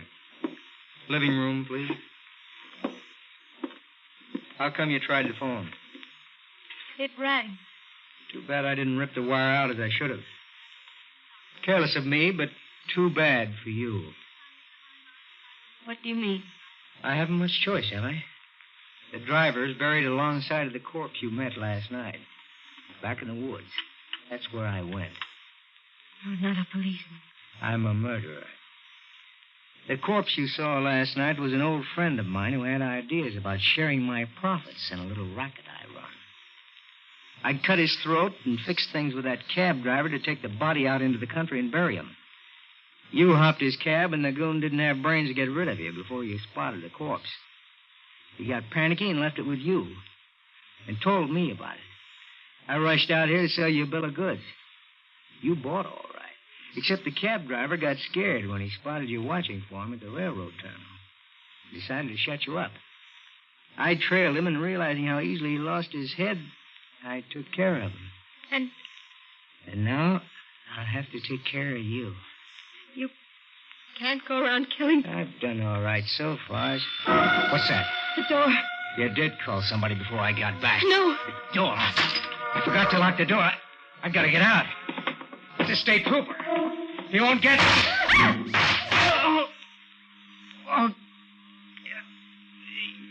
Anybody else? Hey, you. Is he dead? yeah. It's a doornail.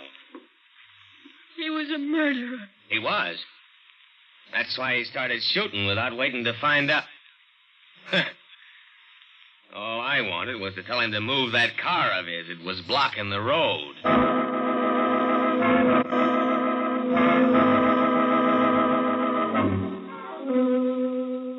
Quite a cut-up, Mr. Manson, wasn't he? And ambitious, too. Wanted to leave his mark on somebody's throat. He probably believed wholeheartedly in that proverb. You know the one. All work and no slay makes Jack a dull boy. Oh, that reminds me. I'd better hurry out and turn the motor off on that taxi. Oh, yes, it'll be still going. You can rely on that because nothing's sure but death and taxis. Are you feeling the chills creeping up your spine? Stay tuned for more spine-tingling tales. But if you dare to experience real-life thrills, click on the link in the description. Prepare to be whisked away on a heart-pounding journey through the bustling streets of Rio de Janeiro's favelas. Experience the sights and sounds firsthand as an American driver navigates and narrates the vibrant chaos. Don't just listen to the scares, live them. Click the link below for an adrenaline rush like no other.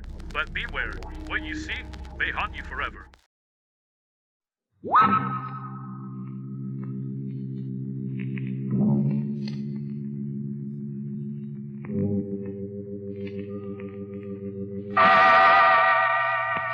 Inner Sanctum Mysteries.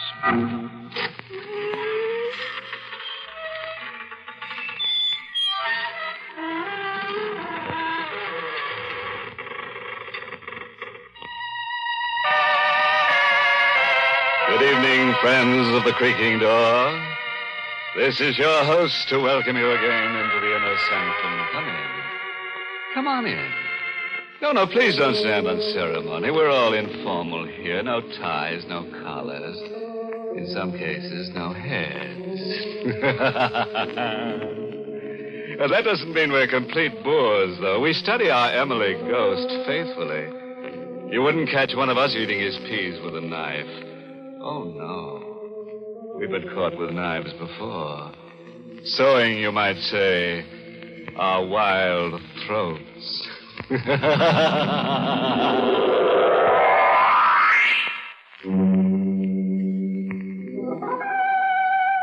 Well, preliminaries are over. Beginning right now, things are going to happen. So sit up, draw a deep breath, and lend us an ear. We've got to get our teeth into something. Listen now to the voice of Donald Bucher as Danny Williams, as he tells the weird story of the dead walk at night.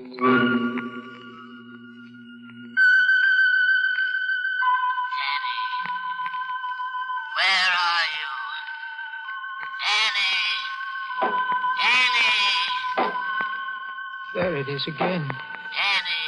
My uncle calling to me. Just as he used to when I was a boy. Where are you, Danny? My blind uncle tapping his cane and calling. Danny, where are you? He's dead. I wish I could join him. I've tried to 1,000 times, but they've always prevented me. Tap. It goes on incessantly. It never stops. Even when I sleep, I hear it every minute, every second. Sometimes soft, crashing thunder. Can't you stop it? Can't you give me 1 minute's peace? Why don't you stop it, you blind old fool? Leave me alone. Haven't you done enough? Leave me alone.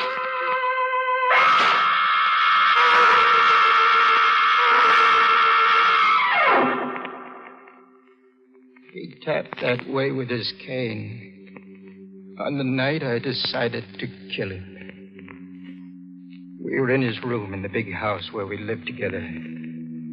I'd been living with him since I was 14 years old. For 10 years, I'd been his companion, his nurse, his servant, his slave. On the night I was going to kill him, I slipped a length of strong cord into my dinner jacket.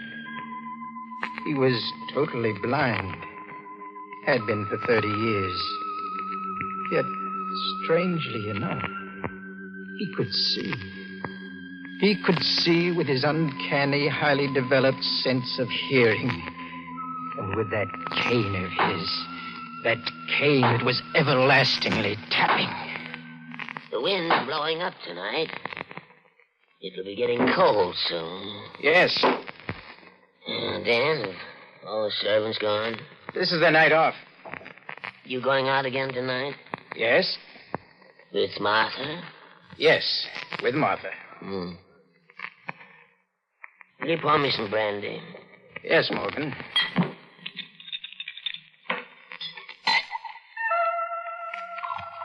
I poured out the drink. In my pocket, I felt the cord, and as I handed the drink to him, I took it out and walked behind him. Now, this was the time. Slipped the cord around his neck, twisted. It would be over soon. He sat there, holding the glass in one hand. Very good brandy, this. I raised the cord over his head. All I had to do was drop it over his neck. Why are you standing behind me? Well, how did you know? I heard you walk there. Why, Danny? I just wanted to look out of the window. One quick move, it would be over. But I didn't want to kill him, so I suddenly mixed it. I'd make a clean breast of it and give him a chance. Well, Dan, how long are you going to stand there? Morgan, there's something I want to speak to you about. Well, what is it, my boy? I want to marry Martha. I thought that was on your mind. But I need $10,000, Morgan. Will you give it to me? What are you laughing at? You. I was just waiting to see how much you'd ask for. You lied your way in pretty deeply this time, didn't you, Danny? What are you talking about? I saw what was coming. While you were in town. We had a very interesting little talk. Did you? She told me that her father's worried about her marrying a fortune hunter. Seems he's a very wealthy man. Yes, that's right. And it seems that he won't give Martha any money when she marries unless her husband is a man of some means himself. It also seems that you lied to her. You told her you're wealthy. Why? Did you tell her the truth? No. You always were an incorrigible liar. Morgan, she got the impression that I had some money because I lived in this house. And now you have to live up to that impression so you can marry her. But you'll give me the money, won't you? Why'd you lie to her? Well, I did it without thinking. I wanted to tell her the truth, but I couldn't. I was afraid that if she found out that I'd lied, she'd hate me. Morgan, are you going to give me the money? Danny, I'm very fond of you. I took you in to live with me when you were a poor, penniless gutter snipe. I educated and taught you to live like a gentleman. I even named you sole beneficiary of my estate. But that's why I'm asking you for the money now. If you're going to leave me all of it, why don't you give me a little of it now? Because I don't want you to marry Martha. Why not?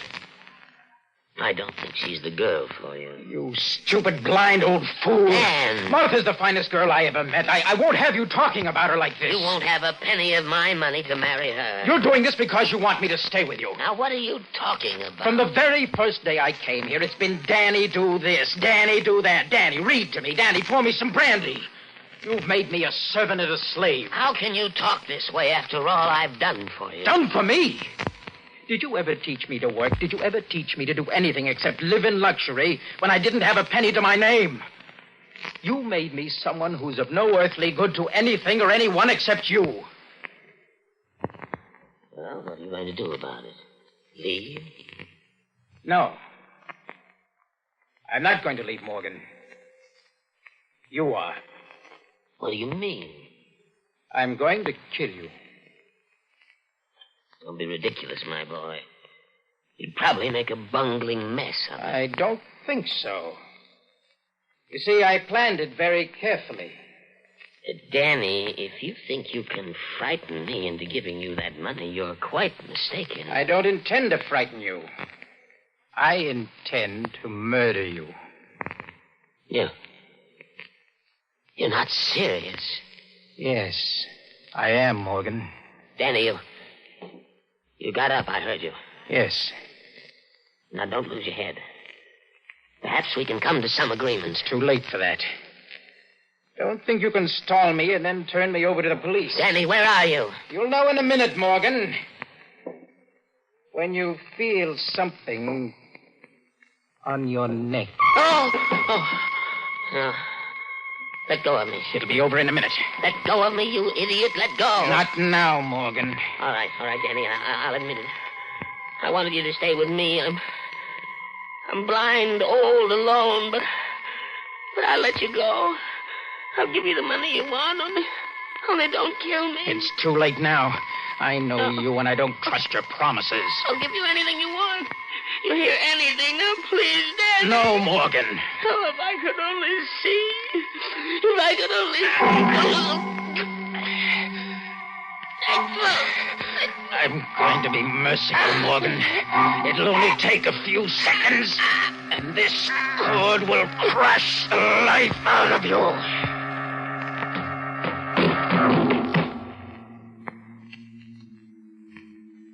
Morgan? Morgan? He's dead. I heard the front door open and close. I had told Martha to come at 9 o'clock. I ran out of the room and looked down the long stairway. Hello, darling. Martha! Shall I come up? No, wait there. I'll come right down. All right. I rushed back into the room. My uncle was lying on the floor, the rope twisted about his neck, his face streaked with purple. I picked up the cane and began tapping on the floor. Then I placed the cane near to him. I went back to the door again and called. Good night, Morgan.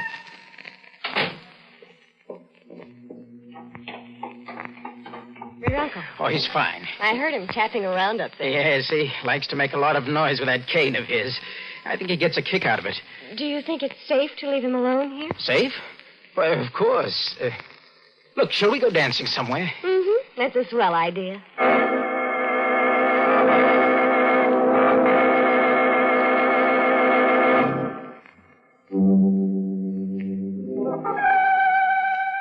Well, friends, do you think Uncle Morgan will stay dead? Oh, you do? Well, that shows how much you know. On this program, the dead never stay that way. So get ready for the worst, because in the next few minutes, you're going to find corpses that walk in the dead of the night. Oh, yes. They do, all right. They do. Don't you worry. All right. Let's listen now to Donald Bucher as Danny, as he finishes his story. It was easy to lie to the police. When Martha told them that she heard my uncle tapping in his room, I was cleared of all suspicion. I suggested that the murder was committed by some thief who broke into the house to rob it after we had left. The police agreed. I received the inheritance. And Martha and I planned to go to California to be married. I had lied my way out and fooled everyone. Everyone. Except myself. I knew what I had done. I couldn't forget it. I became nervous and morose. And then came that last night before Martha and I were to go away. I was alone in the house, preparing to close it.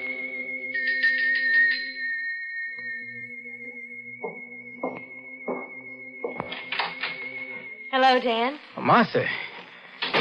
Well, it's so late I didn't expect you. I know, darling, but I was afraid to leave you alone in this huge old house. I decided to come over. Well, that's very sweet of you, darling, but there's nothing to worry about. You can't fool me. I've noticed how you were behaving these last few days. Have you? Ever since your poor uncle was killed, you haven't been quite yourself. Well, I suppose I have been a little upset. Oh, I'm glad you came, darling. Look, I can put you in the guest room next to my uncle's old room. That's the only one beside my own that hasn't been dismantled yet. Come on. I'll show you the way. All right. When we get to California and we're married, you'll forget all this. I hope so. What was that? I didn't hear anything. I thought I heard a noise. I was right. This old house is affecting you. Maybe. You know, Martha, last night I thought I heard him tapping with his cane. Did you? Well, it was just my imagination, I guess. I wonder. You know, darling, I had a rather strange dream about him. You did? I dreamed he came to me and told me he wasn't dead. Well, that's a crazy idea. Isn't it? But just suppose he wasn't dead. Well, that's impossible. I saw him dead with a rope around his neck. Did you? That's funny. I went with you to the morgue and I didn't see the rope. The police had removed it. Oh, yes. Yes, of course they had. But I saw those welts. It didn't take much imagination to see the rope. Oh, my poor Danny. I'm afraid this has affected you more than you realize. Here's your room, Martha. Danny, you've been kind of cold and distant lately. You do love me, don't you, darling? Of course, Martha. There. Good night, Dan. Good night.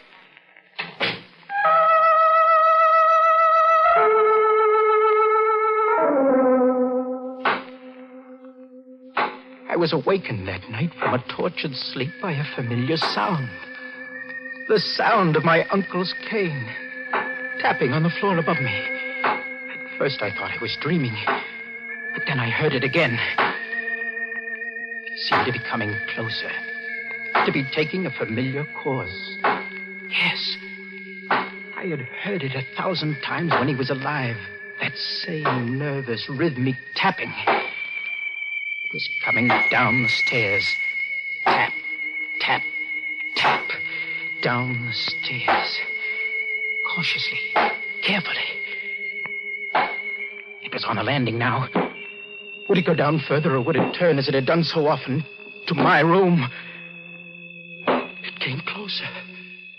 Closer. It was coming to my room. There could be no doubt about that. It couldn't be alive, and yet...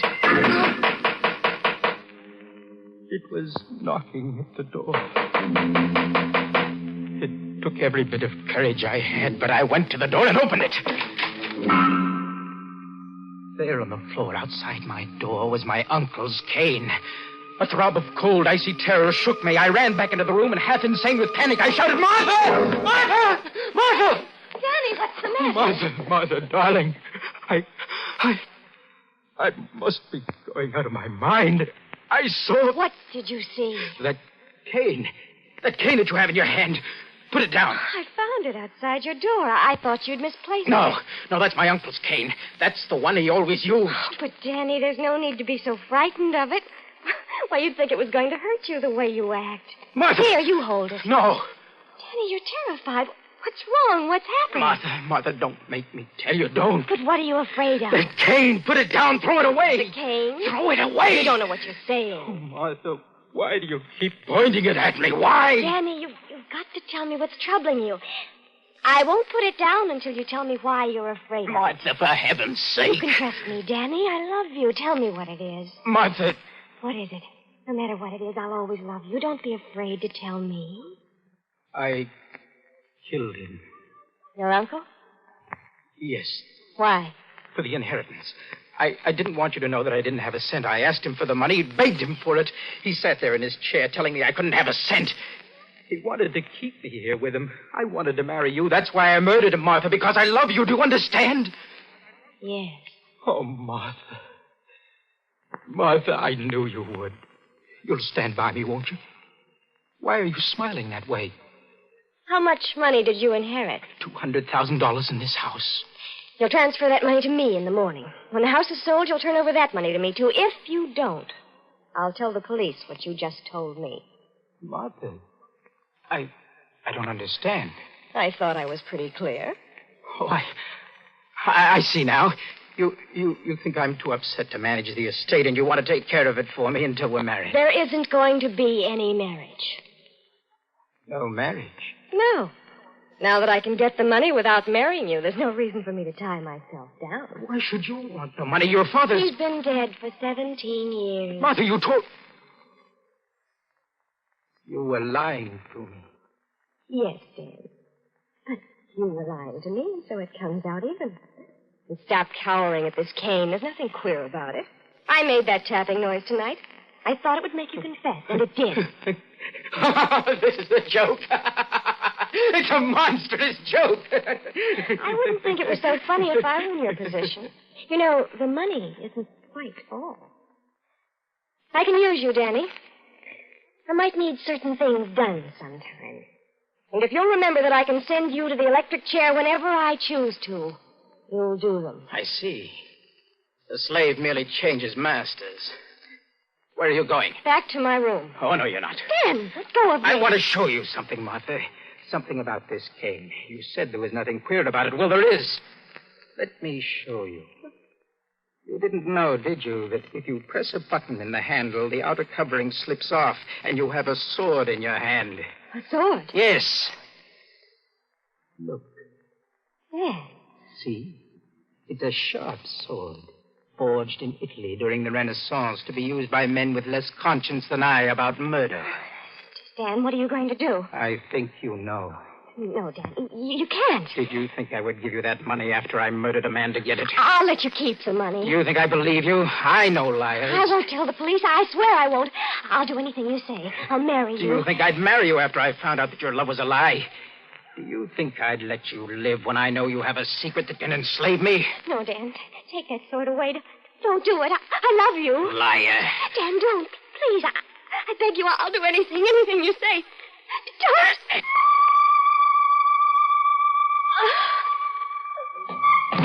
Martha!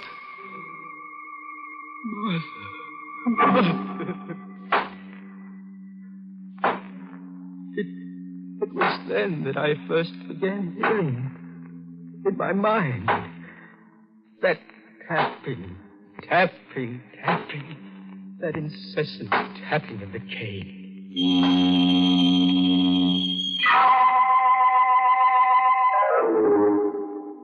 When the police came, I told them everything. They asked only one question. When did you hear this tapping in your mind? After I killed her. Well, you'll be all right after a good doctor treats you. Perhaps. Meanwhile, we'll do everything we can to find the person who killed your uncle and your sweetheart. I think it's the same man. He's probably some thief who thought he'd try a second time. But I just told you, I'm the person you want. Now, Danny, you don't think I believe that story for a minute, do you? You don't believe it? After the way I saw you cry when your uncle died? And you can't make me believe that sweet girl did the things you said. I know something about human nature, my boy. No, Danny, the shock of finding your sweetheart murdered so soon after your uncle's murder was too much for you. This whole confession was a lie.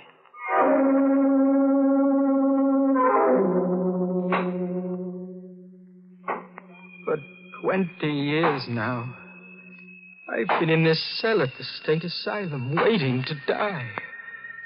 I, who told the truth, because I wanted to die.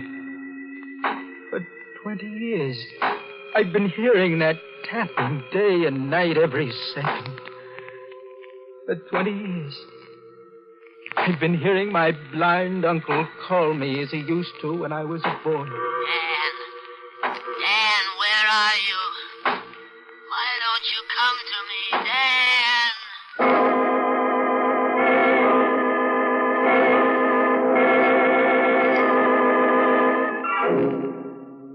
All right, friends, you can relax now. No, this isn't Danny. This is your host. Our story's over and the porters are now mopping up. Well, I guess tonight's little story should teach you never to tell a lie. Lying leads to cheating, and cheating leads to murder. And murder leads to insanity, all of which are very bad habits to get into indeed.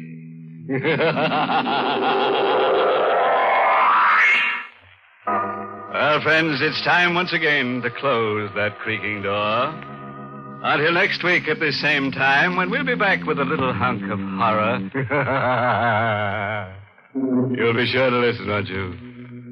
Until next week, then. Good night. Pleasant dreams.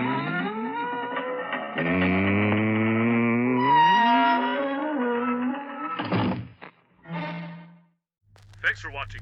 Join us next week for more spine-tingling tales. Subscribe and click on the notification bell to be warned about more episodes like this. Click on the link in the description to be whisked away on a heart-pounding journey through the bustling streets of Rio's favelas. Experience the sights and sounds firsthand as an American driver navigates and narrates the vibrant chaos. Don't just listen to the scares, live them. Click the link below for an adrenaline rush like no other. But beware, what you see may haunt you forever.